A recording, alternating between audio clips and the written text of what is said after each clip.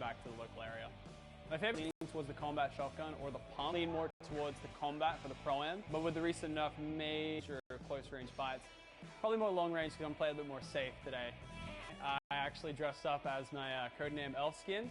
Unfortunately this time won't be looking as cool. All of our flags on one side from each country that we're from, and of course the Creative World Cup logo and our names on the back. Because you know what they say, you look good, you play great.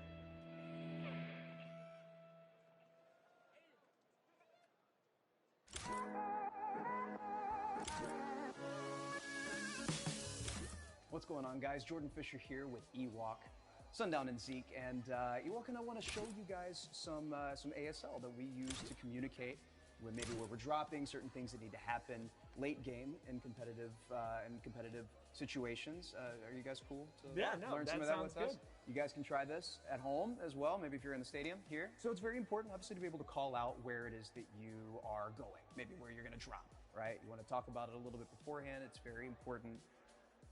It's really simple, actually. You're going to have the letter that you, like the beginning of it, maybe it's Salty Springs, right? You're just going to have Salty an S Springs. and then show what it is on the other side, right? Gotcha. There's a handful of them. You could do Lucky Landing, Lucky right? You do Paradise Palms. Paradise Palms. Those are some general POIs, right, that are very important. Some late game tips, right? Maybe you need to tell somebody, okay, tunnel. Tunneling, gotcha. Tunnel. So you like make a tunnel. You with your literally hands. just make a tunnel with your hands. It's that simple. It's right here, right? This last one is interesting. I don't really know how to explain it per se, but we're just gonna show you, and it's this right here.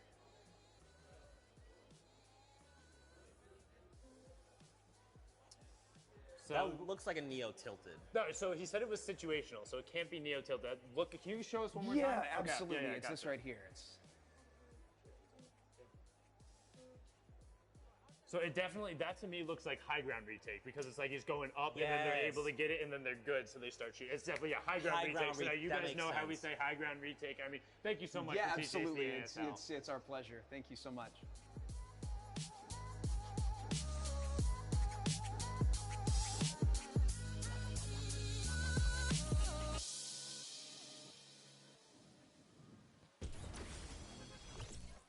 Ladies and gentlemen, boys and girls, Jonesies, Bonesies, and everyone in between, welcome back. We are now into the Pro-Am pre-show. In just a little bit, you are going to see 100 of the top out on the Battle Royale Island. My name is Sundown, joined here by Bala TW. Bala, how you doing today, man? I'm doing amazing. Literally, we couldn't have a better ending to the Creative Finals. And to top it all off, we get to go right into the Pro-Am. We paired a lot of our favorite Fortnite personalities with a celebrity figure, and it's, as it proves to be many times, it's going to be awesome again. It's a lot of fun. We've seen a ton of great gameplay coming out of the summer block party back in LA, and we're excited to do it again. And there's actually some pairs here who have played before. We'll get into that a little bit later, but excited to be here and excited to see these guys take the stage and also to get BR kicked off. But let's talk a little bit about what we saw in the creative final. I think it's almost poetic that Scissors was able to take it away on the last world run. His team, known for the death runs, known for being one of the first major pioneers of creative as a whole. It was a game mode people hadn't got, and it took the Fortnite world by storm. And to see them clutch up in the Golden Games in the final moment, and it was the team decision too. We got to listen to the comms. Yeah. Iconic. That's basically all you can say about that. The first to even have their creative trials to qualify in, and then of course the first 3 players to qualify for the Creative World Cup. So that's all I can say. Iconic. That's it. Like it has to be, and you know they're celebrating after the fact the Fish fam able to get out there and do it. And it was kind of a come from behind because they were there. They're relatively consistent over the course of it, but they really caught up to speed. And for me, that's largely about what Fortnite and creative in particular for this final was about. How quickly can you adapt to what's going on around you, and how are you able to work with your teammates to maximize your potential?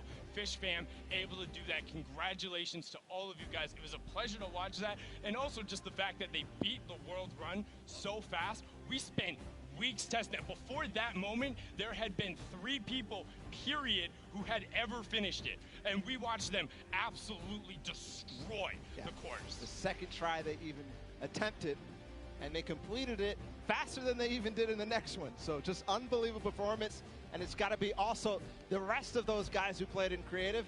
Unbelievable there. But it's not over here.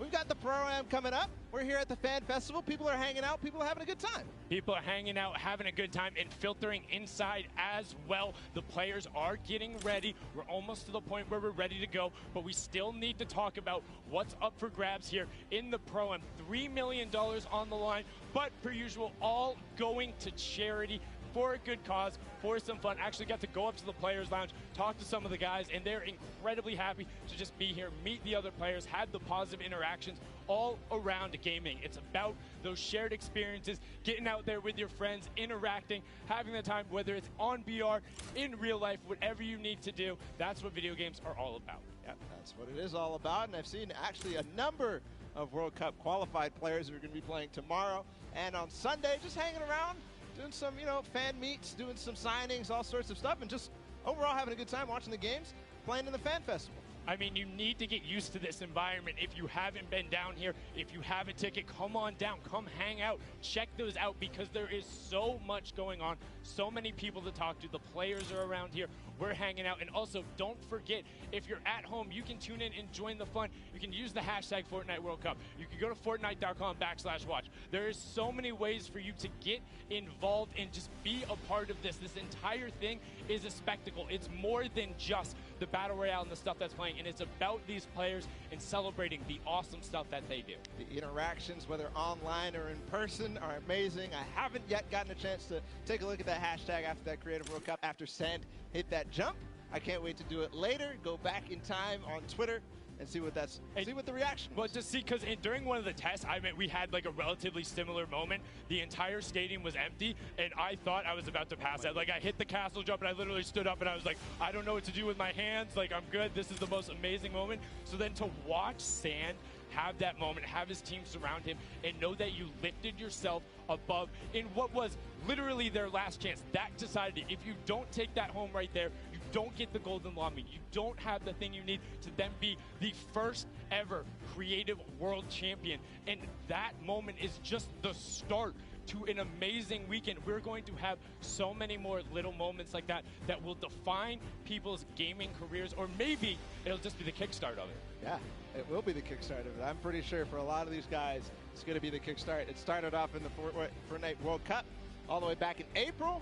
They played for 10 weeks. They competed. Pro-Am's going to be a little bit of a preview of that. It's going to be amazing. All the preparation, all the hard work, all the friendships and, the heartbreaks, everything. It's going to be so cool to watch. And one thing I'm particularly excited about with the Pro-Ams, I don't want to say the casual game, but these guys really kind of press it. You've seen every single time somebody is bringing something new, whether it's the professional players or the celebs who are coming. I mean, just Joey Bosa last time was doing this like reverse ramp top rotation, and it was gorgeous. But the players are ready and out on the stage, so enough from us. We are going to kick off the Celebrity Pro-Am with a pair you probably saw before. It is Robert Abisi and Ghost Aiden. Robert now being one half of the electronic duo known as Lost Kings. You know them from their songs Bad and You, and before they were famous, their first paid gig was in a bowling alley. Him and Aiden competed last time in the Pro-Am, and we're one interaction short of taking home that top spot. Yeah, they came in second, lost only by 4 points in a 1v1 that went Symphony's way. Aiden against Symphony, what a memorable moment from that Pro-Am. And Aiden is also one of 2 controller players who has qualified for the duo portion of the Fortnite World Cup. And now on to our next duo, Mario Hezgonza and Nick Merckx. Mario, of course, being the professional shooting guard for the Portland Trail Blazers. He is also representing Croatia on their national team. And then Nick Merckx, all about the M-Fam rep in there. Had a fantastic barbecue last week. Definitely recommend you check that out. Did some awesome stuff for his community, and he's excited to be here. Originally competed in Gears of War, made his name through streaming, and now has a very thriving community. Yeah, Mario Hezgonza on the Portland Trail Blazers. He hails out of Croatia. We're going to go ahead and continue on inside the Arthur Ashe Stadium. We have Nick Shanholtz and Ghost Sean. Nick Shanholtz being the other half of the Lost Kings duo, of his brother being Robert Abisi. And of course, they're best known for tons of awesome remixes by Imagine Dragons, Vance Joy, and then standing next to him there is Sean, the Fortnite pro, who's, you know, competing with Aiden. You talked about it. Yeah, he was one of the first original young lords coming out of North America. The Canadian player, so incredibly strong and gifted and known for intelligent decision-making at all points in the game. If you're able to eliminate him, congratulations, because not a whole lot of people are able to do that. Yeah. We're going to continue on. Again, it's going to be this time somebody that we all know. It's Nav and Tfue.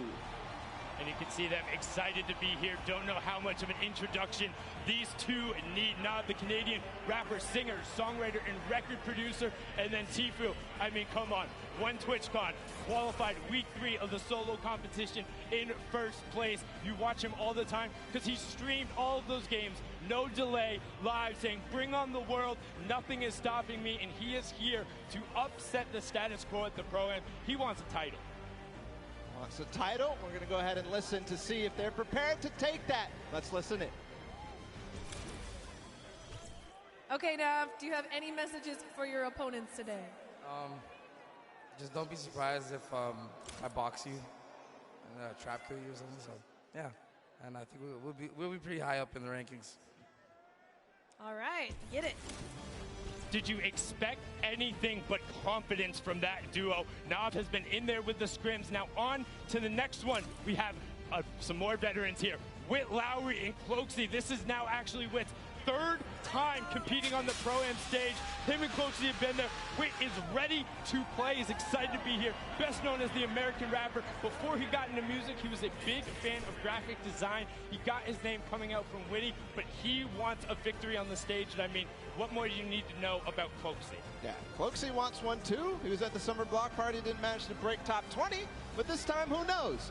He won the TwitchCon fall skirmish with Tfue. He's experienced. He's played in plenty of skirmishes. He's played in Pro-Ams before, so we'll see what he can bring out today. And he's used to playing on the main stage. And on to our next duo, we have Ashley Rickards in Exile. Ashley, best known as the actress for her roles on One Tree Hill and Awkward. She also rides and trains horses and works with a pet therapy program that helps special needs children and the elderly. That is the best fact I've heard. Big fan of that as well. And Exile, one of the famous Russian Fortnite streamers. He's a big fan, wanted to be on the stage, wants to compete among the best of the best. And honestly, he looks ready, busting out the floss emote right there. He looks ready. We'll see if he is ready when he takes the stage and gets ready to compete. And now it's time to hear from them, of course, from Ashley Rickards. Let's listen to see what she had to say ahead of the competition. All right, Ashley, do you have any words for your opponents today? I'm coming for you, and if I'm not, I'm hiding from you. But I'm coming for you first, so watch it. But like, not too hard. If you cannot see me coming, that'd be amazing. That doesn't seem like indecisiveness. That seems like a solid plan. Hide or go for them. We're going to go continue inside the stadium. We have a duo that I think a lot of people are going to be excited for. We're going to start with Sagala and Dr. Lupo. And I mean, what more can you say about these pairs? Dr. Lupo, of course, you know him, one of Time's top 25 most influential people on the internet. Let's see if he can be influential in this game. Sagala, the English DJ, record producer, and remixer from Norwich, Norfolk. He's had 6 singles charts in the top 10 on the UK singles. That's incredibly impressive. They want to have a positive showing here. Lupo, you know, after the last promo, he's got a little bit of a chip on his back. He wants to show up and outplay the rest of them show. He's not too old to hang with the best of these kids. That he is not. We'll see if he can perform. I've been playing all sorts of games with him this week. He's ready to play. We're going to continue forward with Dante Basco and Tim the Tatman. And I mean, Dante Basco or Rufy. Oh, you also might know him as Prince Zuko from Avatar: The Last Airbender.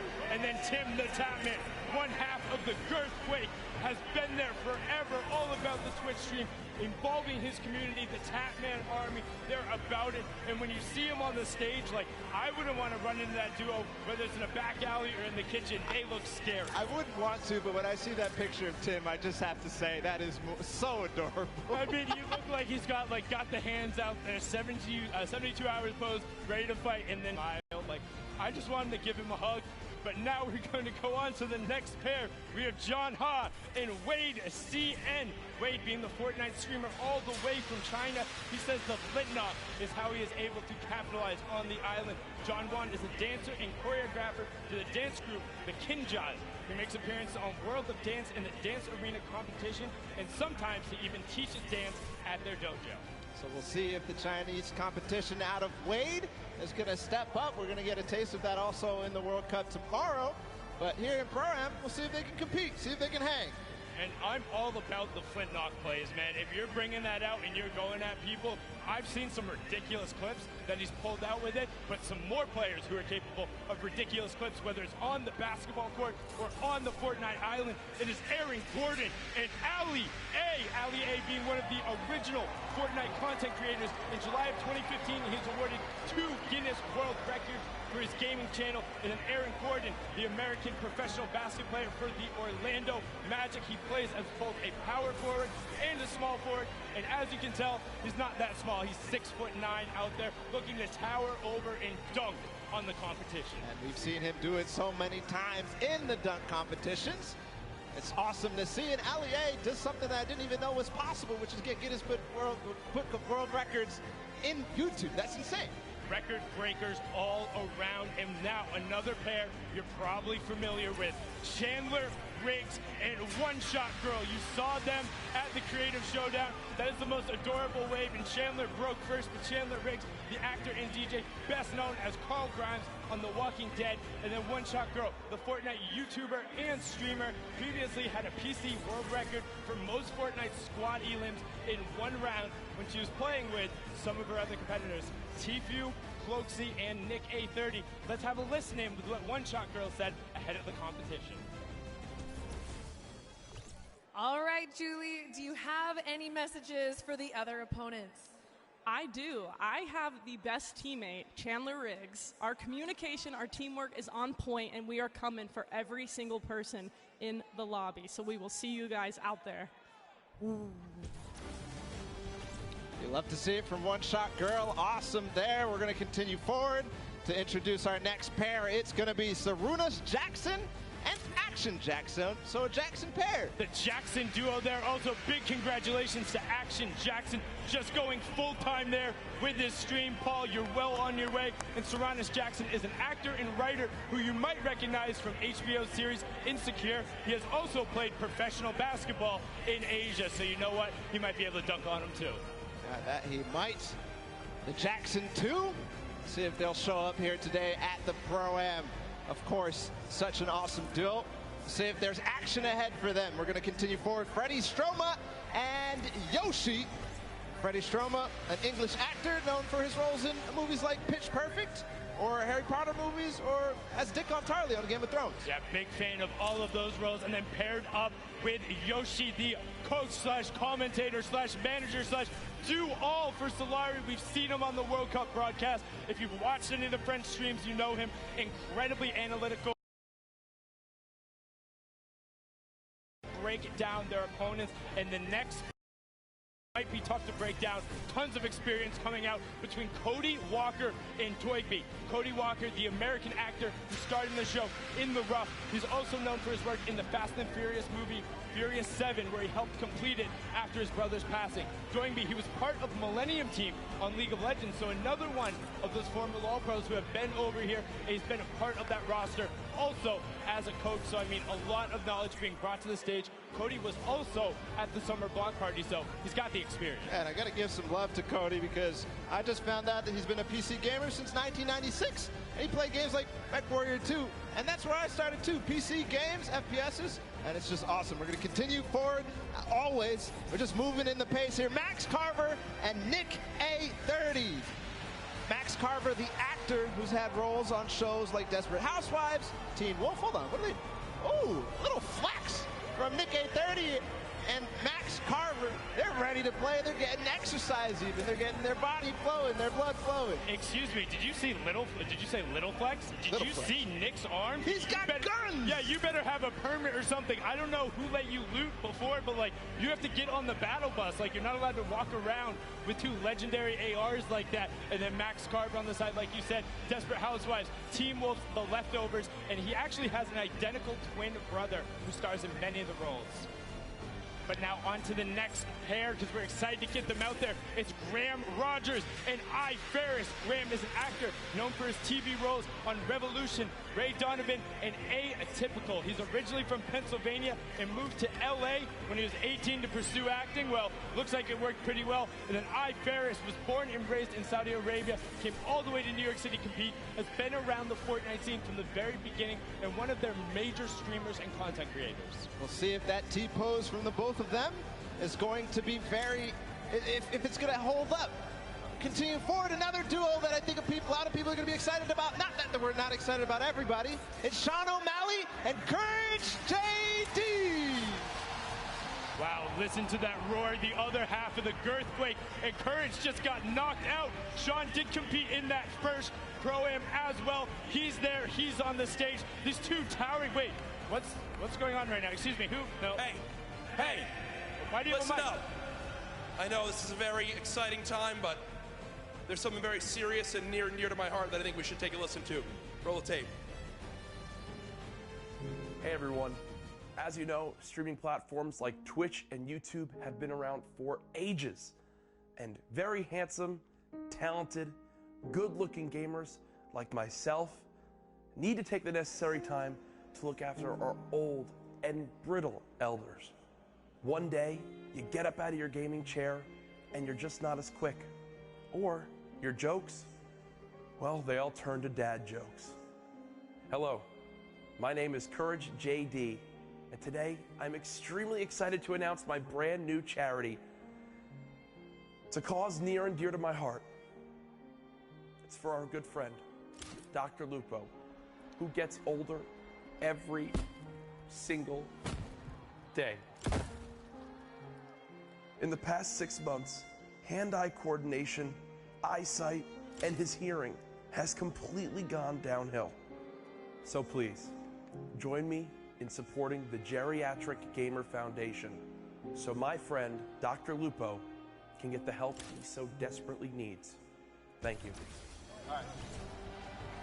Wow. Just, I mean, he doesn't look particularly happy about that, but he looks like he has something to say. He's going to type it on in there, and just going to fire it right back on Adam. Let's zoom on in, punch on that, and he said, what was that? Was able to, get Courage back a little bit, give the opportunity there. But you know what, Jack, I appreciate the foundation. If you are going to start it, Ben could use all the help he could get. Now we're going to go on to our next duo, and I'm going to need you guys to do something important up in the stands. Rather than clapping or yelling for them, I need you to put your hands up high in the air and wave them back and forth for Jordan Fisher and Ewok. Make sure you get a nice and loud, give him that applause. Jordan Fisher, the American singer, dancer, actor, quite literally does everything. I'm not even sure he's human. And then Ewok, the 13-year-old Twitch streamer, is completely deaf, uses ASL to communicate both with her partner and then uses the visual indicators. She's best known, well, for chasing down that man right next to her in the Pro-Am and making him pay.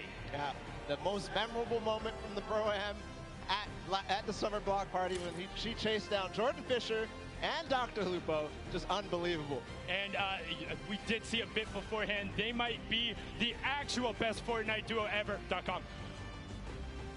You can check them out. They're going to be looked to pressing it, but we're on to the next pair because they're excited to be here. It's Jordan Jones and Alexia Ray. Alexia being the social media star who originally became popular on Vine. So Vine, there you go. She's now a member of the popular YouTube channel Glams and has her own popular YouTube channel as well. Jordan Jones, she finished 5th on the dance reality show Abby's Ultimate Dance Competition in 2012.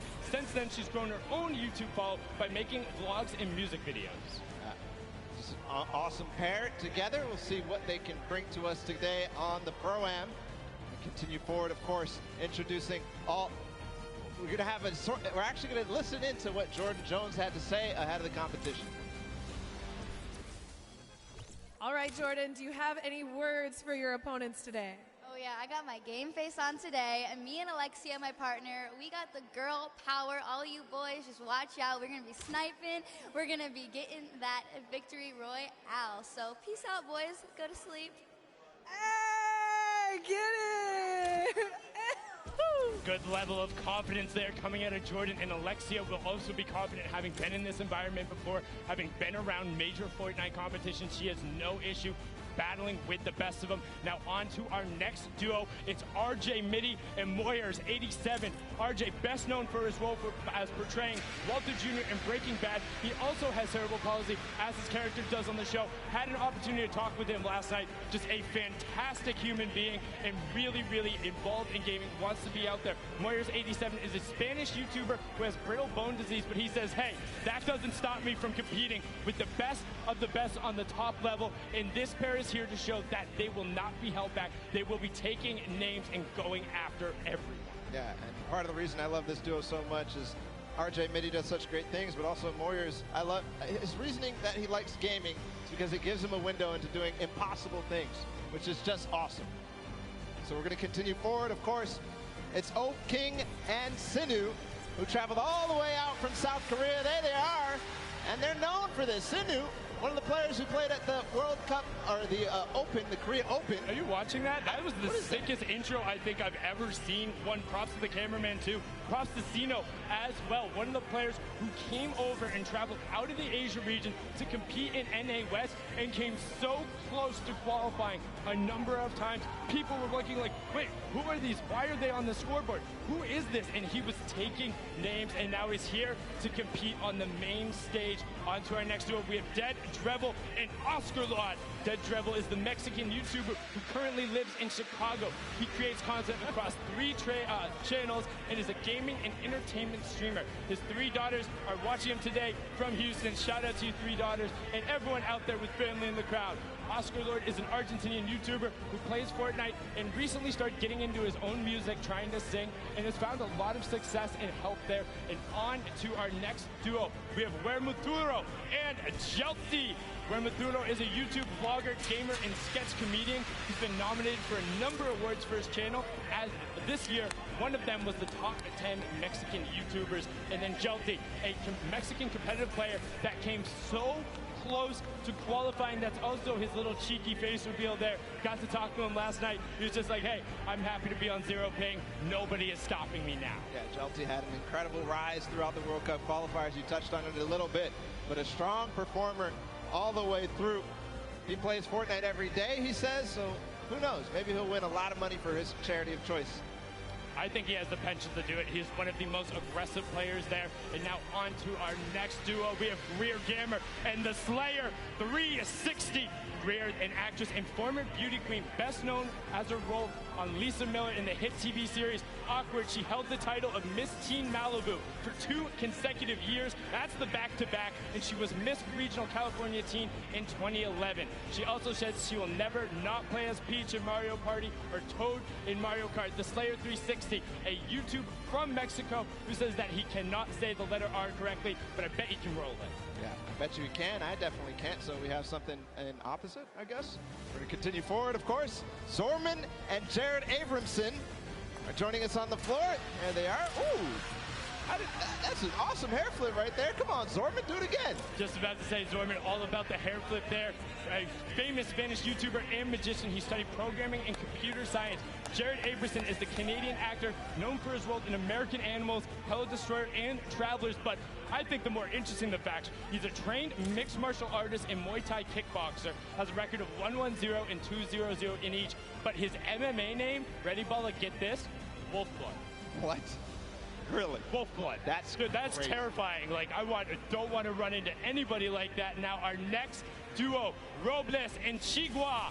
Robles, a well-known Argentinian YouTuber who lives in Ovaria, a province of Buenos Aires. Fun fact, he likes arugula and struggles to not eat it with every meal. And his partner there is Chigua, an Argentinian Fortnite player who used to play a lot on console, but now that he's wanted to up his game, he's gone to keyboard and mouse, and he's seen a lot of success in rapid growth. That's awesome. A lot of players are doing the same thing, making the switch to controller to PC, so maybe some people will become fans of him.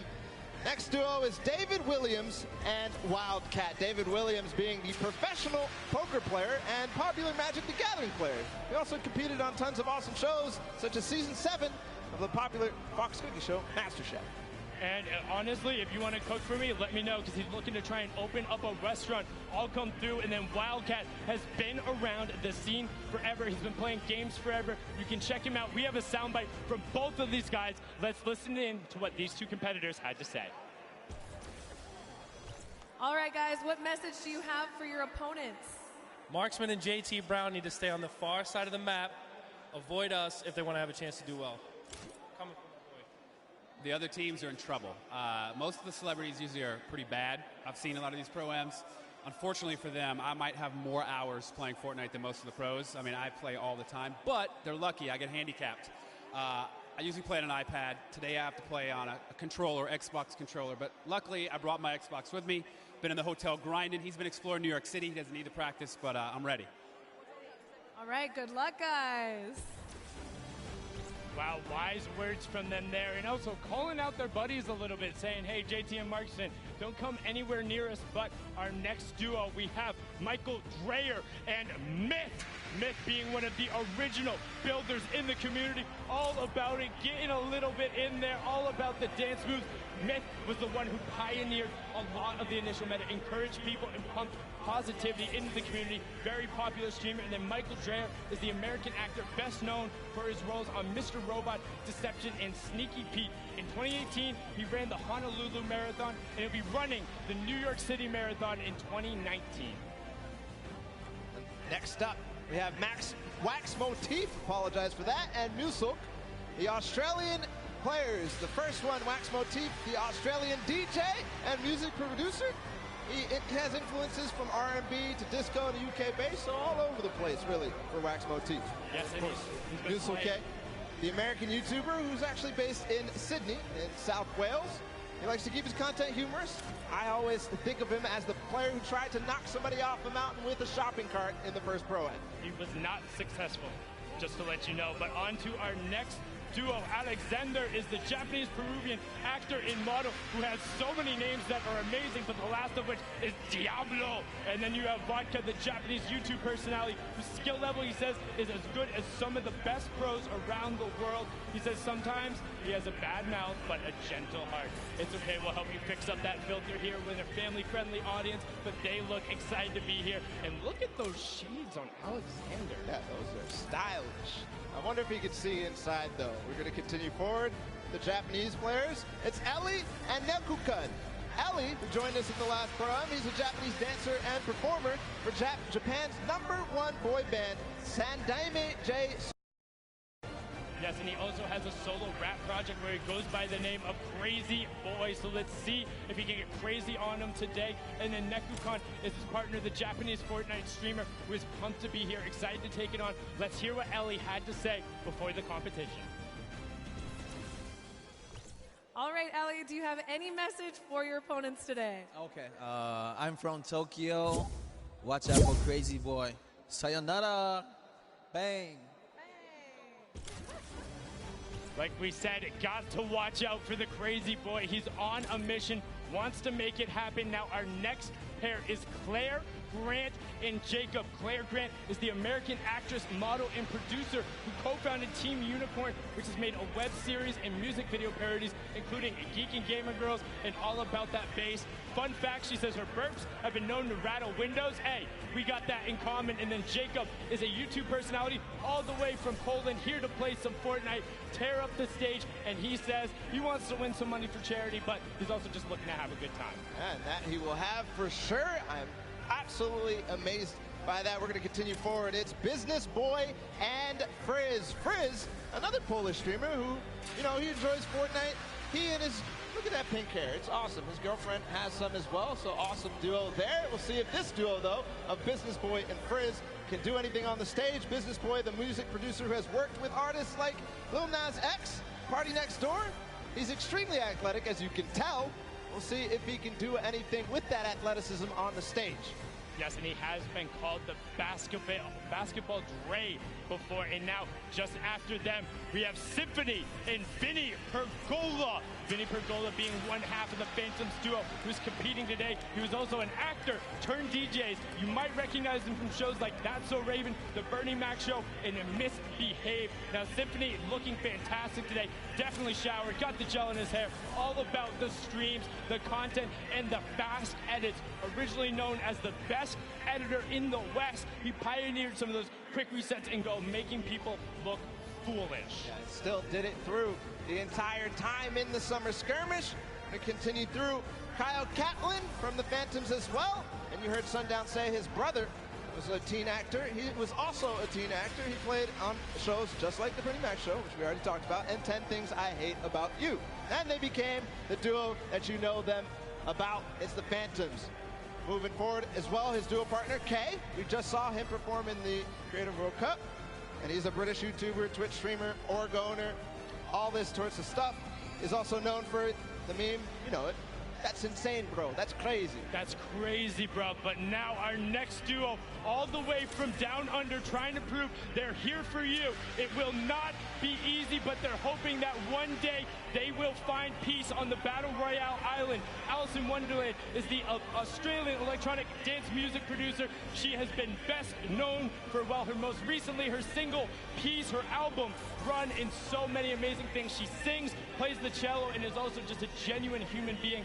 Likes to stress that it's all about positive mental health and being there for the other person. Loser Fruit, a very popular Australian streamer, part of the Click House, which includes multiple. And she was the first Australian Twitch streamer to hit 1 million followers. And fun fact, she can do a perfect cartwheel. That's amazing for Loser Fruit there. On the floor still, they're going to grace us with their presence. It's Desmond Chiam and Mr. Fresh Asian. And we have a lot to say about Mr. Fresh Asian because he's somebody that participated in almost all the World Cup qualifiers and had just a fun time doing it and really placed highly in some of them too. Yes, and he was streaming it the entire time. Got a chance to talk with Desmond last night, the actor, writer, known for the Shannara Chronicles, Magic Camp, and NCIS Los Angeles. He also breakdances under the alias B-Boy Desmond. And back in the day, he used to min-max on EverQuest. We talked about min-maxing earlier in min... Wait, excuse me? Let's introduce your new champions at the end of the day. I am WWE superstar Xavier Woods. And I am YouTube sensation Chris Danker, a.k.a. Chris Danger, a.k.a. Dank Ops. I have a YouTube channel called Up, Up, Down, Down, and we're almost at 2 million subscribers, so I'd appreciate if everyone watching would subscribe right now. Thank you very much. And a long time ago, I was on America's Got Talent, and I didn't win, and I'm still salty about it.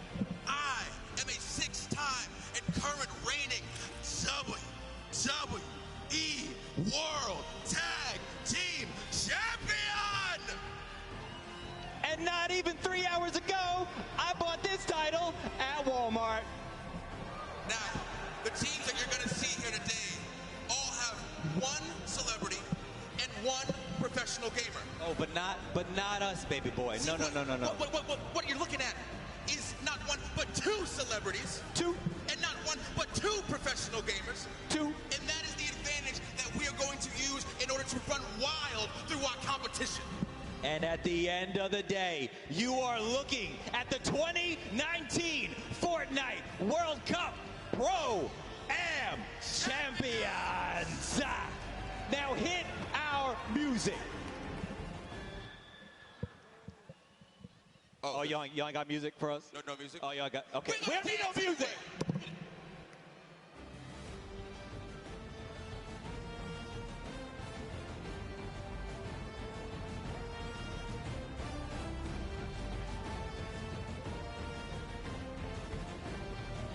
All You know what, Xavier? Thank you so much. It seems to now be a tradition. The first Pro-Am, he walked in with CDN the third on his shoulders. The second one, he crowned himself king before the competition, and now he just hops on the line, grabs a microphone, and declares themselves the champs with belts. And also, the disparity between those belts is moderately hilarious. It is hilarious. And for the next time, can we get them some music, please? Yeah, I was just about to say that. Definitely, we need the music, because if Xavier's going to be up there, like, you don't even see anything happening. But yeah, that was a lot going on. But enough of the interruption. We need to get into the last fifth of the players. It's Liam McIntyre and Lachlan. Lachlan, of course, being the Australian gamer known for posting Fortnite and Minecraft-related content on his self-titled channel, which has earned more than 12 million subscribers, has been around the scene from the beginning, played in the creative before this. Then Liam McIntyre, the Australian actor, best known for playing the lead in 2 of the Spartacus series. He has also appeared in Legend of Hercules, The Flash, Gears of War 4, and Pulse, amongst many other roles. And fun fact, he's never tasted Coca-Cola. Well, you're not messing a whole lot there. Continue forward. It's Pai Tamben Joga and Detonator out of Brazil. Pai Tamben Joga is the Brazilian YouTuber. He told us he actually only played Battle Royale, and he won his very first match. But then, wait, what is that beard? Is amazing. You're looking at the beard. I'm looking at the Brazilian national team, like almost Fighter Lord Detonator, having none of it. They are. You know what? I just want to hear what Detonator has to say, because that is incredible. Everything about that is amazing, and please tell us more. All right, Detonator, what is some trash talk you have for your opponents? If you are my opponent, you'll be eliminated. Don't cross me. Don't do this, because you'll be eliminated by the power of the heavy metal from Detonator. Looking to eliminate everyone in his path. That was the complete opposite direction I thought we were going with that. So let's get on to the next pair. Another Brazilian representative is Edukov and Flakes Power. Edukov, a 28-year-old Brazilian YouTuber, recently moved to the U.S. to improve his English and currently lives in Florida. On top of his hyper-successful daily vlog showing his day-to-day activity, he streams games like Fortnite and Minecraft. And then Flakes Power, content creator who also came from Brazil, has played in a number of big competitions, has been around, and he knows his way around the competitive community. Moving on forward, it's Kalmora and Kalango. Kalango, the Brazilian YouTuber, so we're continuing on the Brazilians. And Fortnite player, obviously, otherwise he wouldn't be here. He's only been a pro Fortnite player for 4 months, but he says he's somebody to look out for. Yes, and then Kyle Murrah is the businessman, podcaster, and musician who's been creating content for almost 10 years, and recently just did his own talk show. Just after them, we have PC Siqueira in 7. PC Siqueira is the Brazilian YouTuber, presenter, and comic book colorist. He makes a lot of content for the TV and online, and he has a famous chihuahua, and his name is Luna. And now after that, you have 7, the Latin American YouTuber who looks pumped to be here. Unfortunately, I don't know if you're going to need that crutch, but his back hurts? Oh, okay, I got you. It's an old joke. Dr. Lupo, maybe you got that one, but it was a little over my head. But you can see 7 looking to rep, excited to be here. I've seen they've been putting time in the practice room, so they're taking this seriously. And gracing us on the floor with their presence, it's Jeremy Ray Taylor and Sluggo Man. Jeremy Ray Taylor, the American actor, known for his role as Ben Hanscom in Stephen King's It, and as Sonny in the film Goosebumps 2. I absolutely loved him in It. Plays a fantastic character. Will be back as well. And then you have Sluggo Man. They're an English content creator who makes gaming videos and posts real-life videos such as challenges and QAs. As a kid, he hated slugs, so he made his name Sluggo Man all about it. He calls his fans the Slugs, Sluggo Army, and Slugginators. And he has a big interest in psychology and played rugby in college. And the guy is that Wildcat warned to stay on the edge of the map. It's JT Brown, and I'm Marksman. I'm Marksman, one of the players who has been around the competitive scene, playing a number of skirmishes, but opting to, do some stuff at the Pro-Am here. And now this is JT Brown's third Pro-Am. The Pro NHL player is looking to make waves. He's become a big Twitch streamer and being involved in the community, and he gets a lot of the other NHL guys involved and has done a great thing with his organization as well, bringing athletes into the world of competitive gaming. They are a pair to look out for because Marksman has competed on basically every level of the game, and he knows how to pull out some tricky plays. Speaking of tricky plays, another duo that's experienced both at the Pro-Am and the competitive scene is Mackenzie Boyd and Fear Itself. Yes, Mackenzie Boyd is the American singer-songwriter originally from Lafayette, Louisiana. He competed in the last Creative Showdown on the Chicken Champions, had amazing plays, also known for his songs Roses and Little Half Moon, competed on American Idol. Fear Itself, the former retired professional Halo player, somebody I grew up watching and seeing like, wow, competing on that main stage, has played on teams like Final Boss. He named himself after Franklin Delano Roosevelt's speech because he thought it sounded cool. Now on to our next duo baller. It's Joey Fatone, an expert thief. Joey Fatone, a lot of people. He's the American singer, dancer, actor, and television personality, best known as the member of the classic boy band NSYNC. 2007, he came in second place on the ABC reality show Dancing with the Stars. Joey says he loves VR games and plays them with people all over the world at 3 a.m., but let me tell you here, this ain't a VR game, and it ain't 3 a.m. No, but he has great footwork and expert deep. The YouTube gamer and rapper who does gaming commentaries. His adopted name is Kevin, while his birth name is Dante, with the latter being his stage name. He's been creating content for 13 years, doing vlogs, skits, and more. And we had an opportunity to catch up with him and hear what he had to say before they took the stage. All right, Expert Thief, do you have a message for your opponents today? All I'm going to say is watch your back, because I'm going to be right behind you, and I know how you build, and I know how you play. I've been studying, okay? And I'm really sneaky. That's all I'm going to say. All right? This is especially to you, Tifu.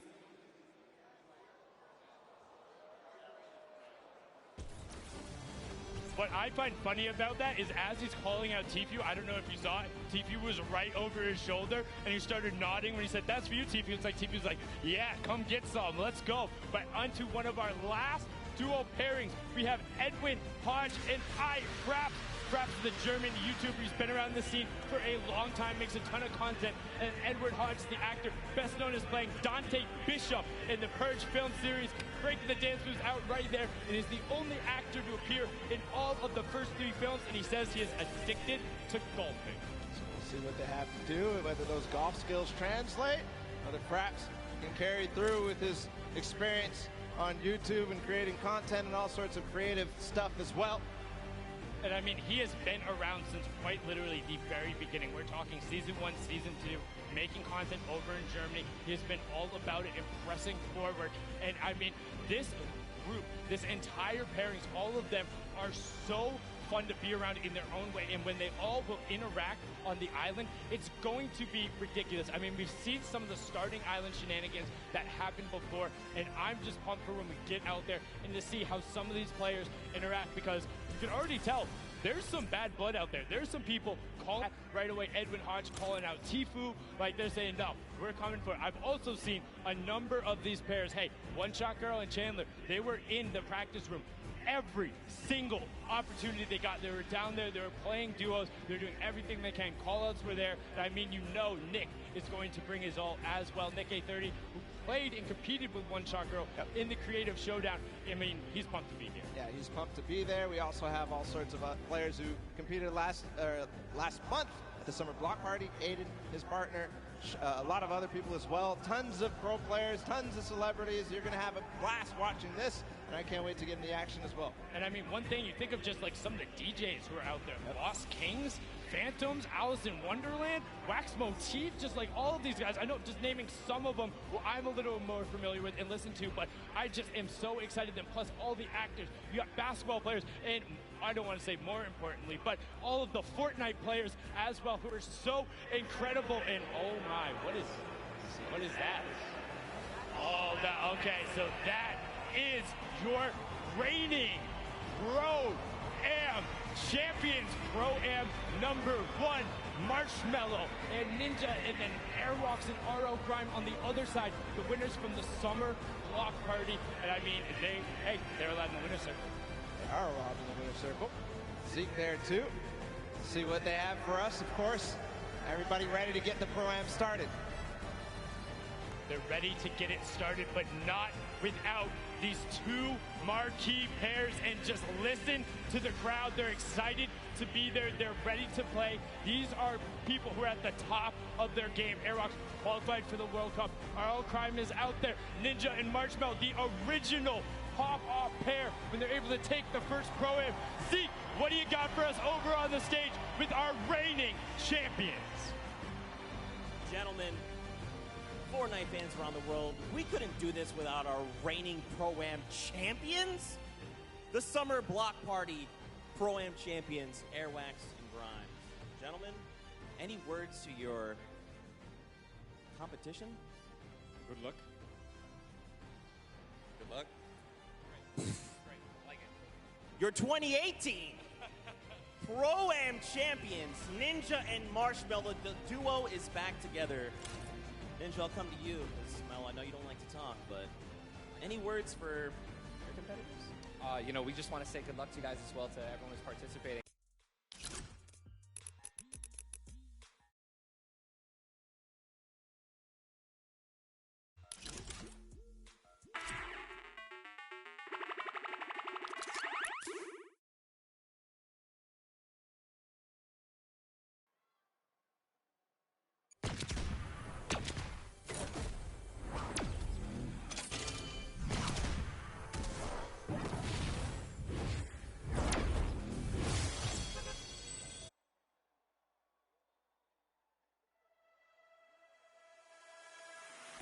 I'm coming for you. They're going down. I'm coming for you. Better watch out, all right? Me and you. Here we go. I'm ready. Here we go. I'm ready. Wabo comedy, wabo comedy, wabo comedy, wabo comedy. Eat time. Tinies. Watch out, watch out. Tinies. I'll hunt them down and I'll lay them out. Tinies. You can sell the floor, boy. Tinies. That is intimidating. Tinies. The plan is to lose. Tinies. They're going down. We're winning this today. Tinies. That was intense. Tinies. He's looking for it and he got it. Get the dab, easy dab. Get the dab, easy dab. Get the dab, easy dab. Get the dab, easy dab. Get the dab, easy dab. Get the dab, easy dab. Get the dab, easy dab. Get the dab, easy dab. Get the dab, easy dab. Get the dab, easy dab. Get the dab, easy dab. Get the dab, easy dab. Get the dab, easy dab. Easy dab. Get the dab, easy dab. Easy dab. Oh my God! Middle of the D. He does it! He got it! Here it is! He's going to the yes! Oh! Airwalks! That's it! He's going to land in front of him! Typical gamer! That just happened! Pushing forward, forcing the activity. Oh! Damage over the shield. Bucky's down to nothing! And Aiden! Victory Royale!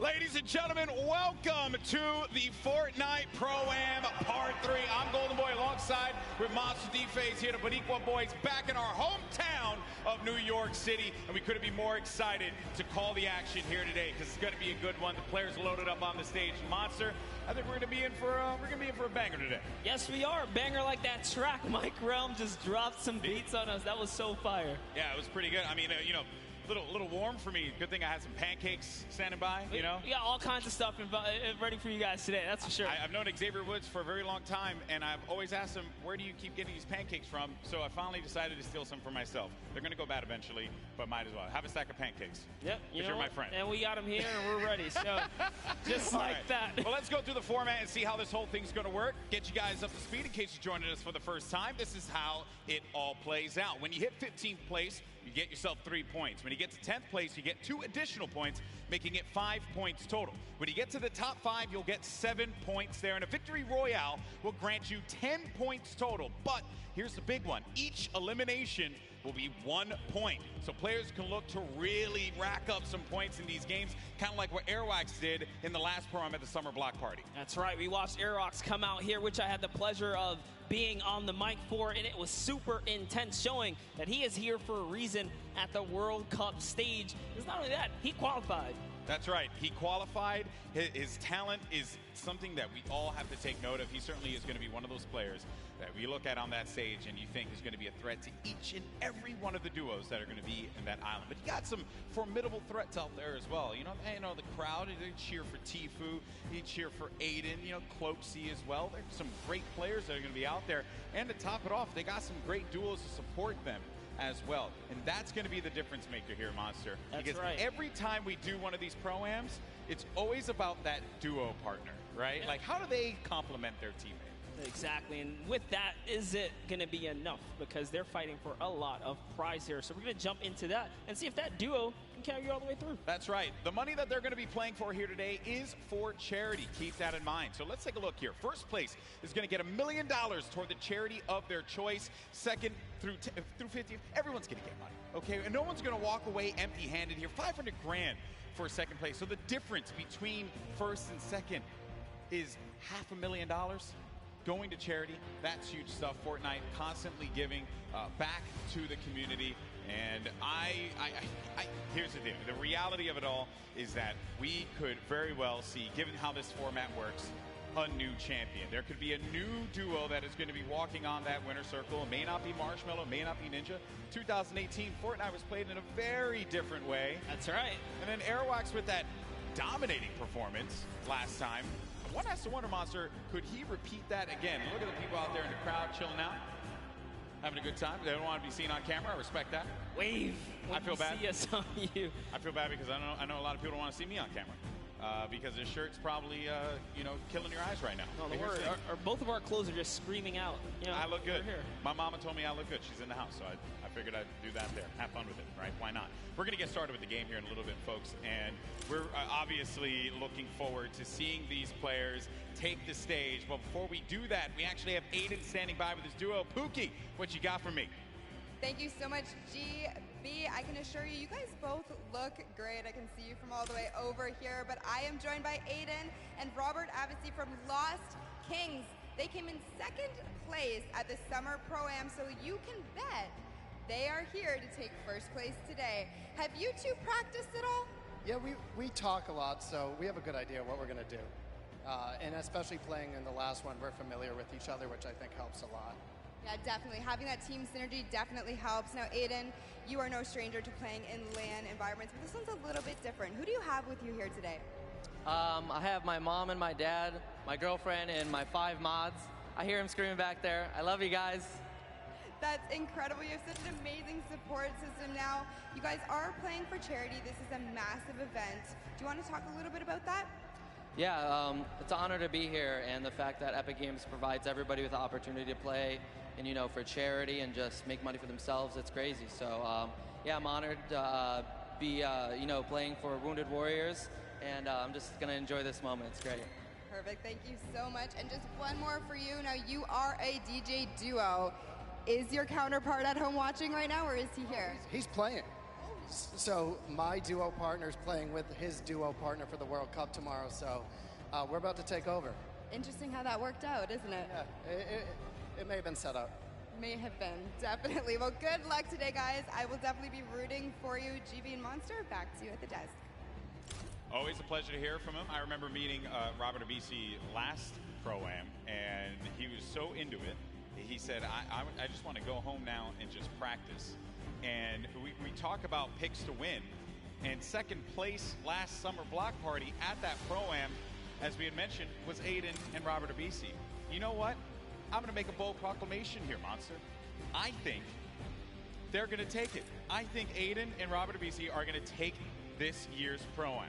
Well, I'm going to have to, stagger that and bring back, I don't know, maybe an old rivalry, because this time, we have Nick Merckx here. How about I put my money on Nick Merckx, and you put your money on Aiden if you want to do that? Okay, interesting stuff, interesting stuff. Well, one player here that everyone obviously wants to see succeed is Tfue. We actually had an opportunity to get some words from him. Let's check it out.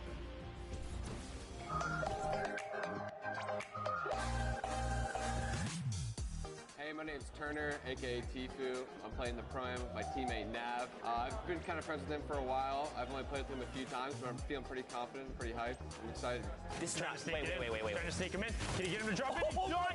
What is that angle? Basically, we're just going to try to take down everyone we can. You know, we're going to play really aggressive throughout the whole thing, looking for the weaker players, I guess you could say. The biggest threat is probably, once again, Cloaksy. I said this last Pro-Am. He's really the only big threat that I see here. Airwalks, that guy's a bot. Ninja, he's a bot. Cloaksy's aight, but me and Nav are going to stomp them all. So.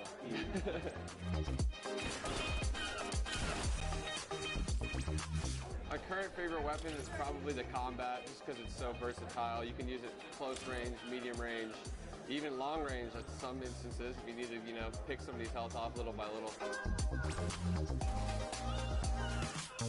I'm donating to the Action Sports Foundation. Basically what they do is they help special needs and handicapped people with, you know, physical therapy, action sports, like whether it be skateboarding or riding, you know, in a skate park on a wheelchair or anything really.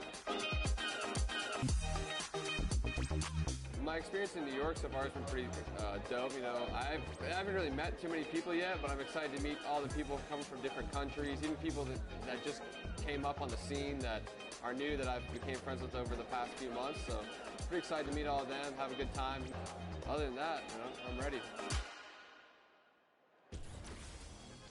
Tifu had a lot of strong words for his opponents. And, you know, calling Ninja and Airwalks a bot after they had won Pro-Ams and he hasn't.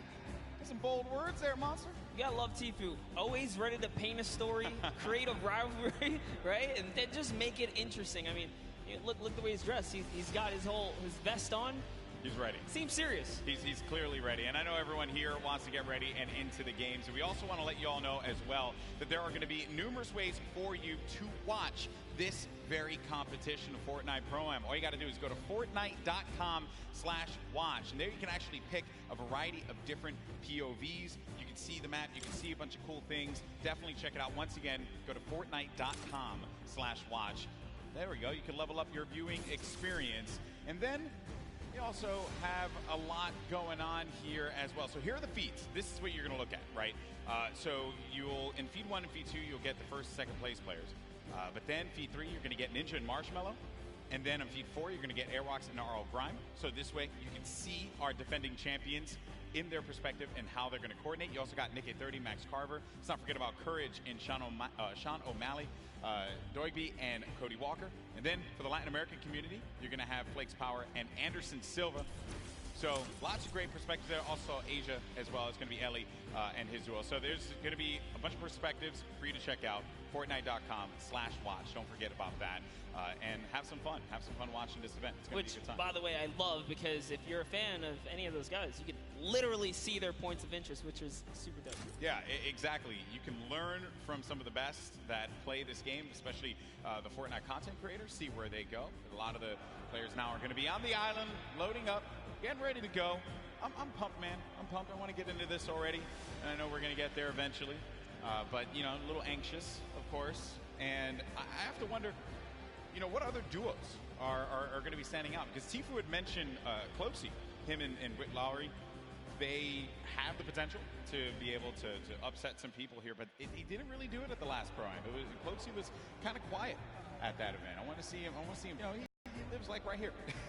Yeah, you know, and I'm also excited for Yoshi. Yoshi represents, you know, on the Team Solari cast. It's a pleasure seeing him come out here. We always see him commentate, but you know what? Someone representing from a commentator stance out here playing. So I'm gonna be rooting for Yoshi and Freddie Estroma as well.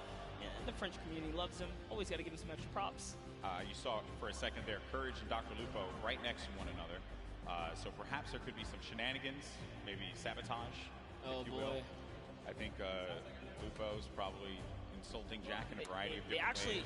They actually even slammed Tim the Tatman over to the left of Lupo as well. So that's an interesting lineup right there. You can never keep them separate from one another. Nope. You know, you can never keep them separate. We're also going to have a lot of controller players playing out there too.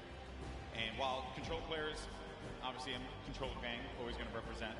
I want to see how they play out. I think we got a few pro control players like Aiden, who I had picked before. That's right.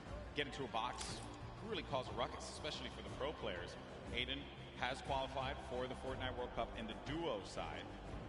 Airwalks as well, another dominant player. We have a lot of players here that have qualified for the big event, and they're going to look to prove a point, I think, which is going to be the best part. Not only because they're going to play in that competition, but they're also going to get this warm-up opportunity in front of this crowd here at Arthur Ashe Stadium. It's kind of a little bit of an advantage. You know, at the end of the day, as long as they feel prepared, that's what we love and want to see. But like you said, there is a lot riding on the line here, right? It's all about earning that respect and or keeping it, because at the end of the day, these trophies are super nice. Yeah, pretty awesome trophies there. The golden Creighton pickaxe that we've given out in the past. You see players warming up, getting ready, getting comfortable. A few other duos to talk about was Pi and Detonator. Detonator, I don't know what that video was, but it made me mildly uncomfortable. So, and the fact that he's not wearing a shirt. Yeah, you know, he disturbs me. Came out, you know, got the couple buttons down in the front, you know, yes. Letting it breathe. Yeah, letting it breathe a lot. I don't know. That one certainly threw me off. There's Marshmallow. You know, he doesn't really like to talk that much, so I wonder how he's going to communicate with Ninja. They've done it once before, though. They've done it once before. Certainly they could do it again. A couple emotes right there from Marshmallow, so maybe he'll just be playing right there, showing off the controller. Yeah, that's right, give him a little ring, making sure it's all good. He's going to let the gameplay and the moves do the talking. I appreciate that he's also going to be using his own skin as well, so. Oh, you have to. Yeah, you have to. If you have a skin in the game, you got to go for it. A little ego boost right there, you know? Yeah, that's some protection. Nick Merckx. Yeah, it's your pick. Hey, I had to. You went with Aiden. I figured we I know Papa Nick Merckx, who's out there, probably got really mad at me that I didn't pick Nick to win, but it's okay though. It's all for the storylines. Hopefully he understands that. Nick A30, most positive human being. You play with Nick A30 a lot? All the time. What does he bring to the table? Oh, he's a legend. I mean, as long as he can keep his cool, not get in his head. Nick, I know you hear us from here. Just stay calm and do what you do, man. He's such a great player. Would love to see him come out and shine. Yeah. Once or twice in a Pro-Am today would be pretty fantastic. Correct me if I'm wrong. He won the Creative Showdown at the Summer Block Party. He's had his moments of greatness. He has. So clearly capable of being able to do this, being able to win on the big stage in front of a crowd. There's Detonator again. Just, you know, he looks so ready. And, you know, I'm actually impressed playing with a keyboard and mouse. I thought that Detonator would have his own custom controller spikes on it.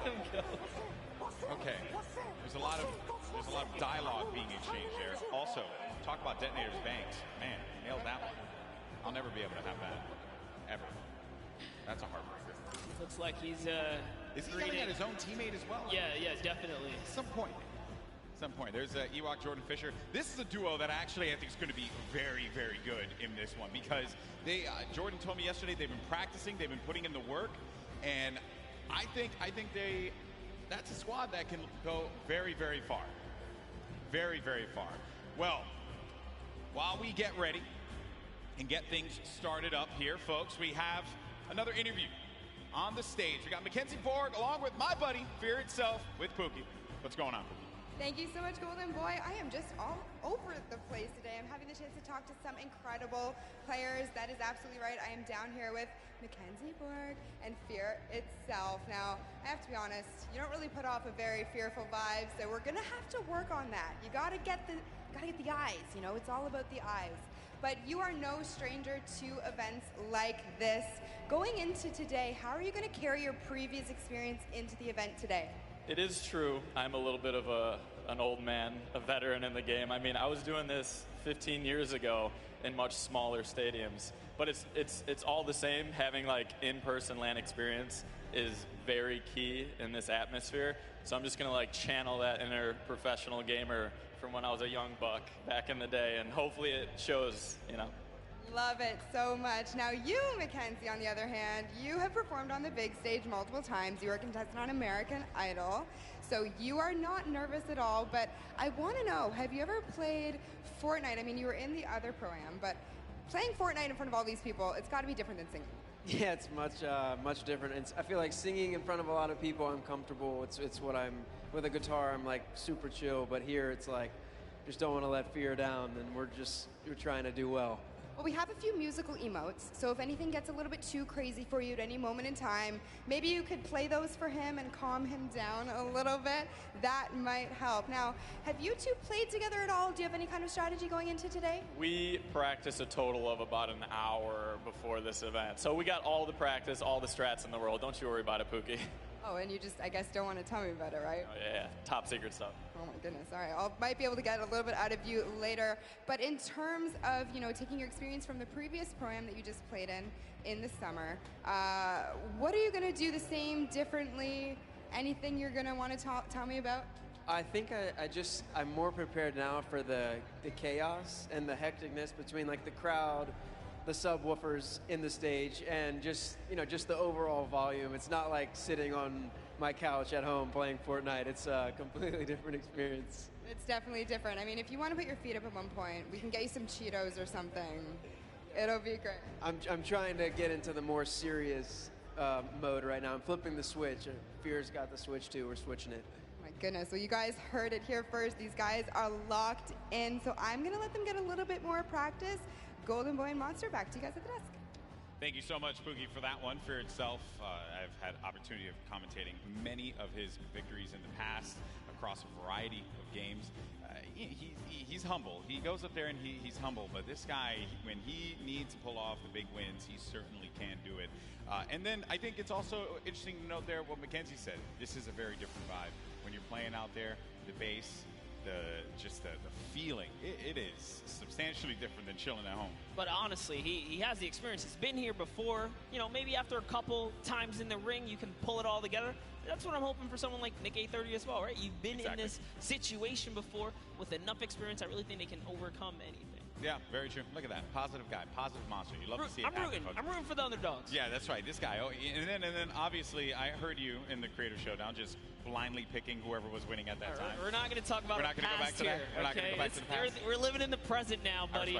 I respect that. Well, folks, I know you guys want to get into the game. I do as well, and I was told by our team in the back that the game is getting ready to go in just a little bit. We're going to jump right into the island. It's going to be awesome, and I just want to get out there and see some Battle Royale. That's really all I care about, because these players, they're about to throw down. It's going to be awesome. You see Xavier Woods there. He does not have any pancakes, but what he does have is that SmackDown Tag Team Championship right by his side. He's got to let everyone know that he's a champion, raising it on high, and I picked it up. It is actually a very, very heavy belt. It is a heavy belt.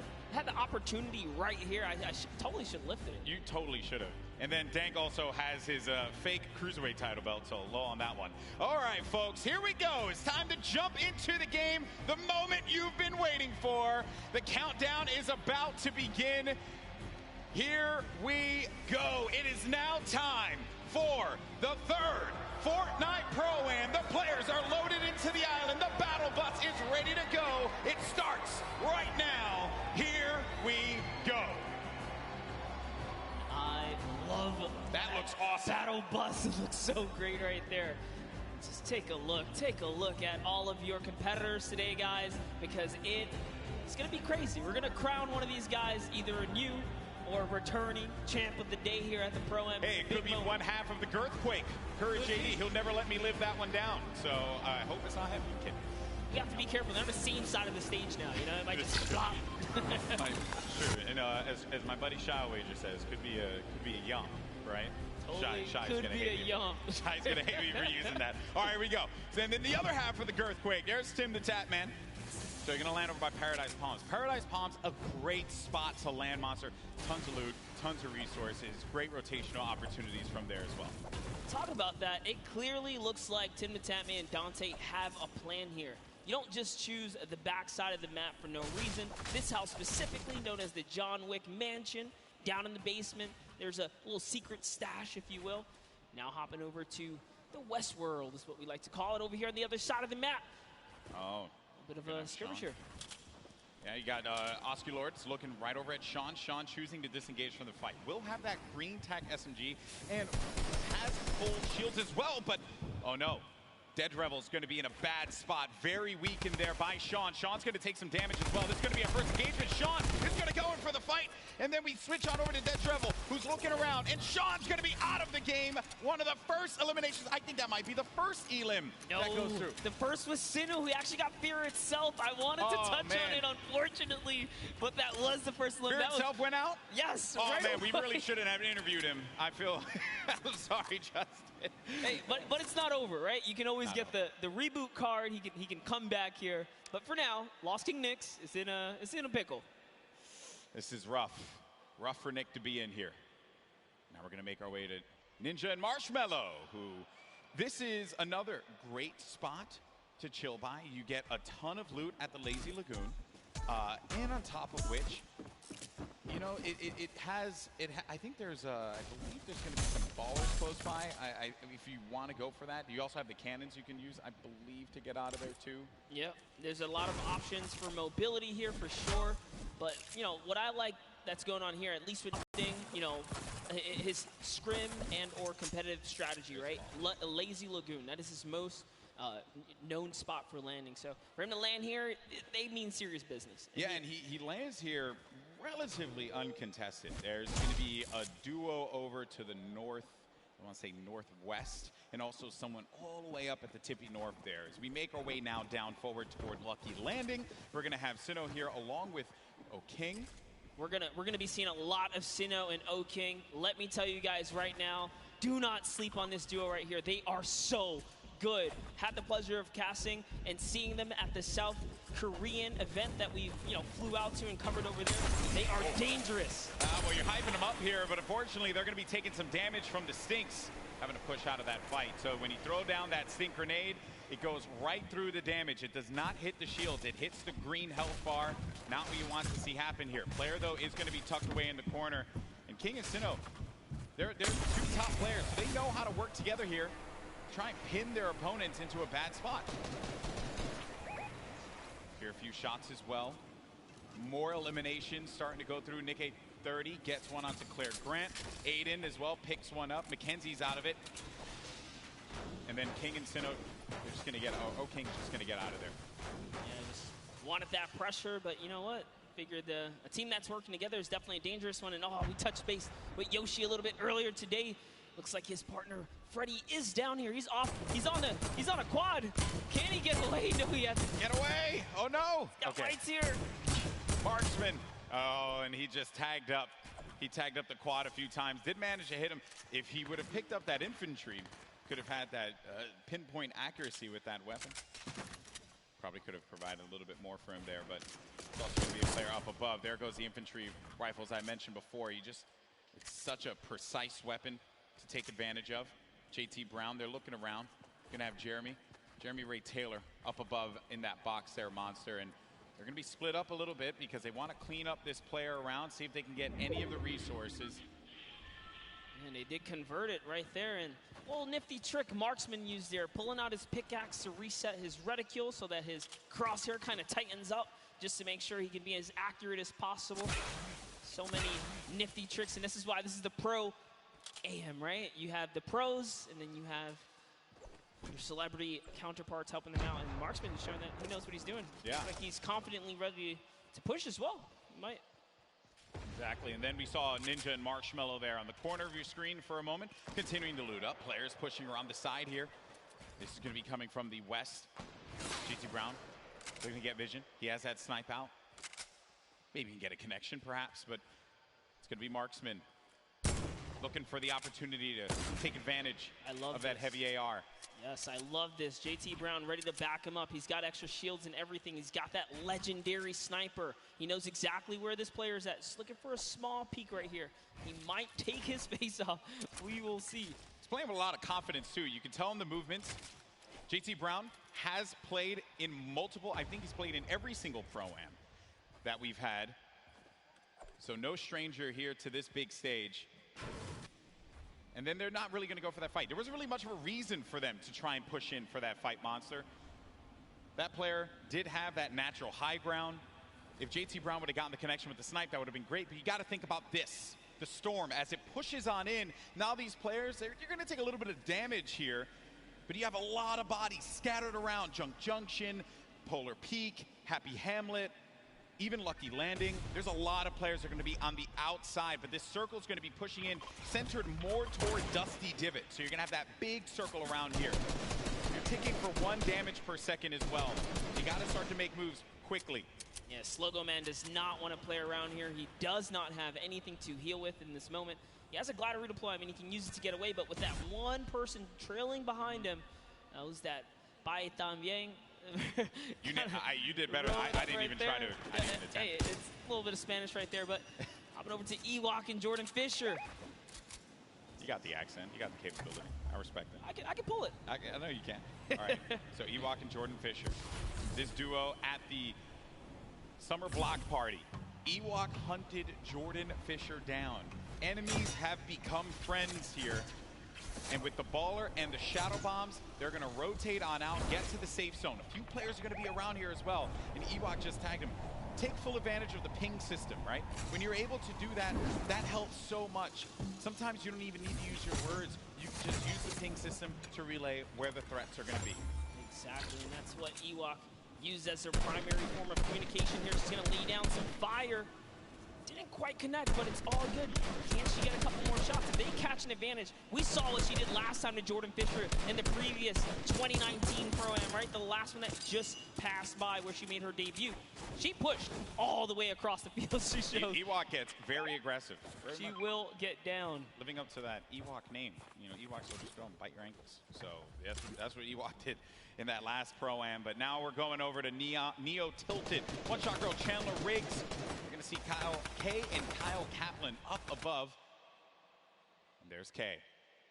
Crowd popped for him when he had come out. Kyle Kaplan as well. I like how Kaplan's got his marshmallow fit on as well. Not trying to throw us off at all. You know, honestly, that's like, I wouldn't use this, right? If you wear this fit, you're tempting other people to be like, dude, that's marshmallow, isn't it? Right? And then they just want to push.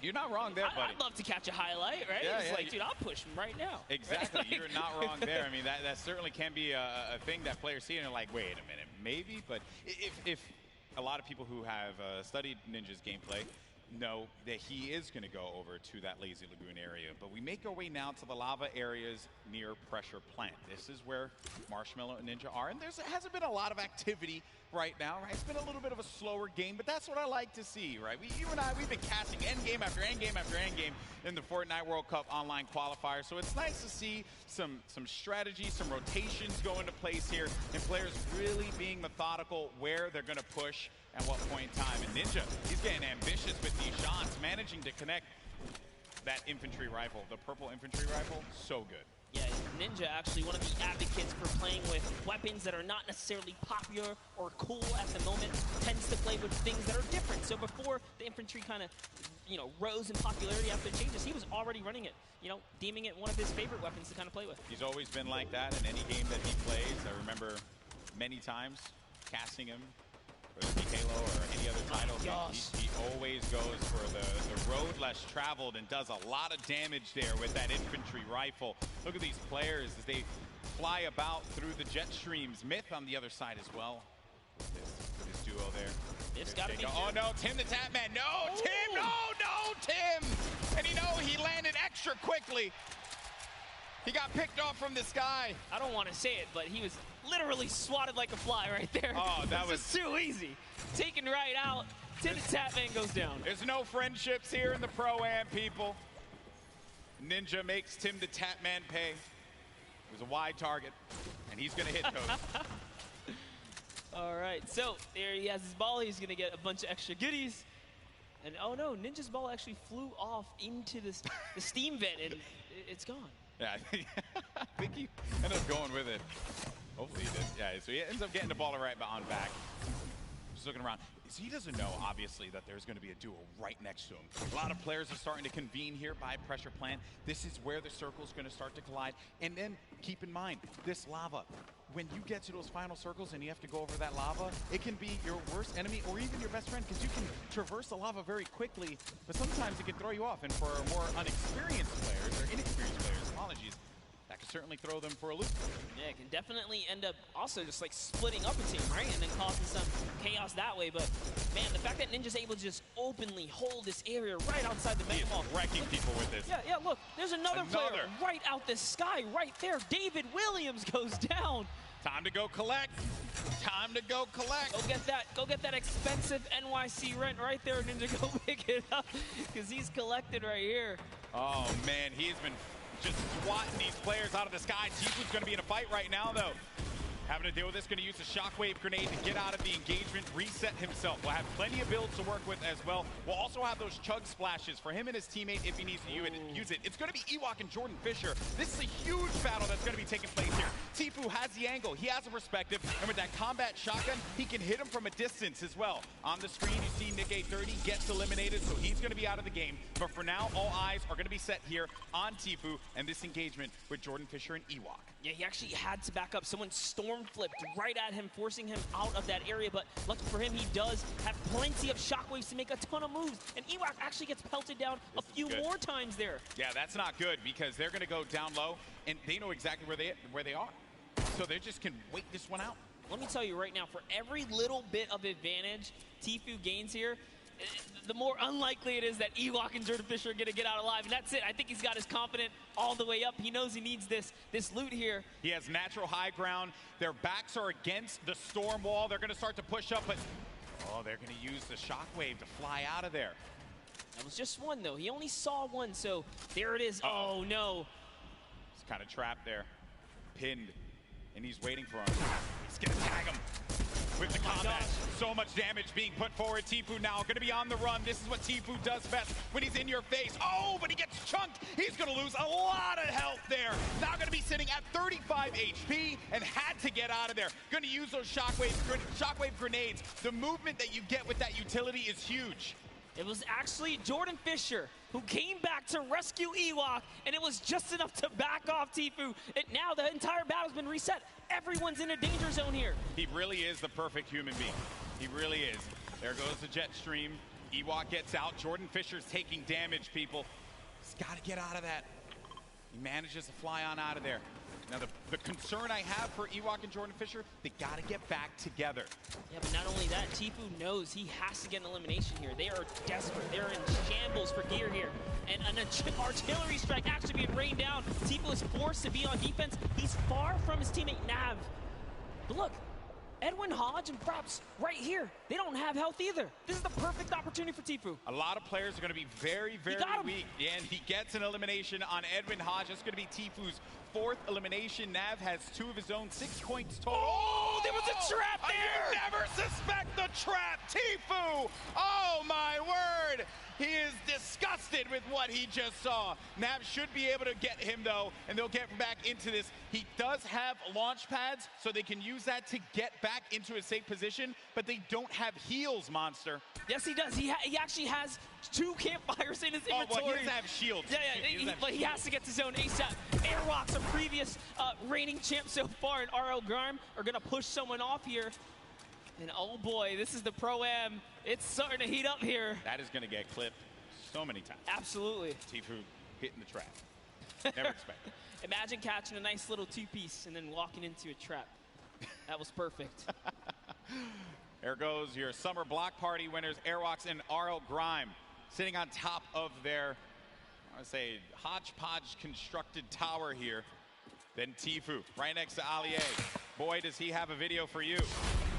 Tifu has not popped these double campfires. Oh, actually just keeping it. Clinical. Combat shoddy, that thing's going to tag you from what sometimes it feels like a mile away. This player's going to be behind this tree here, and Tifu sees it.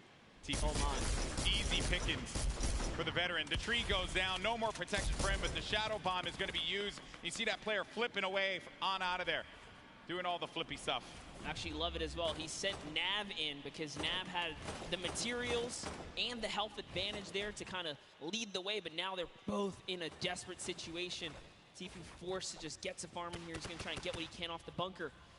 Ninja still in the same spot, just outside the volcano vents. No reason for him to leave when he's hitting the shots the way that he has been with the infantry rifle. Your 2018 Fortnite Pro-Am champion.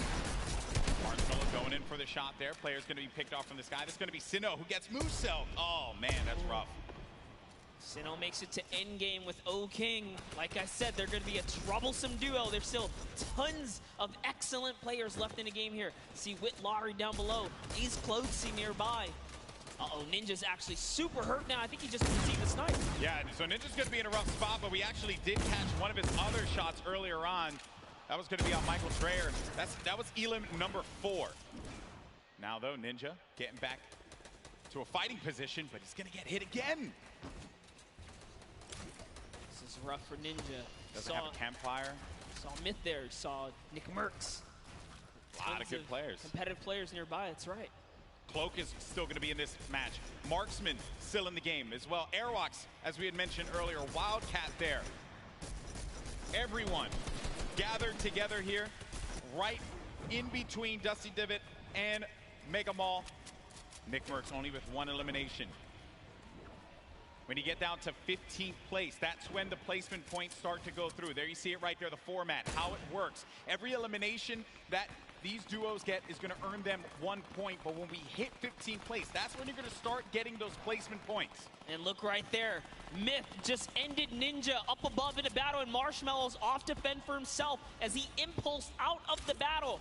And it looks like he's has to make a big decision here. Yep, he says, you know what, I'm going to get to zone, and it's time to leave Ninja's card behind. There's nothing he can do but play for placement at this point, so he goes straight for the high ground. Marshmello does manage to get up top there, and some great quick building is going to keep him safe for the time being. He can't get his card, and bear in mind, I mean, look at the circle. We're hitting into that half in, half out circle. Movement's going to start to happen here. Players are going to have to start thinking about those pushes, the rotations, and also who is going to be gatekeeping, preventing these solo players, perhaps, from getting in.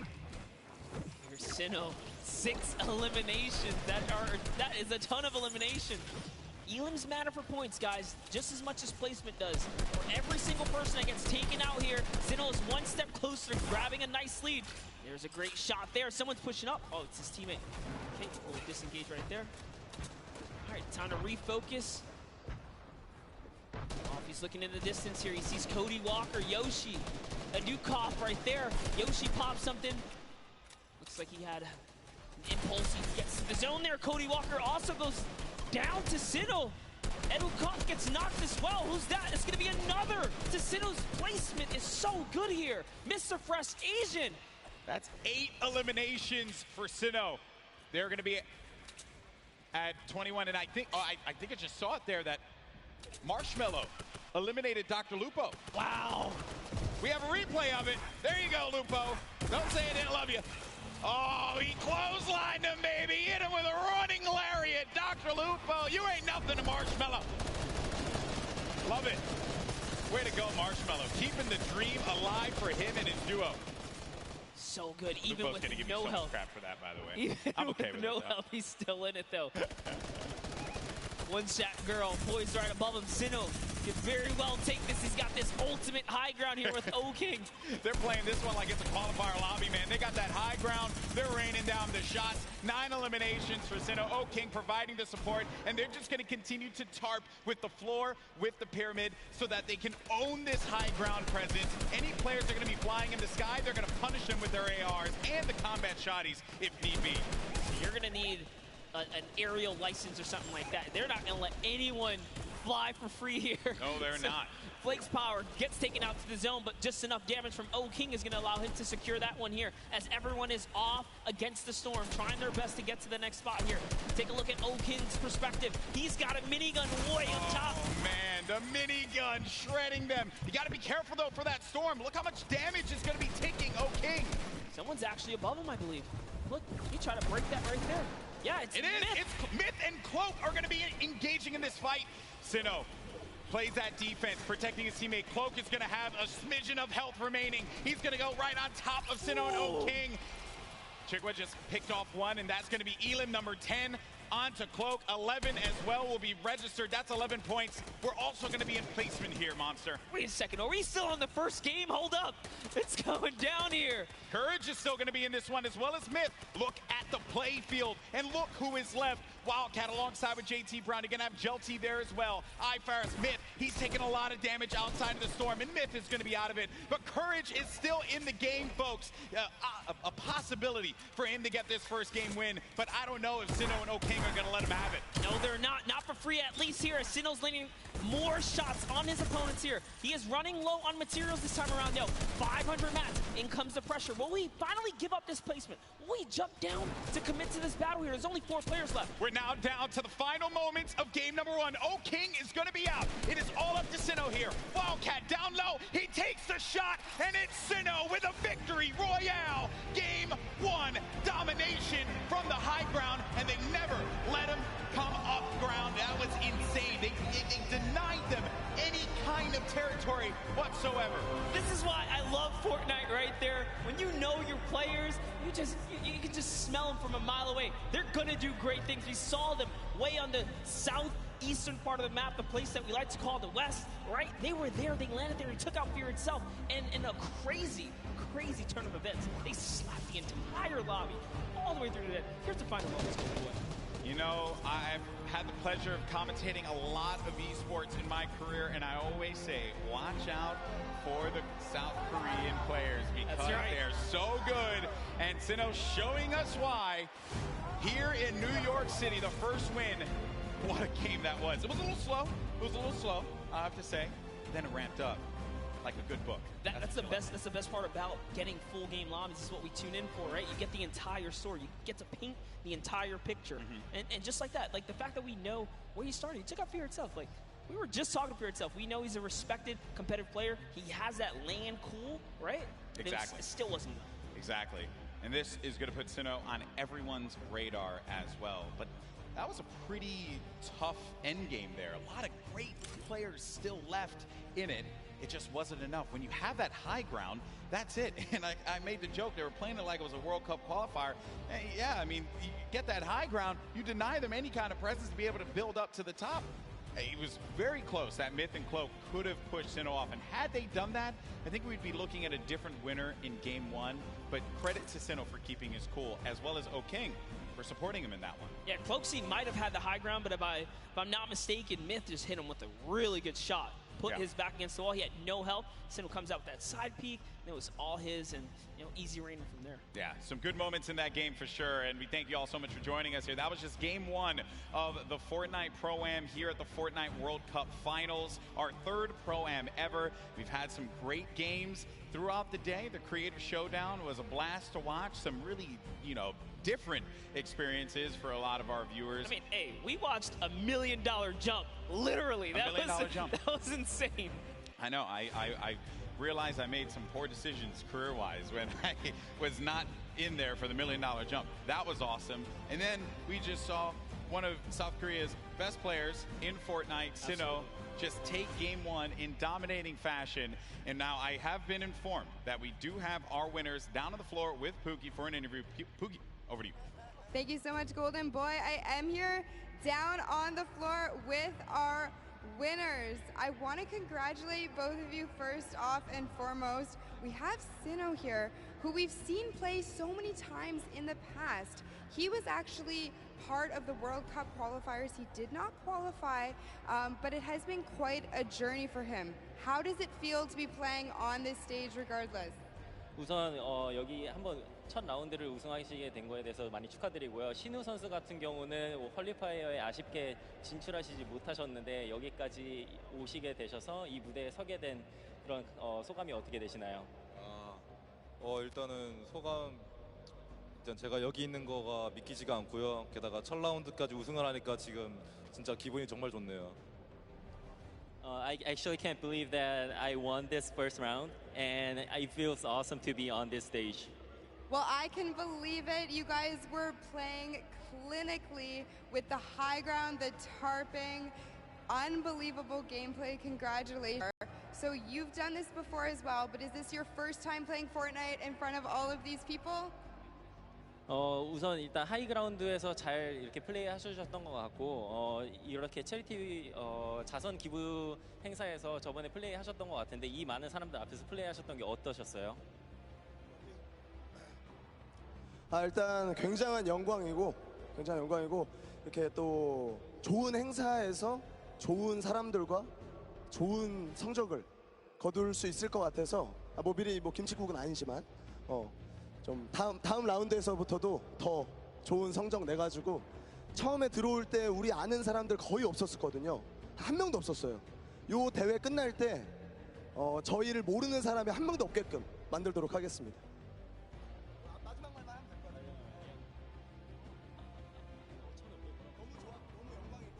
It was such an honor to be participating in this tournament, and there are a lot of good players and good purpose of this charity tournament.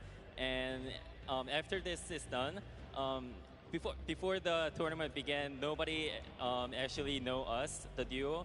But after this tournament, I hope that everyone here knows who we are. Perfect. Thank you guys so much. Congratulations again to both of you. I hope to see you win a few more games. But what we're going to do now is we're going to throw it over to Sundown, who's going to break down some of the gameplay. Sundown? Thank you so much, Pookie. I'm standing by here with Nick Merckx and Mario now. First, I got to say, Mario, what is it like competing on this stage, playing Fortnite, compared to playing in the NBA and competing against some of the best athletes in the world? I mean, these players are here the best of the best, you know, and in NBA, of course, it's like the best of the best players in the world.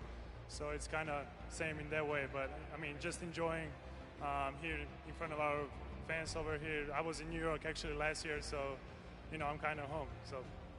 Awesome, man. Thank you. Now, Nick, I'm going to ask you about some of the gameplay we just saw in that last match.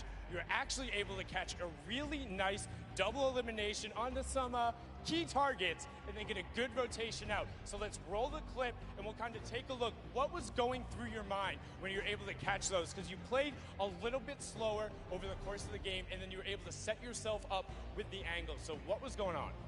Just trying to get on the strong end of the circle, using the impulse grenades. We both used them at the same time to get on the strong end. So what we did was we bounced across, we got lucky with the circle, and we looked for the players that are rotating late. And we got lucky, man. We had a couple players rotating way too late, and we just tagged them up. They were easy kills, you know? Very well done there. And also, I just want to give you a shout out. The grow up from you. We go way back, competed in the Gears of War stage. He actually was the one who knocked me out at my very first tournament ever. So being on this stage, Nick, what's it like, man? What's that journey been like for you? I've been here for a minute, man. I mean, it's really cool to see a lot of our same friends working for Epic and setting all of this up and being a part of this and being in the industry. I kind of feel like a grandpa, you know? We've been in it for a minute, and it's a good feeling. Yes, it's a good feeling. Good luck in the rest of your matches. Now, come on, get in here. Give a hug. Give a hug, man, Mario. Thank you so much, man. Absolutely amazing from these guys. As I said, good luck in the rest of the matches. We're going to throw it back on over to the desk with Monster and Golden Boy. Thank you so much, Sundown. That's right. You know, a lot of folks here go way, way back, and that's always a fun time when everyone's able to get together, hang out, reminisce on the good times. But we're here and now, and right now it is currently Sinnoh and O King's time because they won game number one. Let's take a look at the standings when we get a moment to see where we are currently, because as we know, that victory from the South Korean duo, hey, let's not forget, Sinnoh, this is a guy that nearly qualified for the World Cup a few times now. A lot of talent. And I'm just glad that people, they said it right, that we want people to know who we are. And I just want people to know who these players are because they're so good. They're so talented. Yeah, without a doubt, when you guys obviously get this translated, no, the competitive community absolutely know who these players are right here. For and sure. you guys deserve every ounce of respect, especially from the public. But we have some standings. Let's see. Right. Let's see where these players are, Golden Boy. That's right. Let's take a look at the standings. Where we are right now. Who is going to be behind in this one, right? So it's going to be, it's going to be Airwalks and RL Grimes. So no surprise. Picked up 7 eliminations out of that game. All right. Courage, Sean O'Malley in 5th place. You got, let's not forget about Garber Reaver and Gelty in 4th, and Robles and Chigua in 3rd. Tifu and Nav in 8th place. I'm jumping around here, just looking at some of the players that we've talked about. Maybe some have had unfortunate circumstances become them. like Tfue got hit with the trap. I mean, we saw Ellie earlier today, right? He just pointed at the camera, walked off, representing for JP, Japan, right? That was a good interview. Good to see him in the top 10 right here. But as we move on to the second page, and just take a look here, all of your favorite content creators, couple of elims on the board. It's not bad at all. No, not at all. It's only game one. You have plenty more to go here. Ninja and Marshmallow in 14th place. We covered them quite a bit in that last game because they stayed put at pressure plant and did not really need a reason to ever rotate around. Because of that, Ninja was able to punish a few players flying in the sky, kind of like when you caught Tim the Tap Man midair. Yep. That infantry rifle was huge for him. Maybe he's going to be able to do that again. Obviously, let's see how the circle works in your favor. But that's it. Game one is behind us. Now it's time for game number 2. Come on, New York City. Do these two New Yorkers proud. Let's start to make some noise and get hyped. Detonator's excited. I'm excited too. The countdown is about to begin. Who is going to come out on top in game 2? Here we go. The battle bus is flying over the island. And we're going to get a good trajectory here. Going over the ice biome, Bipolar Peak, making its way over to Lonely Lodge. That's right. It's cutting straight across the map. Straight in half like a fresh New York pizza. It's straight down the middle right here. And everyone's going to get their take of the slice. I love making I like that pizza reference, bro. You just have to. It's too easy. They're just giving out here. You can't be in New York and not make the pizza reference. Got to make the pizza reference. And also, Chinkin, if you're listening to me, you fold the pizza. You don't eat it. The question is, do you flip it upside down on the cheese side or... No, man, no, just fold it straight up. Just asking. Some people, they advocate for that kind of stuff. Those people are crazy. Take a look here. You see Detonator floating on by.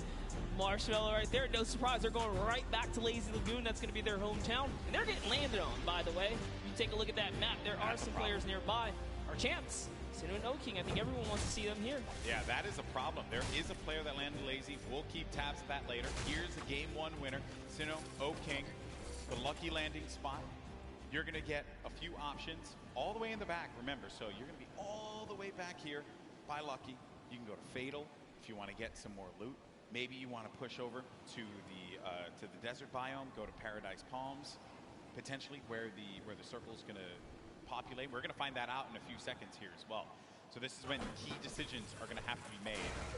And lucky them that they went to Lucky Landing, because the circle literally lands right at the edge. So they're good. They're good for that push. They have a lot of real estate to work with, Monster. Call that winner's luck, all right? These guys have the nice lead. There's beginner's luck and then there's winner's luck. This is winner's luck. Winner's luck is a thing, right? Sometimes things just go your way, and then you're the winner. Sure. Never happened to me. Breaks my heart. One day. I've seen it happen to you a few times, though. You've gotten a few... Hey, I'm here, aren't I? Like, look at you've got some shields out of nowhere in chests. When I watch your stream, very questionable. Like, that's not fair. Right when you needed it. How's that even possible? Happens to the best of us. But like, you just don't have a response. You're just like that. You know, I don't judge. I just take my blessings. I respect that, man. Some chug splashes there. Going to bring everyone up to a decent amount there for the shields. Some eliminations already. We lost 2 duos already. Going over now to Paradise Palms. Same duos that were here before, sticking to these drops. You got Dead Drevel along with Oscar Lod. Oh, nice shots. Shots down. Did he connect there, though? No, he didn't, but at the very least, so he was on target, that player. Did manage to move around there. Hear that Shadow Bomb go out, and Dead Drevel had to have heard that, which is the reason why he's going to start pushing up here. Doesn't have the resources for a full fight. So he's going to be playing around this natural structure. He needs to just farm up. Osculot's going to be taking a lot of damage as well. Going to have to get out of the fight. 34 HP remaining. He's going to need to rely on his teammate. Does not land that shot with the hand cannon. But Dead Drevel's there for the follow-up. That's Business Boy. Oh, but business is closed down, unfortunately, for him. Dead Drevel's going to be out of this one, but not dead yet. Did get peeked right there, so he has to be careful. Oscar just looking. And Frizz has got such a good position on them, and he even has shield. This just like that. Now he's at 72 extra shield, so he's doing just fine. That jump shotgun, perfect for being chest to chest, get right up in a player's face and doing tons of damage. And it's early game, so Frizz can get Business Boy's card, bring it back into the fight. Oh, the revive's going through. You see it, the pickup. Oh, but you know, Osculard heard it, so had to get out of the fight. Frizz gonna go for the follow-up, but oh, Frizz is gonna take a bunch of damage, down to 80 HP. Player's gonna jump for the fight there. Been a hope and a prayer, but unfortunately, Frizz is gonna get the better, and that's 2 eliminations, and that duo is gonna be out of the game. 2 huge eliminations, and just a little fun fact, I'm sure his girlfriend will be proud. It says here, they both have pink hair. Okay, okay. I don't know what it's like to have pink hair. I have to talk to Ninja about that one. I know he did that for a little while. It won't look good on me, you know, and also I don't really have a lot of hair. Yeah, I was going to say, you know, I don't want to break it. And speaking of someone with not a lot of hair, Dr. Lupo on your screen right now. Just messing around. That was a low blow. No, here we go. As Fortnite's resident senior citizen, you know, I'll take it. I feel like I'm also a part of the geriatric gamer program. Actually, this is our first time seeing the Storm Sniper in play here. That's right. Just came out the other day, and it is, I think that players probably want to go with something. Okay, Dr. Lupo isn't actually the oldest caster for Fortnite. That's Grandpa Golden Boy. Really, guys? Really you had to do me dirty like that? Fun fact. In my hometown? Exposed. In my hometown, of all places? It's all right, though. I still love you guys. It hurts a little bit, just stings. Stings the nostrils, just a little bit. Dr. Lupo. I'll bandage it. Yeah, thanks, bud. He's going for the birthday cakes as well. Another thing that had actually just come out, celebrate Fortnite's 2-year birthday. We've been playing this game for a little while. Use that hashtag Fortnite World Cup. Share with us how you're going to be enjoying the event, whose stream you're going to be looking at when you go to Fortnite.com/watch. We want to hear from you. Make sure you're talking about it. Also, you're going to get that fancy little picture on the side when you use that hashtag Fortnite World Cup. Just Fortnite World Cup. There's Sigla, along with Dr. Lupo. They're just going to loot around Salty Springs. A lot to get around here. What are your thoughts on Salty, Monster? Oh, I love Salty. It's one of my favorite places to land, mainly because that back house, man. It's nothing more rewarding than landing on the ledge, getting a weapon through the window seal, and just picking up an easy elimination on someone who goes for the chest on the roof or something like that. Salty's like the bane of my existence when I rotate out of Fatal. I never want to cross Salty, because you always have a player that's going to be so stacked with so much to work with. Things have certainly slowed down here. Making our way now to Fatal Fields. Speaking of, wow. There's Sinnoh with King in the. This is awesome. The strats. This is like a Flossin level play here. I'm loving it. Oh, he hears someone nearby, Golden Boy. Don't stay down. Stay down. Uh-oh. Stay down. This is, you know, this is not the duo you want to move them No, to. There it is. This is not the duo. You want to do that too. Okay, so they're going to try and get around there, right above them. Oh, no. But Moyer is going to be taking so much damage, down to 80 HP. He's still going for it. He's going all the way. He wants the top here. He takes high ground. It actually is. Oh, but the bush manages to repel the damage. It takes one shot clean and nothing else. That was one. Can he hit the other right there? He's going to have that green tack. Oh, no. And it's going to be the duo that won game 1. Oh, King and Sinnoh. That eliminate another duo. I mentioned it. They go lucky. They get all the loot, win the fights out of there, make their way to Fatal. Plenty more loot to grab. And naturally, they're just going to cut straight north to the zone. And we saw how many eliminations they had last time. They want to fight. If you're a competitor here today, you have to be careful being near Lucky Landing. They somewhat claim that spot, but here we have Faris. Brandon Rogers, down comes the shots here. Let's see how it's going to go down here. They're at the easternmost part of the map. We have Jacob and Faris kind of moving back and forth, listening for cues. I think he hears him nearby, yet he's looking for Jacob now. Oh, man. Jacob's by himself. Yeah, that's the problem. Jacob's going to be alone inside of the natural cover. There you see the circle favoring Sinnoh and O-King. We could see back-to-back winner here, Monster, with the way that circle lands. It's right over Salty and Fatal Field, so that favors Dr. Lupo and Sinnoh. Oh, no, but Graham Rogers goes in for the fight. Faris has got to pick up his teammate here. He's got to have his back. Jacob gets it. Boogie Bomb goes out, but doesn't connect. Probably trying to overtake that wall there. Jacob, wisely enough, is going to get out of that fight. That player's going to be down. The Stinks forcing anyone that will hang around. Needs to confirm that elimination. There you go.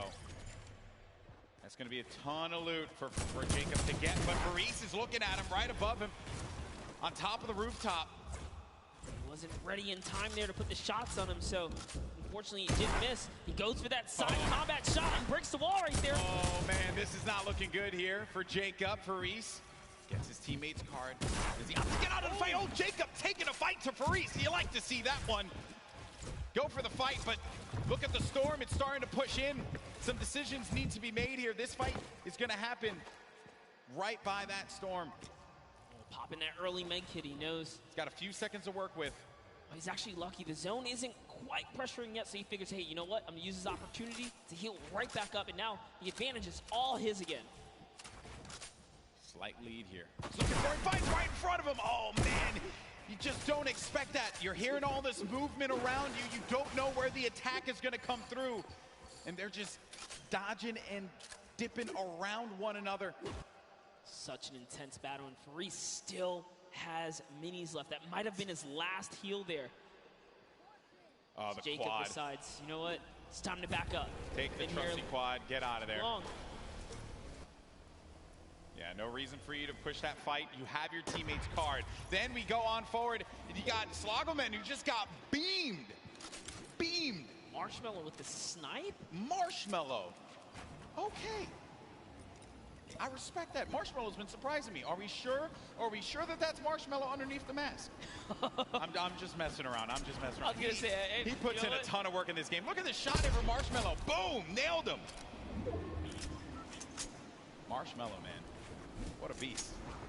Marshmallow here to make the highlights, all right? Don't sleep on it. They're going for a two-time championship. I get it. Absolutely. When we saw them, they were in 14th place, mainly because you didn't quite get enough placement points. The eliminations were there. They were right in 14th, so with the way they're racking up more elims, that's going to be, again, just securing a more comfortable lead. If you can get in that cadence of just getting points consistently, you'll find yourself in the late game. Mr. Fresh Asian, we saw in the feed, he actually took out Cody Walker as well. 3 eliminations for Mr. Fresh Asian. He's got that golden combat shoddy. Such a powerful weapon. You hear the movement around here. Some nades as well. He doesn't know any of this. This is a scary box to be in when you don't own anything. It's One Shot Girl and Chandler Riggs is just nearby. Another great Slayer, duo. and the Slayer 360, I believe, is in a bush. Not too far either. That's the Golden Boy strat right there. Hide in the bush. Don't do anything for the entire game. Trust me, it works like 60% of the time. It works every time. Every time, 60% of the time. You know the math, guys. Don't count it. You don't have to question me. So Chandler Riggs and One Shot Girl, they're going to play this more defensive posture, this positioning here. They have no eliminations right now, and we're at 35 duels remaining. So it's going to take a while for those placements to go through. And then One Shot Girl just gets obliterated. Her health is gone. Now down to 5 HP. Chandler Riggs playing around the corner, trying to utilize a little bit of that right-hand advantage, but it is not coming to fruition there. Mr. Fresh Asian is going in for the push now, and this isn't looking good for this duo monster. Our heroes could fall right here, right now, as Mr. Fresh Asian is looking to get 5 eliminations on the board, gets ownership on the wall, and what a shot there from Mr. Fresh Asian. That's elim number 4. That was so filthy. Took the wall just like that, an instant edit, no mistakes made. The Slayer 360, he's finally given up his bush. He's actually now exposed himself. Sometimes you gotta abandon the bush. It's okay. He's gotta give it up. He did take his opportunity to try and pop some shots. Mr. Asian did look over in that distance. He knows there's someone there. Now it's Marshmallow and Ninja rotating across here, as they're going to find themselves right outside the box here. Of course, if you're not familiar with Mr. Fresh Asian, he is top 100 most subscribed Australian YouTube channels. It's actually one of the fastest growing YouTube channels in Australia. So certainly check him out. I'm sure you're going to find some fun content there. There's Ninja and Marshmallow, who have 2 eliminations for them. Marshmallow's been playing great. A very different Marshmallow from what we saw at the 2018 Fortnite Pro-Am. I think he's obviously put that time in, and it is paying off. It's paying off big time. Yeah, who would have known Marshmallow would continue his grind after the years here, but Sean, hey man, Fortnite. He's passionate about Fortnite. Still part of the regiment. There's Myth.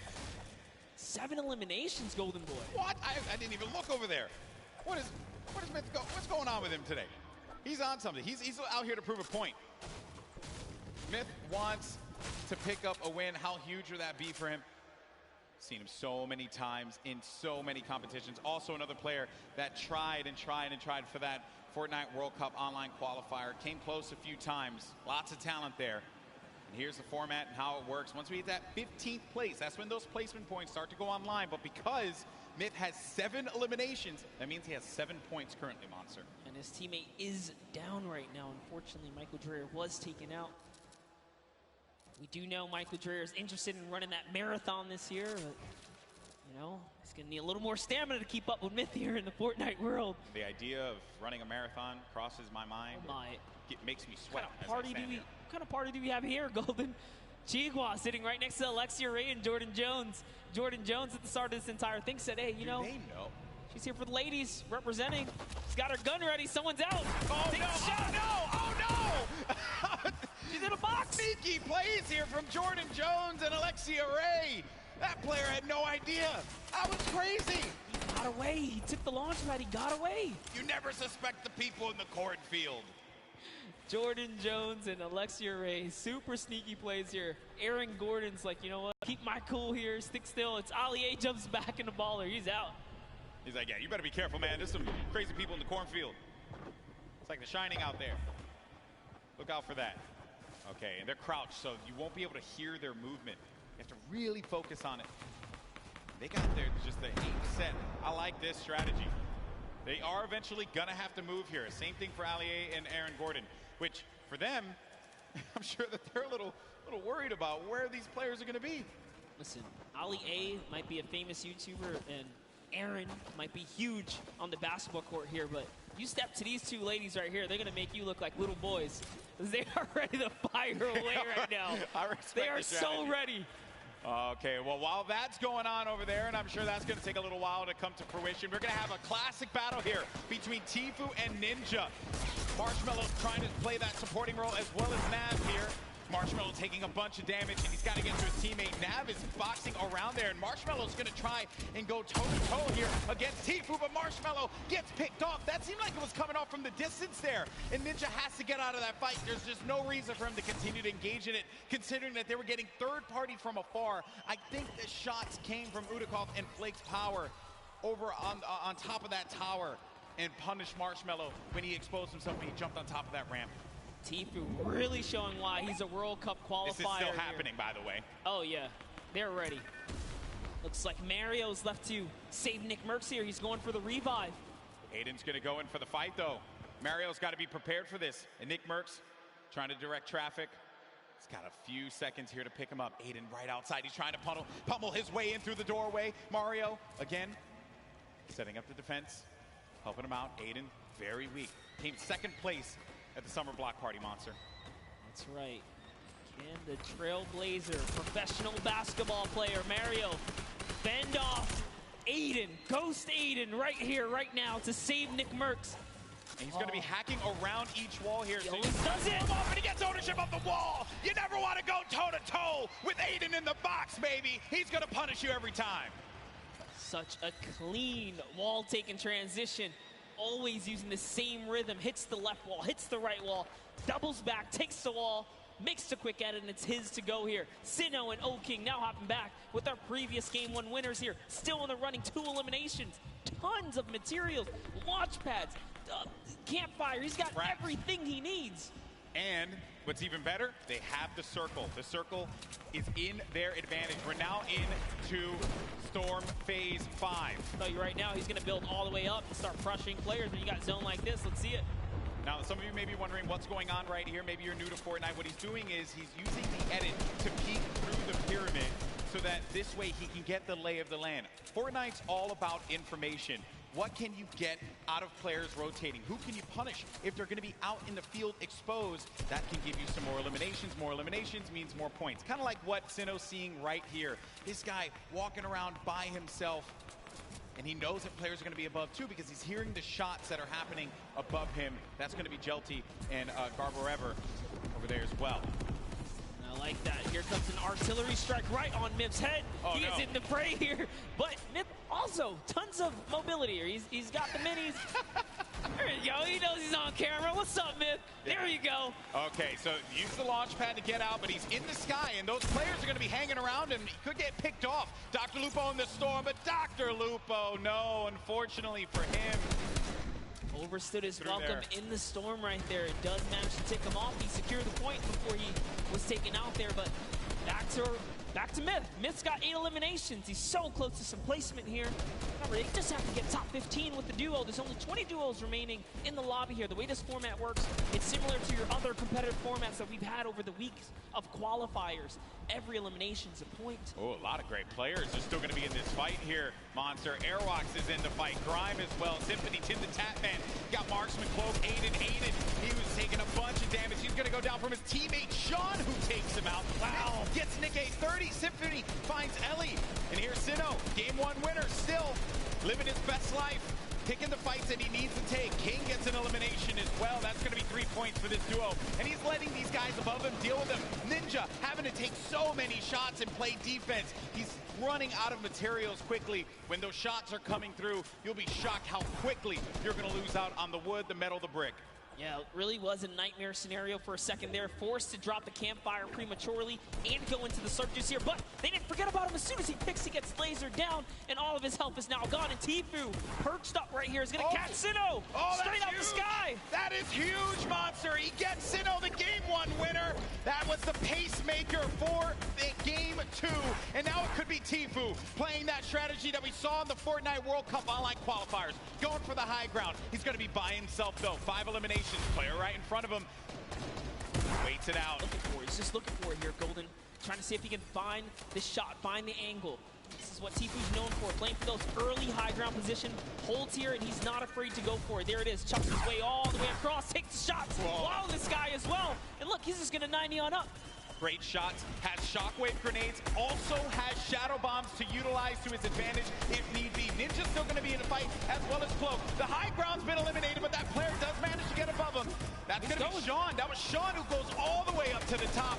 Tfue's going to be playing in the mid-ground. Symphony right next to him. Jacob still in the fray as well. Saw him in that crazy battle earlier on. He's still in the action. And look at what's going on. That circle's going to be moving toward that mountain, which means players have to start making their way up. You are seeing a truly competitive battle right here between Tfue and Sean, who is trying his hardest to take him off the high ground. But Tfue is now landing on Airwalks, another World Cup qualifier, and he is going for this high ground, truly machoing up with the impulses. He wants it. He's going all the way. Look, he just built it back up. That's Tfue's high ground, and no one else is going to take it unless it gets shot down. But he does stabilize there. Airwalks is looking to punish Tfue, and he does get above him there. There you see, right at the top. And then Myth is going to snake on out and just get to that side of the circle. Tfue taking damage. He has to be careful. He's in that shadow bomb state, so he can't build, but he needs to be quick with it, and he does manage to stabilize for it in the time being. Ninja's going to be in a world of hurt as well. Look at his HP. Will Tfue make the quick peek right here? He sees someone in the wall next to him. Myth actually forgot to edit, and now he's in the storm down to the bottom right. That might be the end for him. Fatal error. Oh no, Myth, not like this. He tries to get out. He does manage to stay alive. Oh no, Myth is going to get picked off by Airwalks. Sean, Airwalks is weak as well. Jacob now has a high ground. Cloak and Tfue. Tfue said Cloak was a player he was worried about, and it could very well be the case here.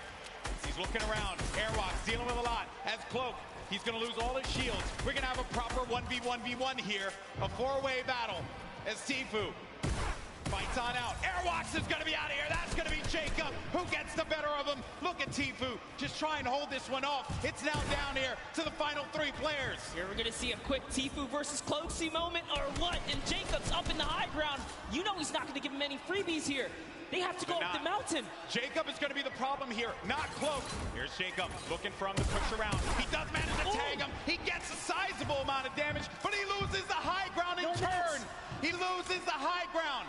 Jacob, look. Oh! The side shot of Cloaksy as the storm wraps up Tfue. I lost my voice there. People. I'm too old for this. What a battle that was.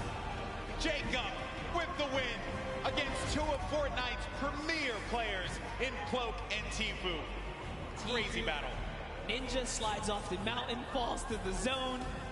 Airwalks goes down to Tfue's aggressive push. Wow. And in the final moments, it turns out it's Cloak versus Jacob.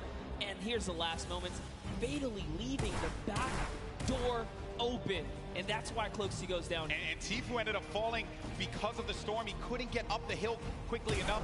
I mentioned before, that was a concern. When that storm started moving, the players that were down low, those are going to be the ones that suffered the most. I'm just shocked that Airwalks got picked off the way that he did. And Jacob, what a win for him. Huge victory. And again, against two fantastic players. 2 shotgun bullets left in the final moments right there. Wow. Just 2. That was crazy. You know, okay, I think we had a good time with that one. New York City, what do you think about that last game? Because that was a pretty sick one. I think you can all agree with me on this one. Great matchup, through and through, Monster. What a start. I thought we were going to see 1v1 Tfue and Cloak, and I was going to lose my mind. I may have jumped off this stage. I don't even know what I was going to do with myself. We were that close to that moment, but hey, let's not take it away from Jacob. No, we're not at all. Jacob really played it so well there. Airwalks is doing also just a great job of just chopping him down, chopping down Tfue, really being a pester. That could have been Tfue's game easily, but just pushed the wrong ones. Even Sean was giving a hard run. The tone of the lobby changed as well when Sinnoh got eliminated. Yes. Right? Once people saw that pop up in the elimination feed, they knew that there was going to be an opportunity, because you get a player like that out of the fight and there's going to be free reign. There's going to be movement to be had. But it was really the real winner of that match was the hill. Was the hill. Because once that hill started moving and the storm started creeping forward, you knew that so many players are looking up and they're like, ah, crap. I gotta have to deal with that. As Sundown likes to say, good old man Mountain claims another. Always gets his target. Always gets his target. That was a good one, folks. We're probably going to get some words from our winner in a little bit. They're probably getting themselves all collected. I think we all kind of need to collect ourselves after that one. I thought Jacob lost that, man. Because when he lost the high ground, I'm shocked that the wall didn't get placed in front. But I think he probably felt like he had that angle and he wasn't going to get clipped. Yeah, Cloakzy really thought that he had the leverage, being that he just came over the mountain. He knew Cloakzy could not build in those, or Jacob, excuse me, couldn't build in those final moments. He had 0 builds. When you see that kind of, you read the player and they're not doing any builds like that, you're like, oh, I'm good. I came up a couple layers, I should be okay. Yeah. But he was at the top of the ramp. It didn't really matter where he was. He was going to get shot regardless, being that he didn't protect himself fully. Yeah, you have to give yourself that wall there so that you don't get punished by those combat shotguns, which we mentioned so many times. That thing has a ton of range. Yes. He was playing that one from that, like close to mid-range, and it will hit you like a hammer for a lot of damage. Before you know it, you're out of the game, you're back in the lobby, or you're going back to catering, So what a great matchup that was. Great moments through and through. Also, I believe it was Jacob that had that fight at the John Wick house. Yes. Against Ferris. Yeah, it was a long, exaggerated battle. Storyline right so there, people. Close. Yeah, he was nearly taken out at the start of the game. What a comeback story for him right here. Yeah. All the way from the furthest you can go east on the map here, one of the furthest points. From there to take it all the way to the end game and then find himself in the victory royale. That's a great game. That's his highlight moment. That's what you travel to New York City for right there. That's for sure. It all could have fell to pieces at that moment in time over by Paradise Palms, by the John Wick house, and then managing to keep his cool at the crazy moments there. Great plays, and I think that everyone thoroughly entertained with that. We have 2 more games, though. They're going to be coming up. Games 3 and 4. We're going to determine who the winner is. And I think we're waiting right now to get some words from our winner. Also, we'll get the updated standings to see where we are currently. And I have been informed that we do have an interview, but it's not just with Jacob. It's actually going to be with Jacob and the 2 people that he took out, Tfue and Cloak. Pooks, talk to me. Thank you so much, GB. I am down here on the floor. I have a bunch of people around here. Who do we have? We have Tfue, we have Cloakzy, and Jacob. Our final 3 in the last game. Oh my goodness. Tfue, walk me through those final moments. I was in the storm and I had no health the entire game. I had about 40 minis, but I don't know. I just got stuck in the storm. Cloak trapped me, held me in storm, dude, but he got clapped by Jacob, so it's all good.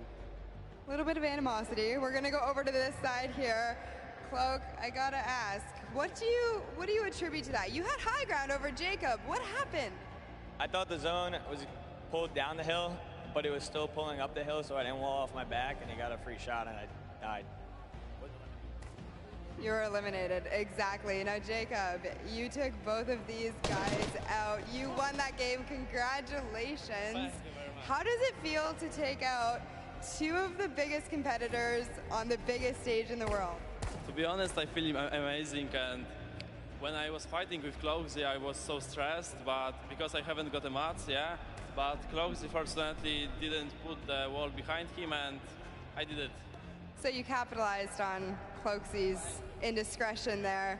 But you know what? They're all friends. We can all get a handshake around here. We'll work on that. But thank you guys so much. Best of luck in your next games. Golden Boy, what do you think of these guys?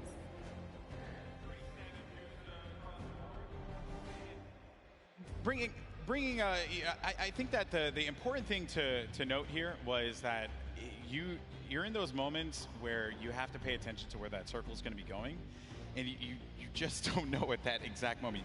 You're just got out of a crazy fight. You managed to get high ground. You know that this guy's below, and you don't see any builds coming out. So at that point in time, you're like, okay, I gotta just heal up. I gotta heal up. That's what I'm focused on. Yeah, the problem is you can't assume anything, especially in these final moments. You don't know if you're going against a pro or a celebrity. And, you know, Jacob right here traveling all the way from Poland now to show up and make it happen. These guys, these foreigners are really coming here and putting on a great performance so far. We've already seen South Korea make that nice play from earlier today, but that'll lead us right into our next topic here. That's right, our standings. And hey, you mentioned it, Monster. Fortnite is a global game, and we're seeing it play out now. While he may not have gotten the win, Airwalks is in first place. Wow. With 14 eliminations, no victory royale, 28 points total. Sinnoh has been knocked down. Jacob and Claire Grant have climbed their way up to third. Myth now is going to be in fourth place with his teammate Michael Dreher. And then Tifu Ninja also was in 14th place, managed to have that. Now going to be in 7th with Marshmello. Courage still going to be in the running here. 2 more games remaining. Lots of points. And looking at the breakdown, it's not that crazy to have a big game and be able to come back into this one, Monster. No, absolutely not. You can just tell from the points here that a lot of this is placement-based. Placement, yes, the teams that are catching heavy eliminations are doing fantastic so far. Just taking a look here, a lot of players are in the running. Look at Nick A30 and Max Carver. They have 8 eliminations total. They just haven't placed. You just squeeze in a couple placements right there. They're clearly catching the elims they need. That's all they need. Exactly. Well, Monster, always a pleasure, my man. Boricua boys represent. But we're going to go to a quick break. When we come back, you're going to have Zeke over here calling the action along with Monster. And we have games 3 and 4. And then we're going to crown our next Pro-Am champion. You don't want to miss it. We'll see you on the other side.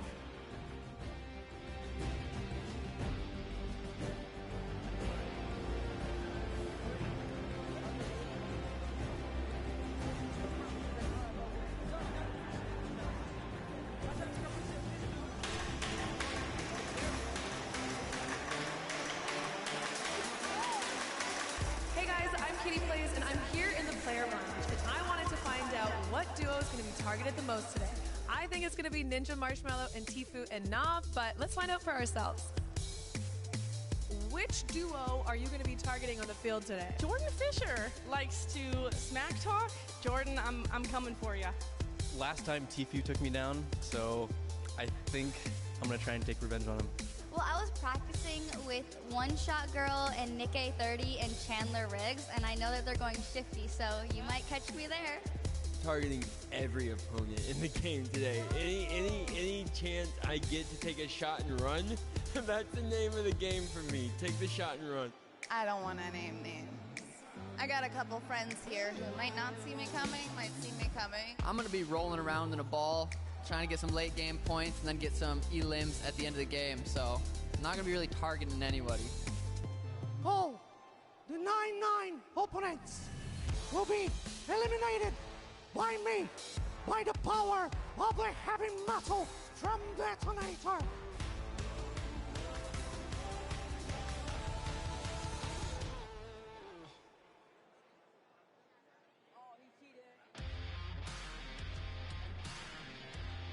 Hello, Fortnite fam. My name is PookieFaze_. I've snuck up to the caster's deck to find out what being a Fortnite World Cup caster is all about. And to outline that a little bit for me, I have my friends here, Monster D-Face and Shio. So why don't you tell me a little bit about what goes in, what the process is for being a Fortnite World Cup caster? Well, it all begins with preparation. When it comes down to handling what is the Fortnite World Cup, you have to prepare. We're talking solo and duo competition here. Not only that, we are slammed with a pro-am. So you have to cover bios. That's what me and Shio do. We sit down, even today, we go back and forth. We're talking hours of preparation on players. And Shio, what are you doing specifically to help the casters, and what are you bringing to this broadcast right now? So Monster talked about preparation. For me, it's all about the back and forth. If the caster needs any type of knowledge on a situation going on in the game, I've got that. We have 3 screens down here. One has the main game on it. The other 2 just have information and a broadcast alert section. If they have a question, they ask me. I've done all the prep with Monster for weeks, days of cramming as well, and we just get to it. Questions back and forth, relay the information, and yeah, just behind the scenes work. So you're essentially the Fortnite encyclopedia then, and you are just relaying the information. I hope that gives you a little bit more insight into how our casters prepare and bring the World Cup action to you.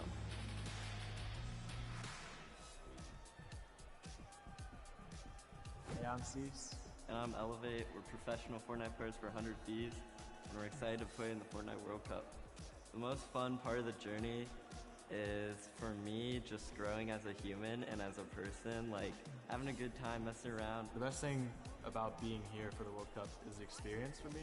Like leading up to it, all the experience that I've gained, I can't have thought of something better to have been doing. Like, this has been the greatest opportunity for me. If you're trying to get better at Fortnite, just play non-stop. Find someone that you can stick with. I know everything about this guy, he knows everything about me, so I think that's what's going to carry us in the World Cup.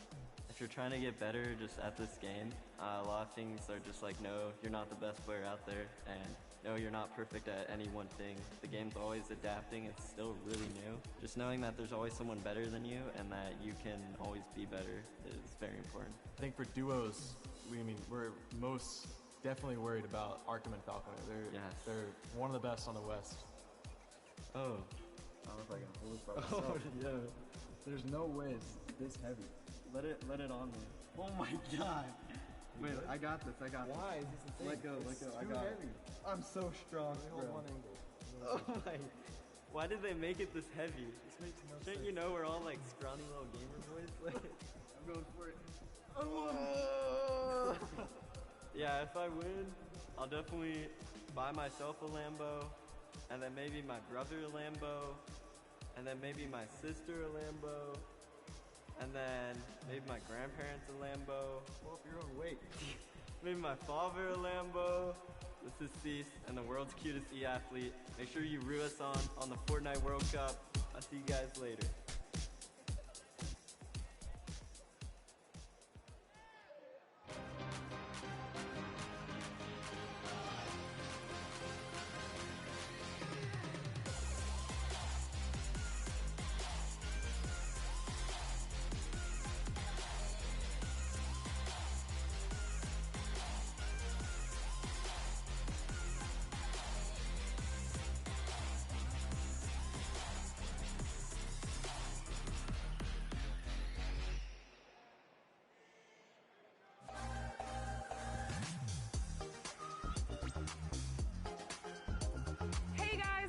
Here at the fan experience at the Fortnite World Cup preview day, where all the pro players are here to enjoy the event. Cookie, what are you excited by? I've seen zip lines, I've seen mini golf, I've seen Nerf guns, Kitty. Also saw ballers. I can't wait to get into it. Let's go!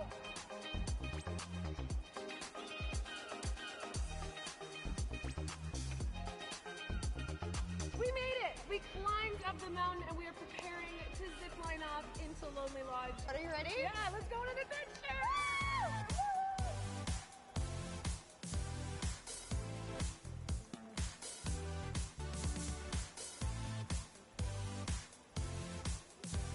Kitty, we made it over to the mini putt course. Woo! Nailed it! Hole in one.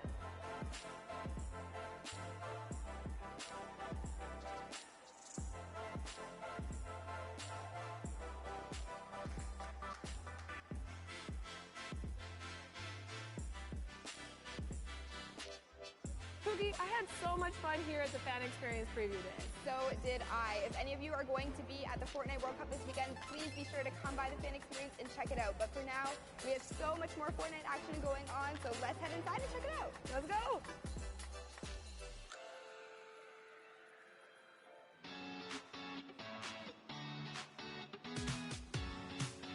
Hey guys, it's Kitty Plays, and I'm in the player lounge, and I want to know who everyone's favorite skin is and why. I think I like the hamburger guy, you know what I'm saying? But it's a big target, but I like the way it looks. I'd say my favorite skin is probably the default still. I literally just randomize it. The blow up dude, he's the inflatable guy. The surfer dude, because I've been getting more eliminations with him. My favorite's default, because I'm a default. The bright bomber. It's so OG for me. Me. The Rook skin, because it looks like me.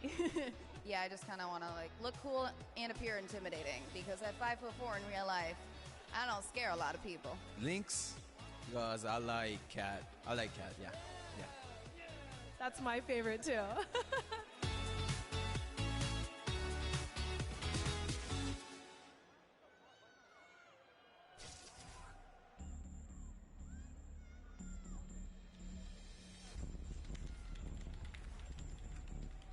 It's not really just sitting in the chair and messing around on my computer.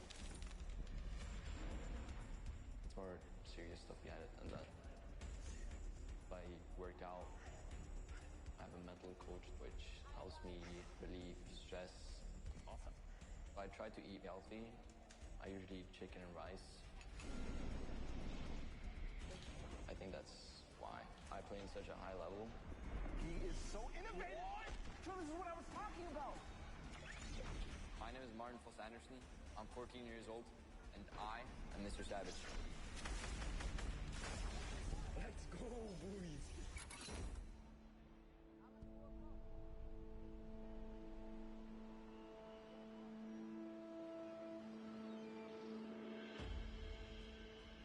I live in Oslo in Norway. I really love the fact that I grew up here. Most Norwegians spend a lot of time outside. In the winter, I like cross-country skiing and slalom. But I think my favorite activity outside is playing football with my brother.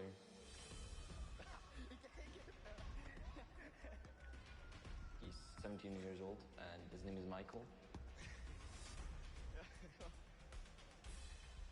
My brother and I have always been competitive.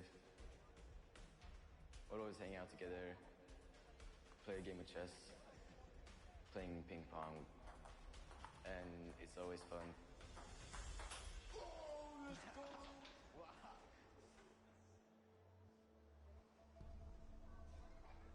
My brother has a big role when it comes to my Fortnite career. He introduced me to the game, so without him, I maybe wouldn't even have started playing the game. At the beginning, we played a lot of games. I was better than him, and then he just exploded and took over. He has insane reactions. He thinks really fast. Oh my goodness! Mr. Savage M! My creativity gives me a couple of advantages. A grenade launcher. He's using it perfectly. You gotta place your structures quick. You gotta be fast, especially in the late games of the match. The best shadow bomb use I've ever seen! Rising to the top of the mountain. Oh my God!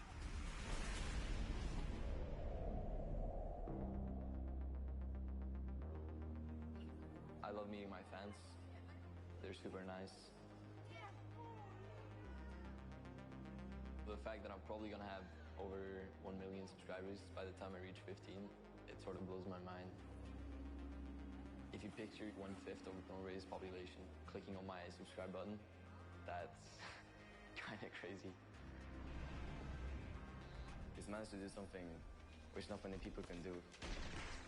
He's the world's best at the game. I'm really proud of my little brother. Let's go, dude. My greatest passion is playing video games. I'm really fired up for playing in New York. I can't wait to see all my hard work pay off.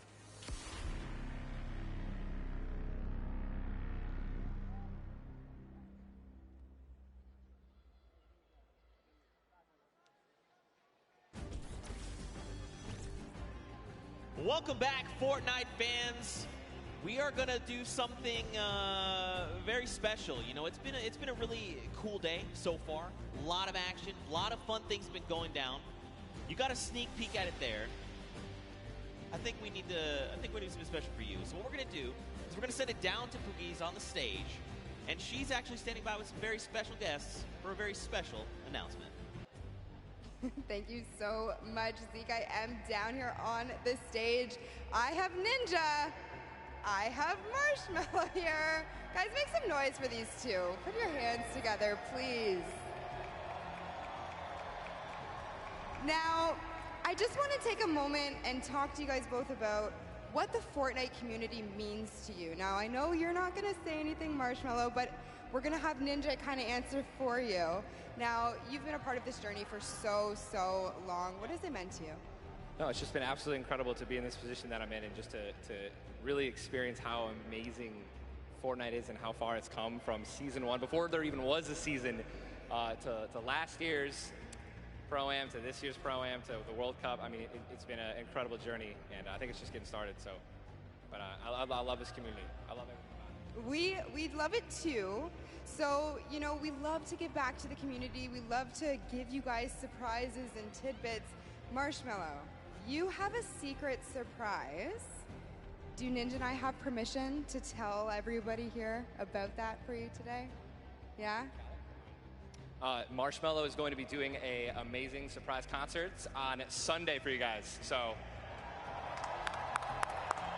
it's going to be amazing. So the concert is going to be at 1 p.m. Eastern for you guys here, as well for you guys at home. Be sure to check it out.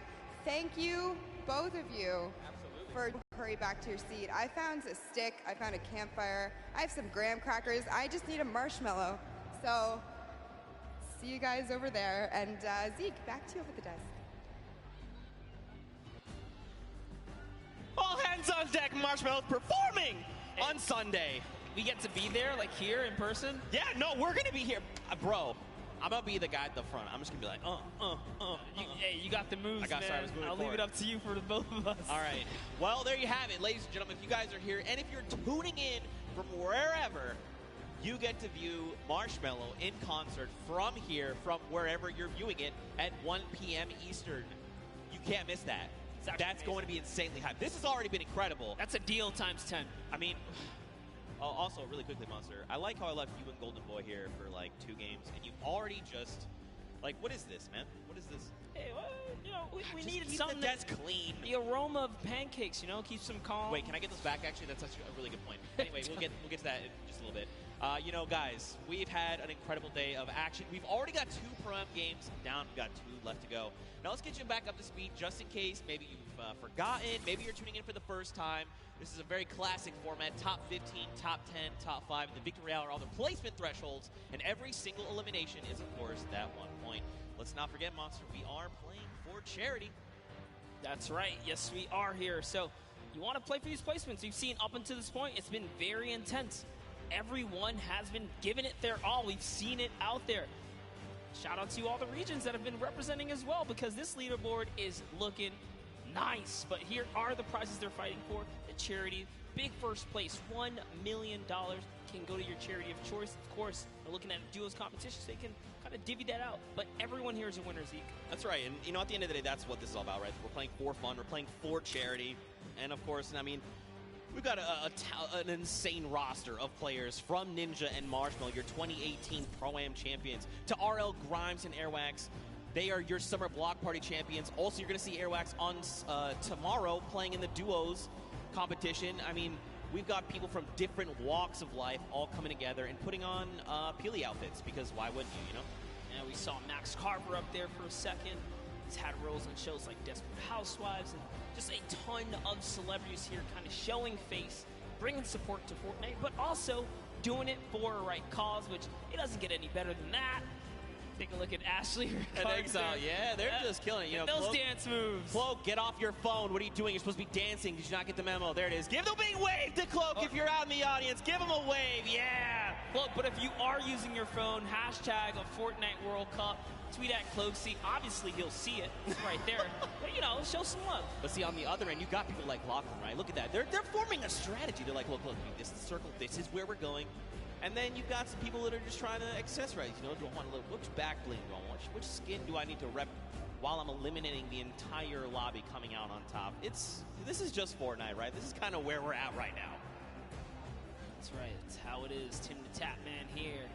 This is a powerhouse lineup we had right there for a second. Saw Doc Lupo and Courage all kind of lined up. Good to see all the buddies able to be close by. Oh, yeah, and let's not forget Monster. In case you guys didn't know, it's actually Fortnite's second birthday. That's right, Fortnite is 2 years old. So hop in, play some games. There's some challenges. There's also birthday cake all over the map. Also, in case you didn't play the last time, there's actually these gigantic presents that land on the map randomly, and you can farm them for materials. They've got things inside. Are we still going home Monday and, like, grinding? Yeah, no, absolutely. That's absolutely happening. I need to get the last Fort Bite. I need another 65,000 experience if I want. We're going to make it happen. Me, Bala, Shayo, Z, squads, Monday, happening. We're going to get you that. We're going to get you Singularity. I hope so, dude. I hope so. Man, but we're gearing up. The players are, of course, getting ready to board the battle bus. It takes a while to get up 100 people on the same bus, especially when you've got people like Tifu Cloak, Detonator up on deck. Oh, I'm sorry. Whoa, my bad. My bad. I'm sorry. Don't detonate him, all right? Keep calm. He's been doing good so far. Whoa, the ultra zoom right there. You got Marshmallow there in the back. I mean, again, Sean there on the left. So many incredible people. I recognize the pink and blue hair. I can't remember his name. Oh, Ninja. That's right. Oh, that guy. Clearly, yeah, that guy. Clearly a joke. I mean, what an awesome gift. Don't forget as well, we mentioned the Marshmallow concert. That was a big, nice reveal they did. 1 p.m. Eastern. Be here or be in-game. You can watch it on twitch.com, fortnite.com/watch. So many different avenues to watch. I know Detonator's been stealing the show, but, you know, shout out to Python Bum, a Brazilian YouTuber, told us that he wanted to play his first Battle Royale. He won his very first match, and then he didn't win for 2 weeks after that. Right, for sure. And, yeah, man, I can't stress that enough. That concert's going to kick off everything, right? The final day of competition. Really looking forward to it. Monster, who do you think? So we've watched 2 games, right? I mean, we've had some incredible games. I think in that first game, Sinu just caught me off guard. He had control over the entire game. Then Jacob in that last game, he went head-to-head with Cloak and Tifu, and he was the one that came out on top. So this feels almost like anyone's game, right? Anyone can come out and win. What have you kind of taken away so far? No, absolutely. We saw in game one, once I saw during the Pro-Am walkout, Sinu and O-King were in the running, I was like, oh snap, we actually have some stacked up teams here. We already saw what Airwalks and RO Grime can do. They haven't won a game, but they are in first place as far as we know the last time we saw the standings. Right. That just shows that consistency. We know these guys are going to continue to be consistent, but, you know, at the same time, you saw Myth pop up at the end there. You saw Nick Merckx and Mario kind of pop up at the end as well. Aiden's still making his points in appearance. So everyone still has a fair shot, especially if you're in the, I'd say, roughly top 15 so far. For sure. There's only 2 games left. Yeah, for sure, man. I mean, it just takes one incredible pop-off game, right? You just drop like 10 eliminations. You make it even as far as top 5, and you're just going to be back where you need to be, trying to vie for that #1 spot. You know, I think for me, you know, I want to see more Sinu. I'm going to be completely honest. Like, he's part of T1. You know, we've seen him on Qualifier long. This guy's insane. I'm just looking forward to even more action. I'm actually curious. Wow, that's so weird. I was actually going to say, is Nick A30 going to show up? Because, whoa, hey. We saw Nick A30 for a while there.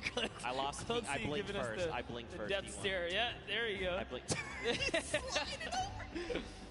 No, I was actually going to say Nick A30. You know, people like One Shot Girl and Chandler Riggs. They are very.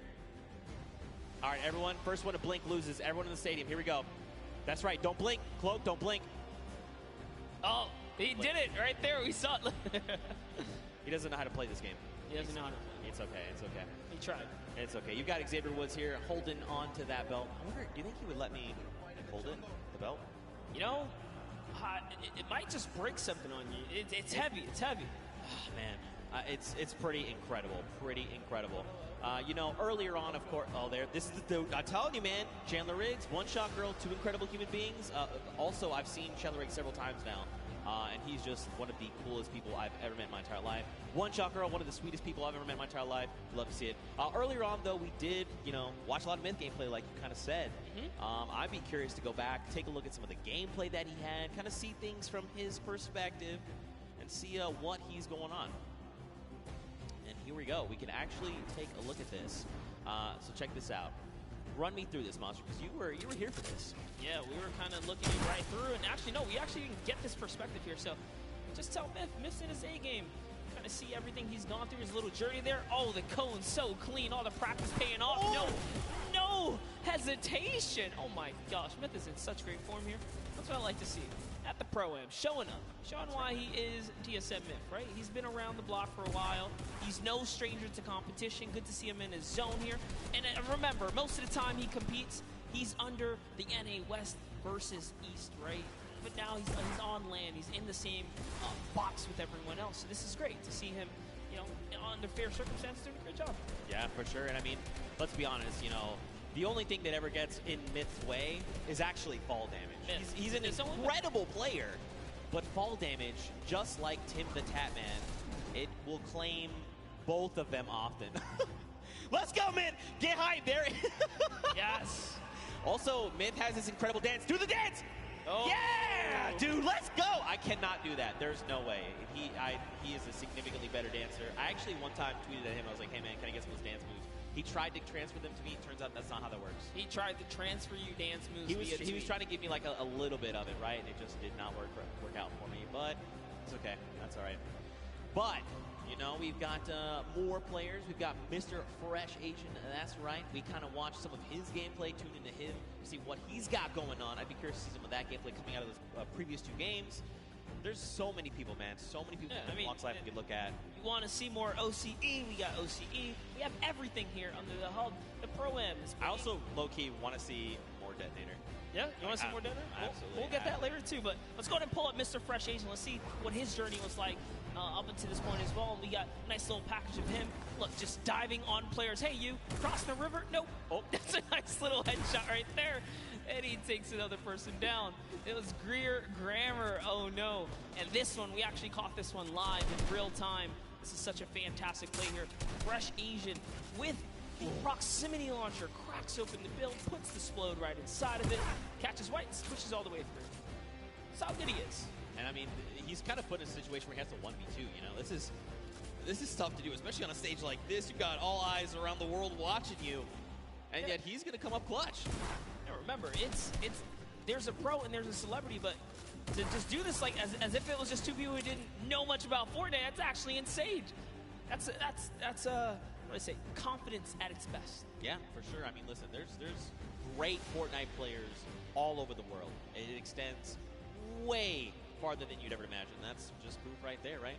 But maybe we'll kind of see how things are going. Of course, you guys have been waiting for games. We've been waiting for games. We know.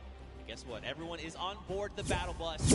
Game number 3 of the World Cup Prom is about to begin. If you guys here are excited, you need to get hyped right now because game number 3 is about to be underway. Count us in! That's what I'm talking about. Let's go. Game number 3. And I mean, look at this World Cup battle bus, man.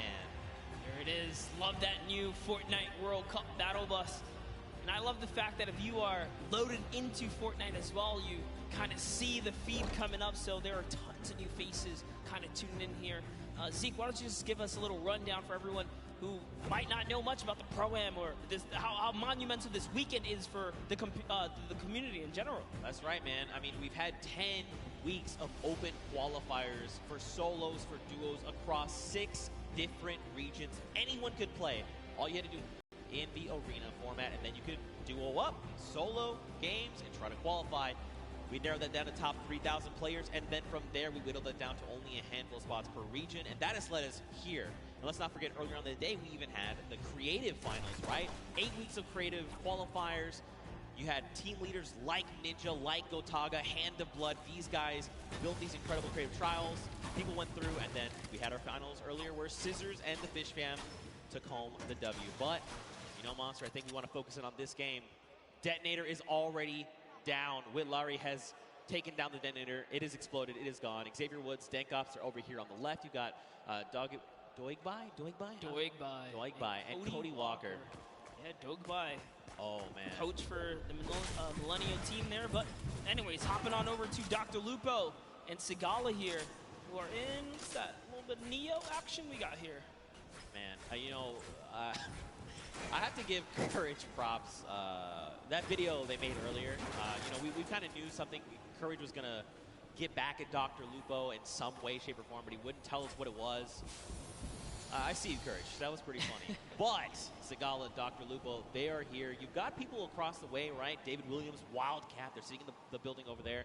It looks like there's someone very close by. The 65 over there. Dr. Lupo's going to send another one. And there you go. Dante is down across the way from Chigua. And Edwin Hodge here is picked up as well. And actually, Chigua's actually going to confirm Dante. So eliminations happening all over the place. Yeah, that's right. If you're in Neo Tilted, you're definitely in for some trouble. This is not the place to land if you're not there to kind of bring it all the way, pedal to the metal. You got to stick with your teammate. That's what Sigala's doing here. Doing a really good job kind of sticking to the hip of Dr. Lupo. So you have Wildcat and David Williams now. Saw Chandler Riggs and One Shot Girl. One Shot Girl is going to get cracked pretty hard right here. She's going to lose all that shield, but no fear. Still backing up her teammate here. The jump shotgun's great for close quarters. And no has no mats now as well. She can't even disengage properly. I like that Chandler's kind of holding down the fort, right? Like, hey, she's very, very clearly identified, like, I need to get back in this house. There's loot there. Maybe something can help me here. I'm very low on HP. I need something. Okay. Well, that was not what they were looking for. Now they are both extremely wounded, just under 60 HP. Mora and Kalango here. They're going to try and close in on this, right? You know you've seen the white damage numbers come through. You want to secure these eliminations, put some points on the board. Ewok is going to find Alexia Ray and put her down there. 67 coming out. Take a great shot right there, and he's going to go toe-to-toe. Can she clutch up? But no, it's not going to be enough for Chandler or One Shot Girl. Unfortunately, Kalango does hit every single shot right there in those final moments. And Kalmar is going to be able to save his team. Let's go. Elimination feed there. We also watched Ewok basically and Jordan Fisher take down Alexia Ray and her duo partner Jordan. They have been full eliminated. They are gone. Dr. Lupo, Sigala still here over in Neo Tilted. David Williams, Wildcat, they've just been kind of, it looks like they must have taken some kind of damage, right? They're underneath that 100 threshold, but it's not by much. So either they like took fall damage or someone sent over like, Dr. Lupo accidentally sneezed in their direction and put some damage over on them. Yeah, man, we saw a lot going on earlier, a little bit of storm flips, and could have really been any which thing here, but Wildcat's been playing games for a long time. Actually, his dad introduced him when he was just 7 years old in 2011, but looks like we're hopping over with Vodka here and Alexander, who we haven't seen much of today, so let's go ahead and see how this battle's going to go for them as they're going against Ali A and Aaron Gordon, who we saw in the field against Jordan Jones and Alexia Ray, so that was quite the intense match here, but Alexander looks like he's somewhat struggling. He's going to need to keep his backup Vodka close by. I mean, they're facing off against Ali A. This guy is a Fortnite veteran. I mean, this guy is thousands upon thousands of eliminations. He's going to rip the shield of Alexander. Marksman going to find elimination. Well, there you go. He is full confirmed. Alexander, he is gone. The question is, where is his duo partner? Watch Ali A. Ali is kind of one of those people that's very big into communication, right? Trying to make sure, not oversharing, but definitely giving very important information. Hey, this is where I'm at. This is what I see. This is what I can do. My materials, my ammo, I need to cover here. I have this angle. Do you have this angle? Things like that. Super big fan of this guy. Yeah, absolutely. Ali A, quite the personality in the field. And talk about that, I mean, Vodka as well. Japanese YouTuber, he's been around for some time, a respectable player, does know how to, get down with it. But here, hopping over to Ellie, we're seeing him go with a large push here. He's gonna miss a couple shots, but he hits one right there. Turns back to Bill, says, you know what, it's time to put the bricks here. But no, he's gonna have to disengage, and it's gonna be enough. He goes straight up. The sentiment was good. The angle might have been a little off, but I like it. All right, trying to maybe go and get a little bit offensive here. He's got himself. He's pushing with the 24 health. Right underneath he goes and pops another one. Oh, he's got to be so careful. Wait, is he distracting right now, making sure his dual partner can get the angle that they need? It looks like it. I think he had a plan at some point, said, you know what, maybe this is not the right move, and he kind of backed up there. But Ellie showing that he is fearless right now. He and Neko, as Faris is sitting just close by. We saw Faris earlier today in a great fight against Jacob, I'm pretty sure. But Ellie is going to get knocked by Faris, who had the high ground right there. Let's see what Faris is going to do here. I mean, he does have the 2 chug splashes. He can get himself back up. There's the 1. There is the follow-up. So he's got plenty of HP to work with. He also has 3 minis. But look at the AR count. 18 bullets. A single magazine is not where you want to be right now. Now, he did go ahead and drop Ellie. They need to go ahead, take some time, get the revive off. But, I mean, right now they're not in the best position because don't forget, their weapons are not that much better. Like, obviously, Ellie does have that drum gun. He can put in some work, but we'll have to see how things go for him. Also, fun fact, his most recent album, Future, was certified platinum within the first month of release. Wow, that's huge, actually that insane. Is a huge accomplishment. Talking the first about, month? I was gonna say, talking about crazy adventures and travels and all that kind of stuff. I mean, the player they're fighting right here, Faris, travels all the way from Saudi Arabia. He's here. He's ready to bring it. It's Ellie. Dude, Ellie's got the builds, man. Oh, okay, so they ping out where they see the player is, but now don't forget. knows. Yeah, he's back. He's doubling back, and no. Ooh, over the head right there. That player has a haircut.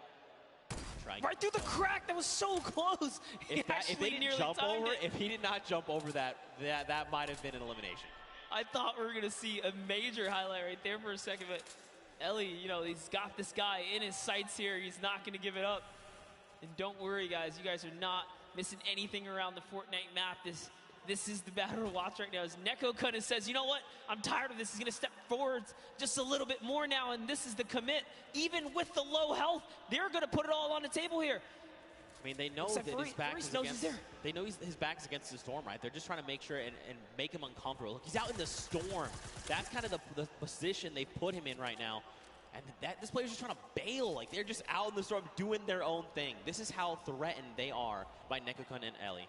Faris, I mean, it's okay. It's not ticking too bad yet. It's only that single point, but he's going to have to make a really long rotation, and that's if they don't spot him out in the storm. And you know what? It's going to be worth it.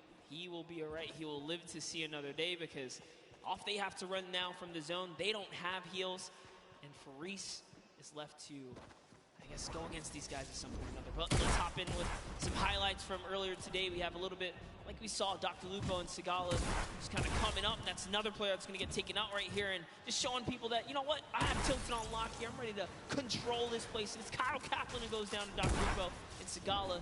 Again, they were sticking together at the hip earlier before, but Sagala's down. And I don't think Dr. Lupo has the reboot card, unfortunately. It does not look like it currently, but look, this is Dr. Lupo we're talking. The doctor is in the house. He knows what to do. He's been in these type of situations before. 1v the world, but that's okay. He's comfortable. Look at this, Tifu and Nav. Look at the angle they have here. You've got Nav all the way in the back. He's sending sniper shots over to JT Brown. Tifu's sitting there forward, right? He's just saying, all right, JT, come on. What are you trying to do? You trying to 1v1 me? You want to try and 1v1 my dual partner that's way back there? He's got a long angle on you. I have the close angle on you. Listen, JT Brown is a professional hockey player, right? If you can take that kind of punishment sometimes out there on the field, you can do anything. Let's see what JT Brown can do against the World Cup qualifier. He's speaking his head right there. And Tifu says, you know what? I've been here for a little too long. There's more players around him. He's got to be careful. And now look, he has to use that launch pad because for just a moment he saw a player running up on Nav. But it's okay. They're back together. They're ready to try and work down on this player here. Looks like it's Marksman. Oh, that's JT's partners. Okay, so they were actually trying to line a pinch. Marksman used the Shadow Bomb to get behind him. So now Marksman's going to have to leave JT Brown behind. They were actually split up in those moments right there. It was hard to tell for a second, but no, Marksman says he's going to take the high ground and start pressuring back here. He puts a shot down on Tifu, but the storm is on his back first, and JT Brown manages to rendezvous with Marksman here. So now they're together. He's popping his bandages, and yet JT and Marksman win the small skirmish here, if you want to call it that, because Tifu and Nav are off. They're gone. They decided it's time to beat the zone now. Yeah, and I mean, facing off against someone like Marksman, this is a long-time competitive veteran, right? Like, this guy has been around. So pairing these two together, he's like in very good hands right now. Marksman's absolutely making the right call, saying, look, we need to leave right now. We need to do this. We need to do that. Fun fact, JT Brown was the first professional hockey player to become a Twitch partner. That's huge. That's actually pretty cool. That's history. There you go. JT Brown. Put it in the world record book right there. That's one that cannot be broken. He solidified that. That's pretty cool right there. That's actually pretty cool. Oh, he's got the driftboard. This is actually really good. He's going to be able to catch with Marksman and set himself back up. Look who else is here, though. Ninja and Marshmallow. They have got this on lockdown across the way. You've got Muselk. You've got Wax Motif. Look, this is Ninja we're talking about, right? You give him even a pixel, he is going to destroy your shields and make you wish you had never peaked in the first place. Ninja has been having quite the day so far. We talked about just being a little consistent will keep you in the running here. So far, no points have been earned this game, and that's got to put you on your edge, right? If you didn't pick up any of the kind of freebies in the early game, as it gets closer to that congestion later on, it's only going to get tougher, but Ninja puts down a couple shots right there. That's going to be 93 damage. That player no longer has much shield left. So like I said, you give him a pixel, he just rips your entire shield off. Yeah. Well, thanks for flying in my airspace. Try again. Dr. Lupo, though, he's got himself that baller. We saw Nekokun and his dual partner right over the hill there. So he's got to try and think this through. You know, do I want to take these engagements? Do I try and go for that top 15 placement? I mean, dude, he's already got 3 eliminations. He's doing very, very well. Oh, no, we're about to jump in with Ewok, but Wade takes her out right there as Wade is still in this game. Chigua is close, as is John. John's trying to see if he can get up here now. This hill and this positioning here. Jacob's still alive right now, as is Nick Merckx close by. I don't see Nick Merck's partner. Where's Mario here? And oh no, Mario and Zanja has been taken out. He's got a launch pad though. He's okay. Yeah, the question is though, do you want to opt to use it? You know, I mean, check this. You don't need to. Oh, he's using the new Storm Sniper to scout out the next zone here. Notice how he kind of zoned in there. He looked at it. He says, all right, time to double on back here. He's got all the information. You got to love plays like that. And he's doing it again. He's actually trying to get as much information out of that sniper as possible. Very interesting mechanic right there. Yo, I mean, look, Nick Merckx is a long-time competitive veteran, right? I mean, shout outs to the M-Fam. This guy's been playing games since Gears of War. I mean, he is a third-person shooter master. This guy is insane. And, I mean, every single week we're seeing Nick reach new heights of play, right? He's just continuing to one-up himself every single day. But across the way, you've got Dr. Lupo going up against Lachlan and Liam McIntyre. This is really rough. Unfortunately, Dr. Lupo is caught in the most toxic gas here. He is chipped down to almost nothing. Another stink bomb is going to be his demise. Unfortunately, he is picked off. But I mean, if it's going to be to someone, Lachlan's, you know, that's fine. I'm cool with that. You know, that was a respectable takedown right there. Lachlan and Liam McIntyre just using the perfect stinkers right there. Unfortunately, you cannot dodge those. That is, you know, kind of it right there as they seal the deal. But they get themselves a baller out of it as well. And now they're going to be able to make it to the next zone as it's just at Neo Tilted here. You can see the map on the bottom right-hand corner. Neo Tilted is extremely congested. Players are just toppling on top of it. We're now back with Nick Merckx here. Nick Merckx already has the scoop on the Storm, right? He's got the sniper to tell it. Look, he's right in the middle as well. I was going to say, why doesn't he just put that to use, right? I mean, you've got a utility weapon that just rips people's faces off. Why not just go ahead and use that weapon? It's in your inventory. Also, let's point out the 5 chug splashes, by the way. So he's ready to go, right? He's like, look, I'll fight you. I'll just disengage. Use this to just replenish myself. You know, you just got to do it, right? Yeah, Nick Merckx can literally take on a team right now and be okay, especially with the chug splashes being that you don't have to have a cooldown for them. You activate them right away. Talk about people that are in good position. I mean, Ninja and Marshmallow in a sweet spot here as well. They have the high ground. They also have the slip nearby, so everyone in Tilted, or nearby the slip, I should say, is just fine here. And look, we saw Faris earlier today. He's managed to stay alive. He's made it all the way to Tilted Towers, even without the heals, so he's still in it. Slayer 360 also still in the game. We saw a lot of him kind of sneaking around at different times. Dank Ops and Xavier Woods off in the distance there. Nick 830 still alive. Let's take a look at this little highlight from earlier. It's Airwalks, man. Airwalks so good. This duo actually is your Summer Block Party Pro-Am champions, and they are back to try and defend their title. Figures if anyone's going to stand in their way, it's going to be Ninja and Marshmallow for 2018 Pro-Am champions. I like the way they've just kind of double boxed up. Like you said, man, they're just locking this down. They've got the angles. They're just ready to play. They want someone to try and challenge them because they're in such a strong position. Nick A30, though, he is just chilling on the side of the mountain. You've got Myth down below. Wildcats over the hill right now. I mean, there's quite a bit of talent all very near each other that at some point are going to have to open up their boxes and say hello to the pro. Even Sinnoh is here as well. My goodness. Lachlan, Liam McIntyre, Grime, Airwax. There's so much. Tfue is here as well with Nav. Joey is there. He's a little wounded, but listen, he's still my fire. He's got his dual partner expert. Did you catch that one? You're too young. Never mind. Missed that one. That's okay. That's okay. No, I know. Okay, all right. Good reference right there. Thanks, man. Gotta love the music reference. Nice little double snipe coming out of Tfue and Nav. Yo, just pulling your leg, Zeke. Thanks, man, I guess. I don't know what to say to that. But anyway, check it out, all right? We saw 52 players, 34 duos, Monster. It's crazy that we've seen the game slow down this much, you know? You would have almost thought we were basically watching the duo finals. You would think this is Saturday. Yeah, it's definitely gotten a lot more intense as we approach the final games here. No one wants to kind of lose out, right? You want to get as much playtime as possible. Tfue utilizing a ramp overhead to make sure they skate straight across and not stay in the air for much longer than they need to be. And for that reason, they're not going to take much damage here. He's going to be able to pop this next mini and just be A-OK as they're still in the game. Don't forget, guys, Tfue's partner here, Nav. Let's make music as well, so good so far. Here is Ninja Marshmallow just underneath them. Aiden Lost Kings Rob. Nick Merckx is landing in. Wait a minute. Okay, so Tfue's shield just got ripped. You've got Aiden. You've got Nick Merckx. You've got Ninja. You've got Marshmallow. Courage, JD, Myth, Cloak, Whitlarry. They are all occupying this same space right now. Rob from the Lost Kings. I'm telling you, though, he's going to be the one to come out on top. I'm not saying that because he is a good friend of mine. I'm not biased at all. But here we go. On with Courage, JD. Got Sean O'Malley. Look at dude. Everyone's here. Cody Walker's there. Claire gets picked up in the crossfire. You got Wade up top. Look at everyone just flying in on top of each other right now. Sean O'Malley is here to show everyone why he's undefeated still. All right. He's been competing since 2013 in the UFC. He's here to prove a point with Courage. Courage came dangerously close at the summer block party, taking it all home. They are still in the running here. 2 good games. These next 2 games can really be theirs to take. But we're going to hop in with Tim the Tatman.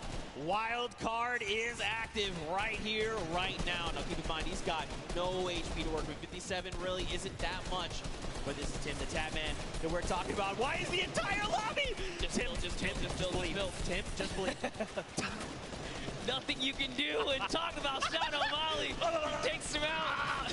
He was the prime target there. Now take a look at Wade here, who's got the high ground. He's got the flint knock to save himself as well. In a combat. It's a lovely 70 shot right there.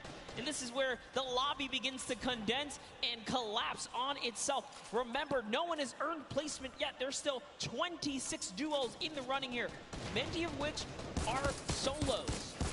Yo, if you were watching, did you watch the elimination feed? Grime picked up O-King, that is Sinnoh's dual partner.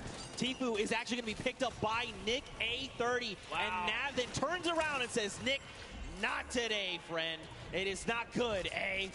And I'm just getting word. We actually have a replay of the wild card that we're going to get to take a look at together and relive just kind of what happened. So, you know, it's difficult, right, when situations like that. I'd pay for a slow motion of this part right here.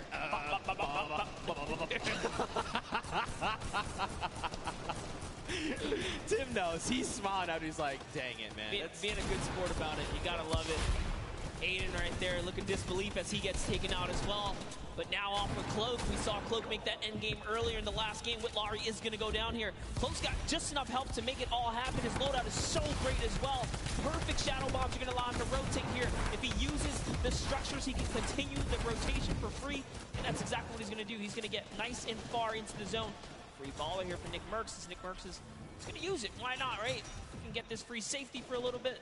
Dude, this is where Nick wants to be, right? He wants to be in the middle of the chaos. And everyone's trying to, you know, panicking, trying to figure out what they want to do. Nick is calm. He is cool. He's collected. Yes, he is so deadly. Yes, that is also another thing. Okay, the baller is cracked. He tries to go for the builds, forgets for a moment. He's got to find his elimination. He needs something, anything. The chunk of... Wait, no, wait, what the strap? Those were builds? Were those builds? Did you get them? Oh, it wasn't enough though. He had to connect those shots right there. Someone did get dropped right above him. Sinnoh's still in the running here, even by himself, is taking teams out. That's he just Airwax. took out Airwax, which is huge for Sinnoh because they both have 7 eliminations. Airwax has 10 elims, so he still does technically have the lead, even with placement. But the longer Sinnoh stays alive now, the closer he can be to kind of catching up and taking that first place. So that was a huge elimination here. Now jumping in. Look who's still left though. Sinnoh, Sean, Symphony, Cloak, Jelty, Lachlan, Muselk, 7. There's so many people. Mr. Fresh Asian, we saw the clips from him. He's on super low HP, but he might be able to make something happen. Look at this. Cloak is in a great spot. Symphony as well. They have health advantage. The only other person is Muselk, who's sitting on basically 200 HP. Sean gets cracked right now, Monster. Jelty wants to secure this elimination if possible, right? That would be huge for him. This is essentially a solo game here. There are 8 players left, and everyone is left to fend. The star flip! Oh my god, this could be so huge! Look at this space. It's occupying everything. It's forcing people up, forcing them.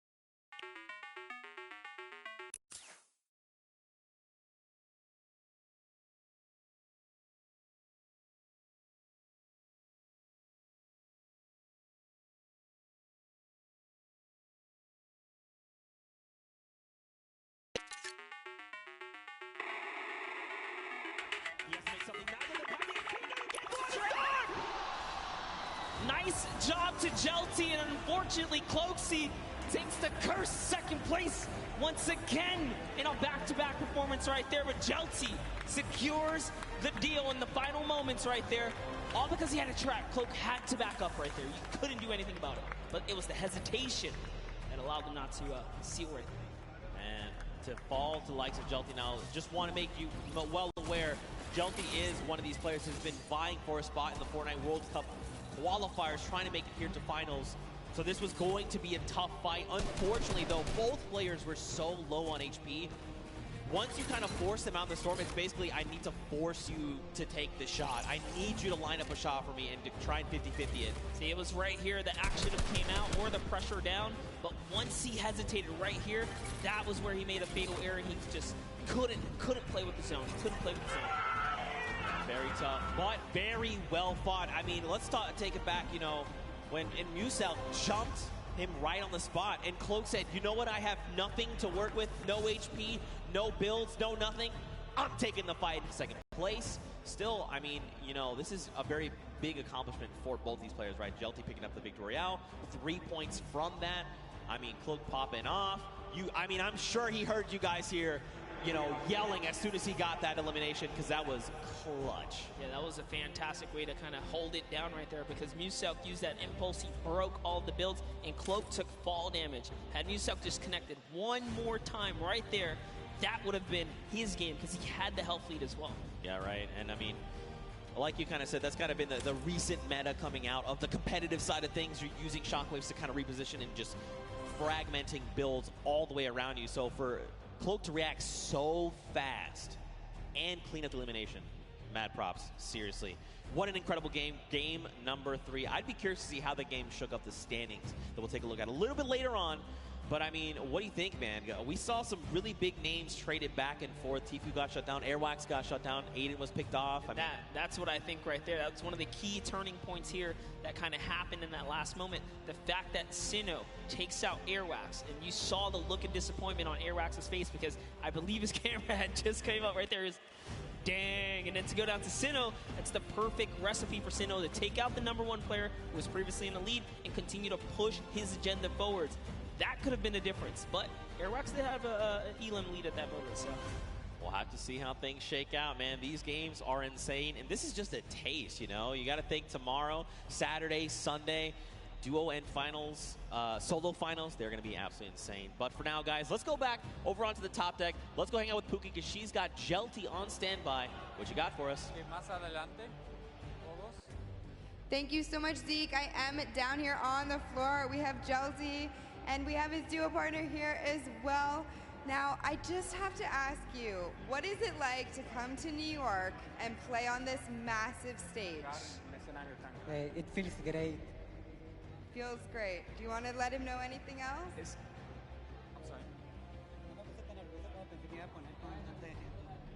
I didn't get as nervous as I thought I would be in front of so many people. Once you're in here, once you're playing Fortnite, it's pretty much just like being at home, I would think. But did you have a strategy going into today's games? Because you are a competitive veteran. You know, you have played in the World Cup qualifiers. What was your strategy? En la primera partida intenté llegar a placement. En la segunda fui por kills. Y como en la tercera tuve muchas granadas de humo, entonces jugué hasta el final. So in the first one, I did a play free and free for kills. En la tercera. Como teníamos el shadow, me puse a jugar placement, por la win. ¿Por el qué? En la última, como teníamos el shadow, jugué por la win.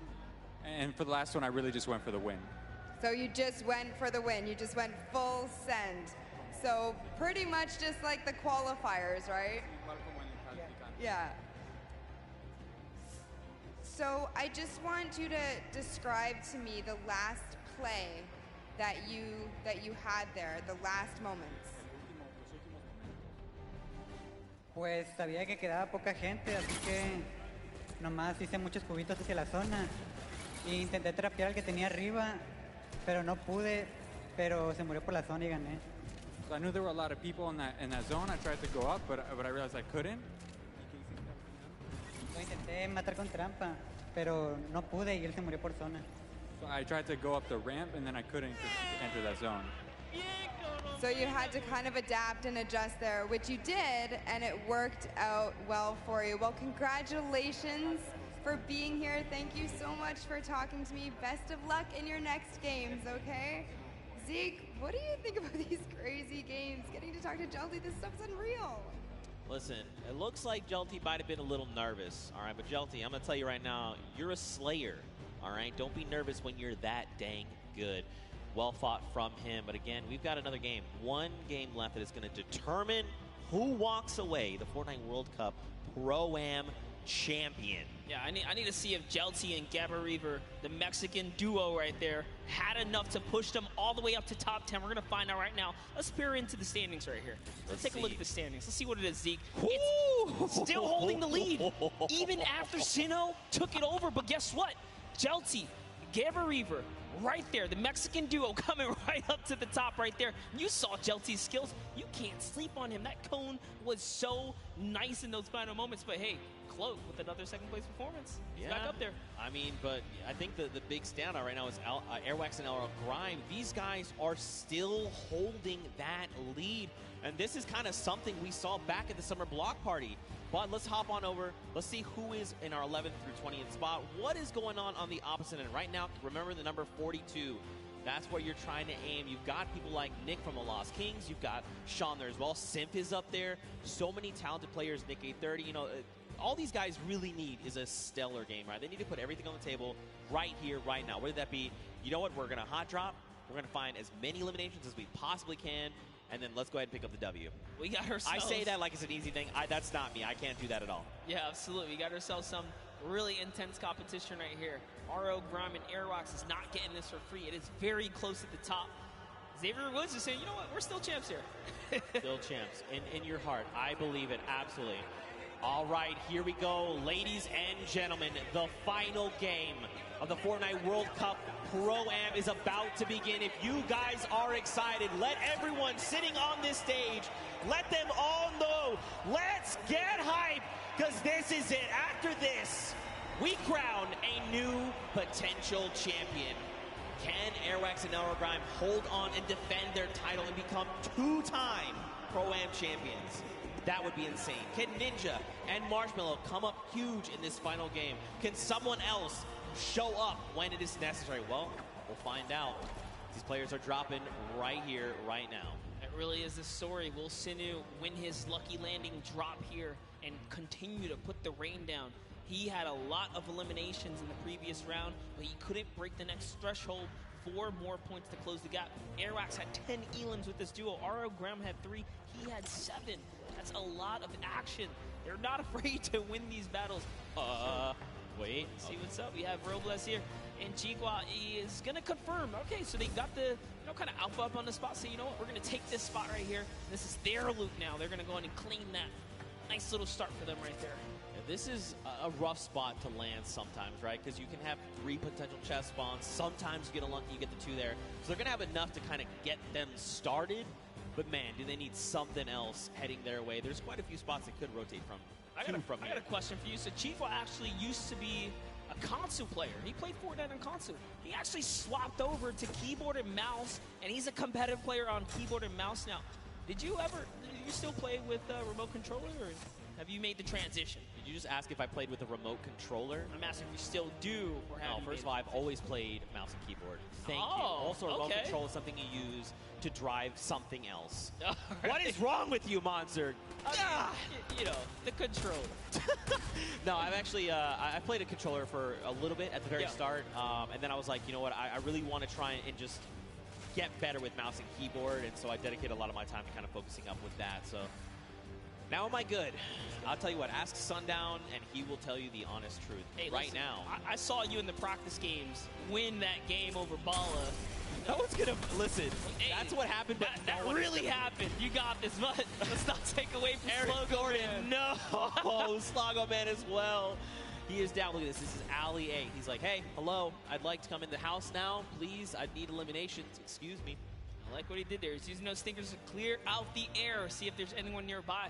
Jeremy Ray's going to stick this revive, even without taking out Ali. He says, you know what? You're safe enough. I'm just going to get you right here. He's going to commit to it. It's only a couple seconds left. Is it going to be enough? Listen, we'll find out soon. He's been part of the movie It. He knows what true terror is. Ali A is not going to be the one terrifying him for trying to revive his teammate. Over, though, you got Ewok. You've got Jordan Fisher. They are hanging out by Pueblo right now. And it looks like they're pretty kitted out, all things considered. I mean, they've got the bare bones of what they need to get themselves started, right?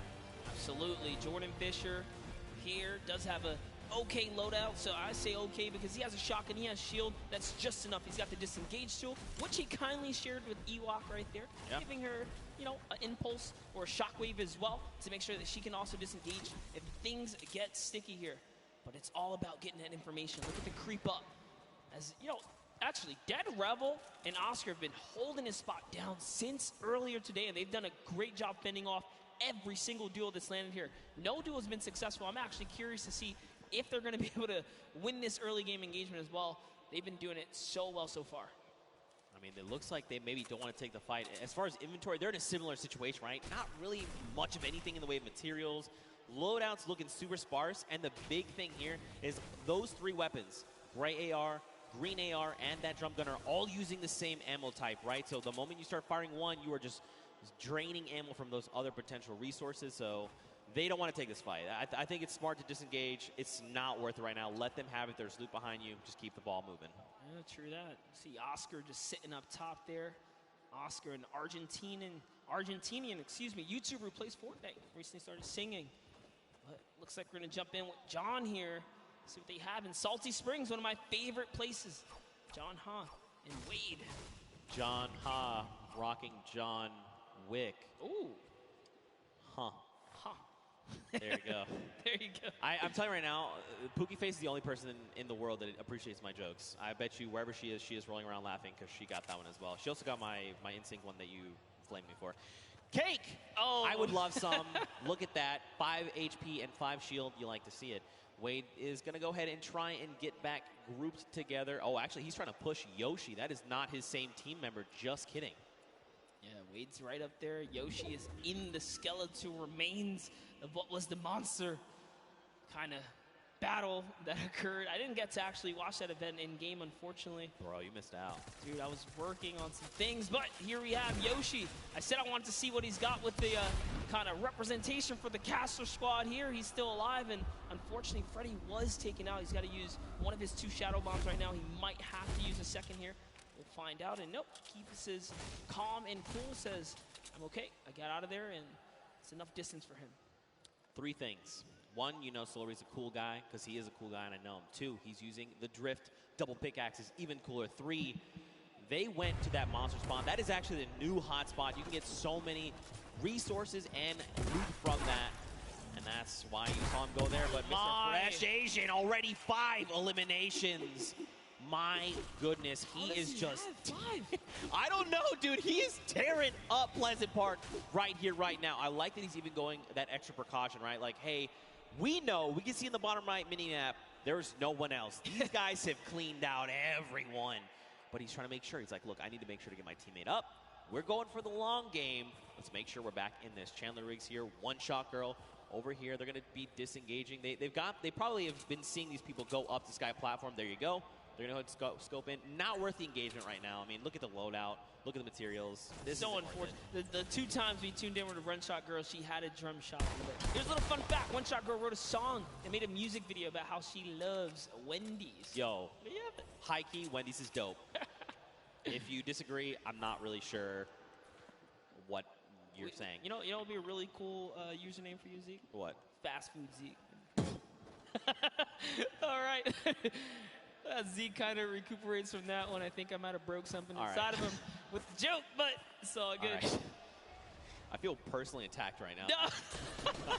You're not wrong, but I feel personally attacked right now. Wow. Okay, Power is here. Goff is here. It's a great username, though. Honestly, it's clever. Fast Food Zeke. I don't know what I'm going to do with you.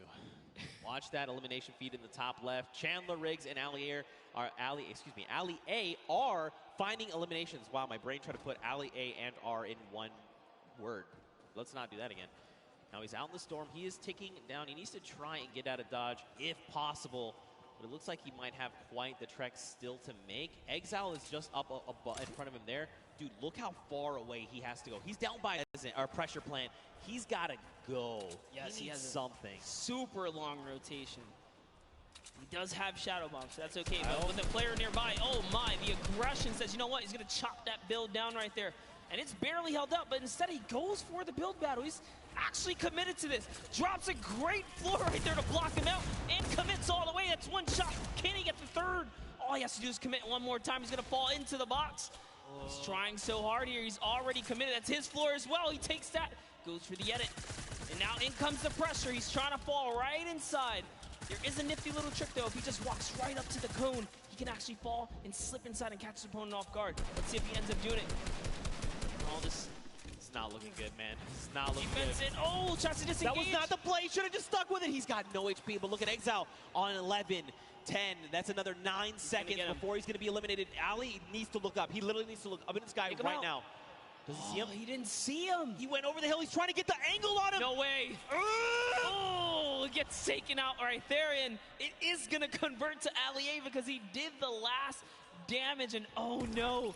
Edokov, we were just watching him. He's a 28-year-old Brazilian YouTuber, just moved to the States, and to get taken out, that's so unfortunate. But now we're looking at Flake's Power. Can he clutch it up for Edokov, his teammate here?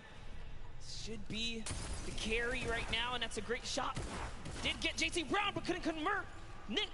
Marksman right there, so good. Connects with all of his shots, and that's the name of the game, Zeke. I mean, like I kind of touched on earlier, Marksman is a very good competitive player. The fact that anywhere they were trying to go, Marksman was ready.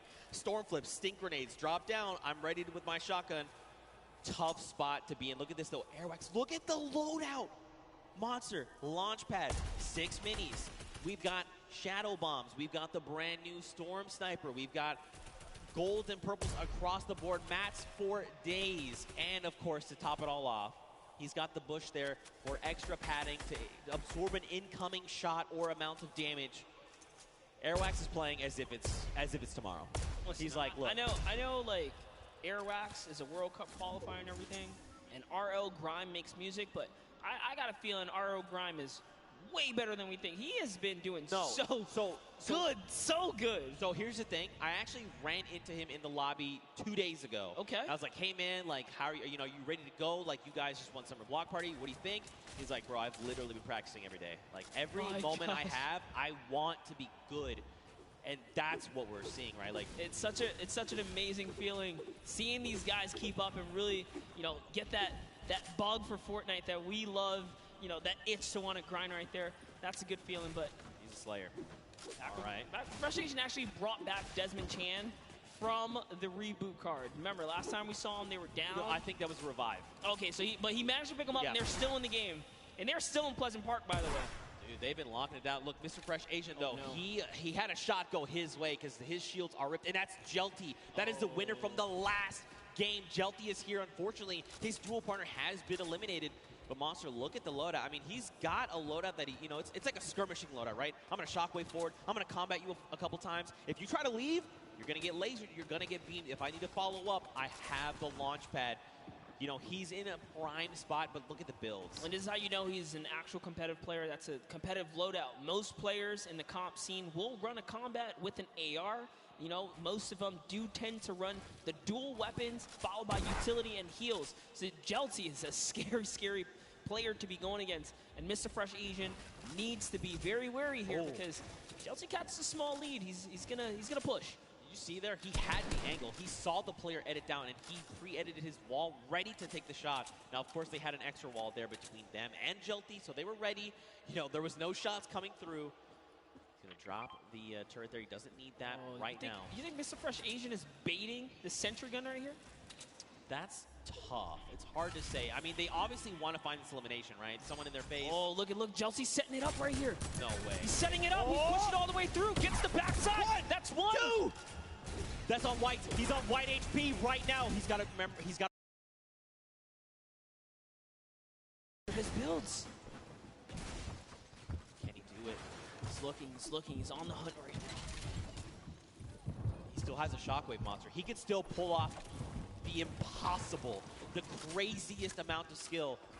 Look, they're still jointed to hit. This actually could be their fall, right? Like, this could be what actually gets them eliminated. They kind of need to spread out a little bit in case he does have that second shockwave.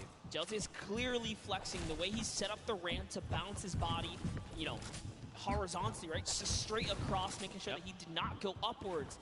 It was a very, very clever strategy. Wow. So they used the heavy snipe. They've tried to go for the floor replace, and look at this. He was already ready. It's like he's in their brains. He's literally reading their minds right now, Monster. He's so focused, so zoomed in. This is quite the intense battle. It's a 1v2. Jelty has already shown that he is here to dominate. What can Jelty do? I mean, he's got the grenades. He can start dropping Going them. for it. He's doing it again. Fortunately, this time it was a bit of an overshoot, but it's okay. He's out of the lines then. He has 3 builds left, so he wants to mess around here. He does still own some of those. That was huge. He takes one player down. Can he get the second? Mr. Fresh Asian. Wow. All the duos you could have gotten right here, he actually got the competitive one. Mr. Fresh Asian is down. And a little bit of a taunt, because I think he knows. He knows. He absolutely knows. He knows. He saw the name. He knows who he's competing against. And now the confidence boost is there. Oh, no! He didn't see him! What's he gonna do? He still clutches up. Desmond Jam almost had it. So what happened there really quickly, Jelty peaked, but his character model was perfectly lined up with Desmond, who seemingly appeared out of nowhere. Oh my God. Oh my God, that was actually so insane. And look at this, watch elimination feed. Airwax picks up Xavier Woods, Nick Merckx finds Mora there, and now we're back on board with Tfue and Nav. I'm not over the near instant karma. I know! Really not over it, but here's Tfue laying down some shots here. Shield hit once right there, Expert Thief still in it. Joey Fatone is gonna get hit right there, unfortunately. He's gonna get taken out. And Sagala's close by. Bye. Here's an instant replay coming out of Airwax here. Look at the laser beam Xavier Woods just pulled out of the skies. Unfortunately, that's just the way of the road. Tfue and Nav Nav. They are in the storm. I mean, it's going to be ticking for a little bit more, but oh, look at this. He's juggling medkits. All right, there, come on. Don't drop it. There it is. That's actually really hard to do. I definitely can't do it. He probably wanted to keep the redeploy, but you know what? It's better to make sure you get into safe zone. Now, he's going to have like an empty slot, right? Once he uses the medkit, there's nothing available to him right now. That was why he wanted to juggle it, especially being that it was a 5-tick. You know, he only had that one opportunity. Couldn't make a mistake right there. Let's take a look at these replays coming out of Tifu. There goes Joey. Not going to make the joke again. A 30 over on this player. A 74. Sigala is going to be picked up. Look, this has to go back out and confirm. And I like that he did double back for the loot. That is going to, you know, that would have opened up more doors had he been able to juggle both, but it's okay. We saw Tifu earlier today talk about he almost had a great game. He almost had a victory, but not having any heals kind of was his detriment. But this time around, he's making sure he's taking good care of his loot pool right there. So it'll be nice. And Jelty's still in the game here, running that double box right now, making sure he's turning up here to kind of hold defense and look for another opportunity, being that he's by himself, especially now. He lost Gabo, unfortunately, and he's by himself again. Let's take a heavy snipe right there. Didn't connect, but your bottom right is air rocks.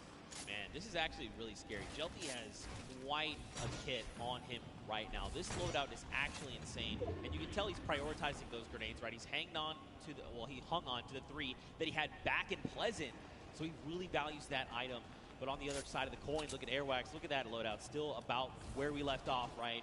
The loadout of a king. He's got it all right now. He's got his dual partner Grime. They're looking great on HP and shield. And let's not forget, they are in first place. And they are your summer block party champions. They want to defend that title. This is the last game, and they've really slowed down the momentum here. They don't have nearly as many eliminations as we saw before, but Airrox is looking to change this as he's going for the box chase here. He has Ghost Sean on his back. Sean just gets on out of there, pops it, and goes to the races. The Shockwaves is going to keep him alive for now as he pushes the wrong players here. Airrox still in it. World is their oyster right now. They have everything they need to win this game. The question is, can they execute? Will there be something that happens? Will some other, duo take a step forward and say, we want to challenge you? You've got Ninja and Marshmallow, the 2018 Pro-Am champions across the way. Marshmallow dropped to half. On the other side, Cloak and Tifu. How do they keep finding themselves in a situation where they're very close to each other? Their minds are thinking in sync right now. Oh, nice play right there from Tifu is going to set it up perfectly to get these flows across. And look at the bank shot. So beautiful right there. Can he connect? That's one hit. He got Mari goes down. He's going to convert the Elim. And off to the reload he goes. He's going to do it one more time. Here's 1-2. Probably going to line up a shotty here. And he is trying to connect. He doesn't quite get it. Land him. 44. But they're gone. And now you know for a fact that he knows that was Cloak. And Cloak knows that this was Tifu. And he's saying, right now, this is not the engagement. Yep. We'll fight, but right now is not the time. They go ahead and disengage. Tifu now, they're rocking 8 eliminations. That's 8 points, and that's huge. They still have launch. They used 1. They've got a second one. They've got it all. Yeah, they're so loaded right now. So great play right here. Tifu's going to cut across. We talked about the competitive player specifically. Love to run the dual weapon loadout, and that's exactly what Tifu has here. Loads of utility. Goes for the peak shot right here. And is that Airrocks he rolled up on? We're gonna find out right now as Tifu's going for the water place here. He's better be careful. He might get punished in return here. He does take it, jumped into the box. These are not his builds. This is a dangerous spot to be. That's exactly why he backs up here. He's gonna go back to Nav, trying to relocate his teammate. Shots are ringing out, but right now Tifu's playing defensively. This is really good. Now, where is Nav though? Watch that little marker. Nav is somewhere on the right. These guys need to connect if they can. You've got Sims down below. Okay, so Nav is actually 1 by 1 over diagonally.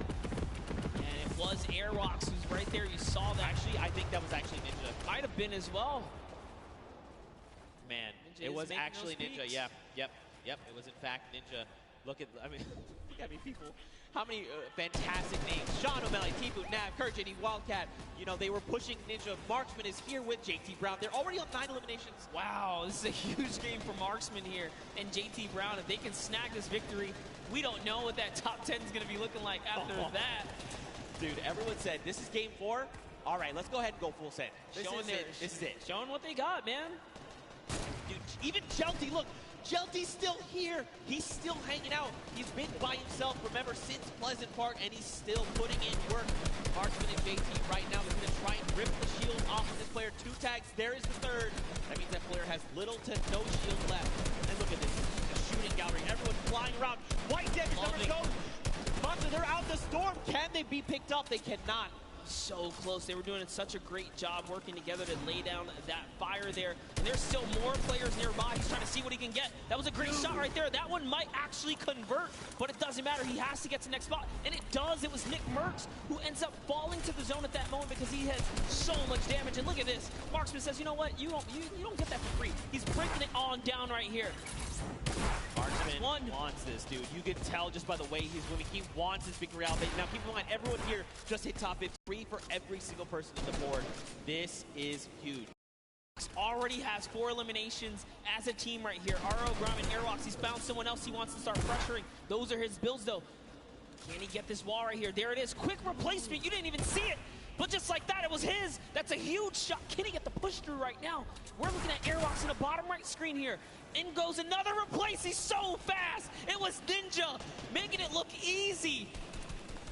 And now look across the way. Marksman took the high ground. He does take fall damage. JT Brown and Airwax, they're going up, up, up right now. Down below, Lachlan, McKenzie, Grime is still here. This is an all-out brawl right now, Monster. No duo is that close together. You've got Aiden. He's by himself because Rob was eliminated earlier on by Tifu. Lachlan's got himself caught in a box. And look, Marksman is using those chug splashes. He's like, look, now is the time. I know down below there is an enemy, and he is a threat. I have to be in the best possible spot. Honestly, way to keep cool for Marksman. Recoups with this teammate right there. He just regathered himself, used those chug splashes, and that's why they're the best heal in the game. They're just back just like that. Sean goes down. Courage also goes down in one failed swoop, and that was Aiden who picked them all up.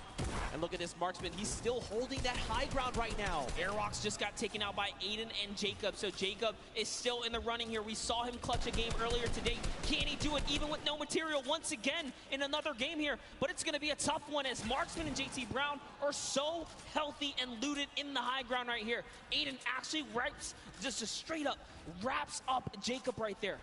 Dude, they have materials. They just use a chug splash between them. Look at everyone else. It's Lachlan and Aiden. Now Aiden picks up Lachlan, but this is a 2v1, and Aiden is not in the right position right here. He needs to try and come up. He's going to be taking a ton of storm damage right now, Monster. What can he do? He can't be counted out, though. Aiden is a qualifier here, even with the double raining fire. What's it going to happen? JT Brown has given up the positioning, and he actually connects right there. And JT Brown wraps up Aiden in the final moments of the Pro-Am in Game 4.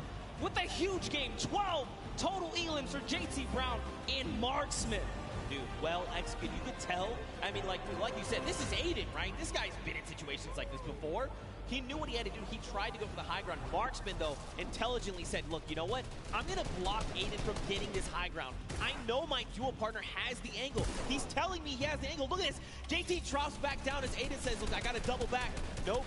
JT is here. He is ready, and he lands a combat to the face for the victory royale. What a sleeper of a duo right there. JT Brown says, you know, I'm partnered on Twitch for a reason. Let me show you how I connect with these shots real quick. That's exactly what he does. He was confident in the push, and he did a great job executing right there in those final moments. You can't ask for a better last game than that for another duo to kind of come up and really make sure that no one is safe here. Does that mean we've seen a different duo every single game? Yes, we have. That's what the Pro will do to you, man. This is what Fortnite does to you, all right? What an unbelievable game that was. And it's crazy because for a while, that game was pretty slow. We slowed way down, right? Everyone's thinking, last game, what do I need to do? Where can I get? If not first, where can I push to try and get some money for my charity? You know, what place do I have to kind of push for to try and get the most? First. Yeah, well, first, yeah, of course. But, I mean, you've got Airwax, you've got RL Grimes, you've got Ninja, you got Marshmallow, you've got Marksman and his dual partner JT Brown standing in your way. That's tough. It's a tough ask. Well, I think I'm ready to know. Are you ready to know? I'm ready to know. That was a great last game, and it can go either way.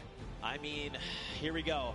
After 4 games, everyone here in the venue, I think you guys are all ready to know who the winners are. And Monster, I'm going to allow you the honor, my friend.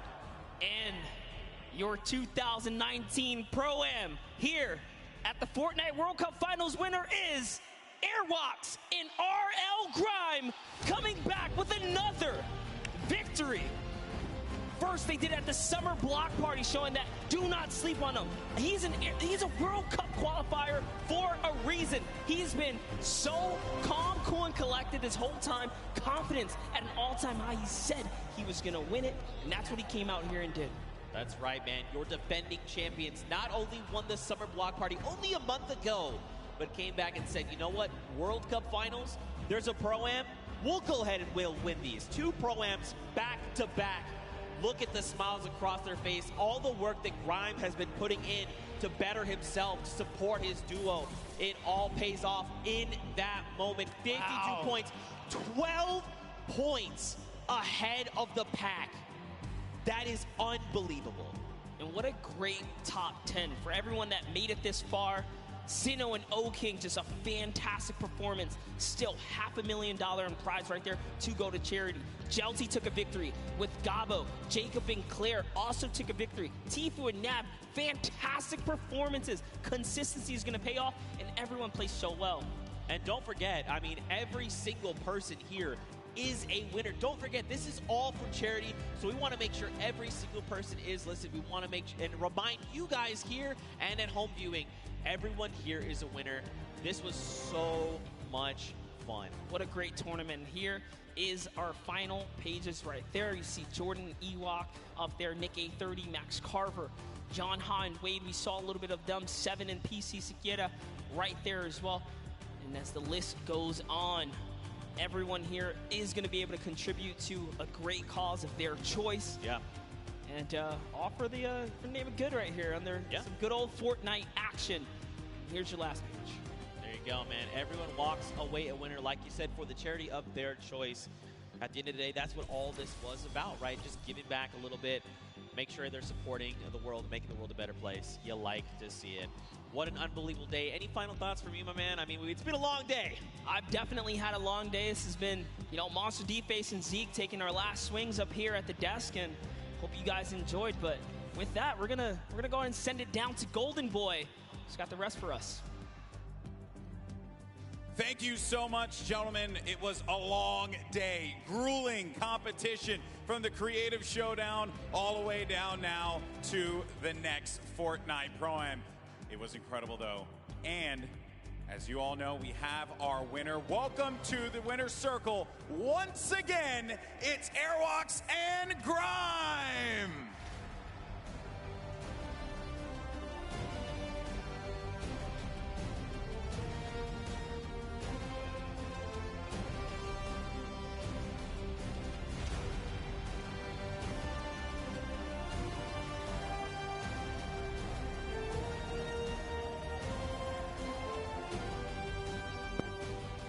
Gentlemen, this is yours.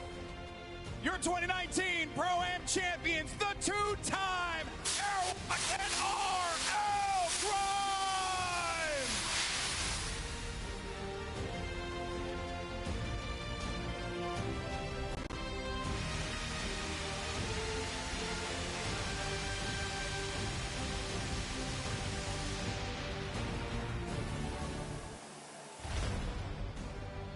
Awesome stuff, fellas. Come here. I want to get your thoughts real fast. Actually, Grime, I'm going to start with you, man. You're a 2-time champion.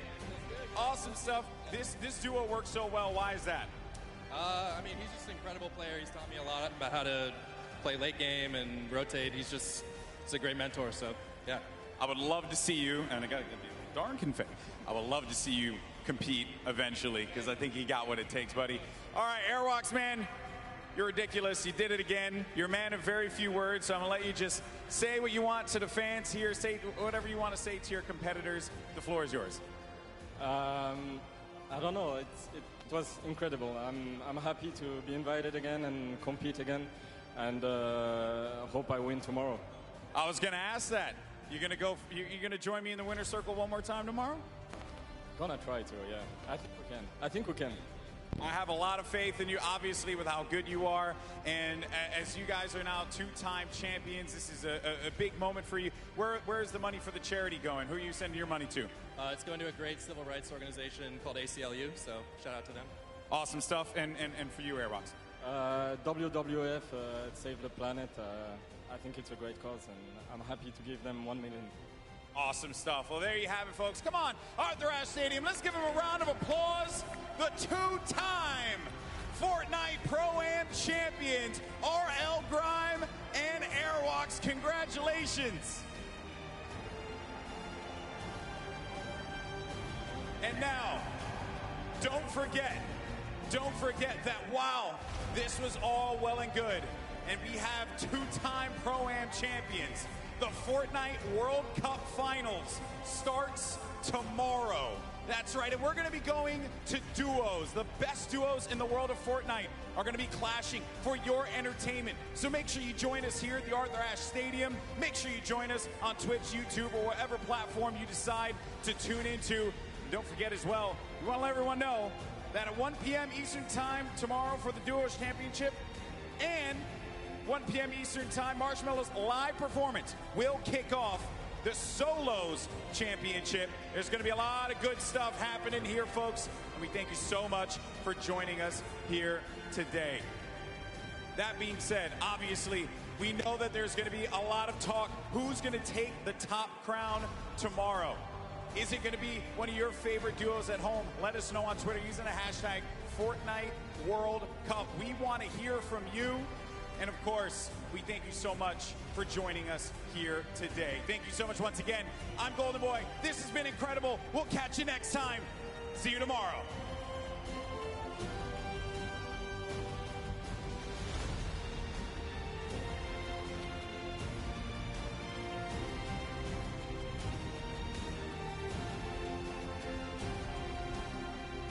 You've been waiting for. The countdown is about to begin.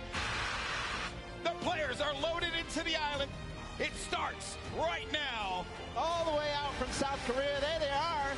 It is all up to Sinnoh here. Wildcat down low. He takes the shot, and it's Sinnoh with a victory royale. Does it? Off and he gets ownership of the wall. You never want to go toe-to-toe with Aiden in the box, baby. Let's go, man. Get hype there.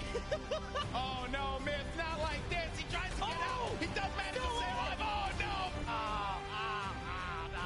He loses the high ground. Jacob, look. Oh! The side shot of Cloaksy. Nick, it was Nick. Every single time, it's Nick. Where is he sitting? Cloak needs to land these shots up. He's got no HP. Can he do it? He does. Oh! He has to make something. Neither of them have the HP. No, you can't go on the start. Nice job to Jelty. Airwalks in RL Grime coming back with another victory.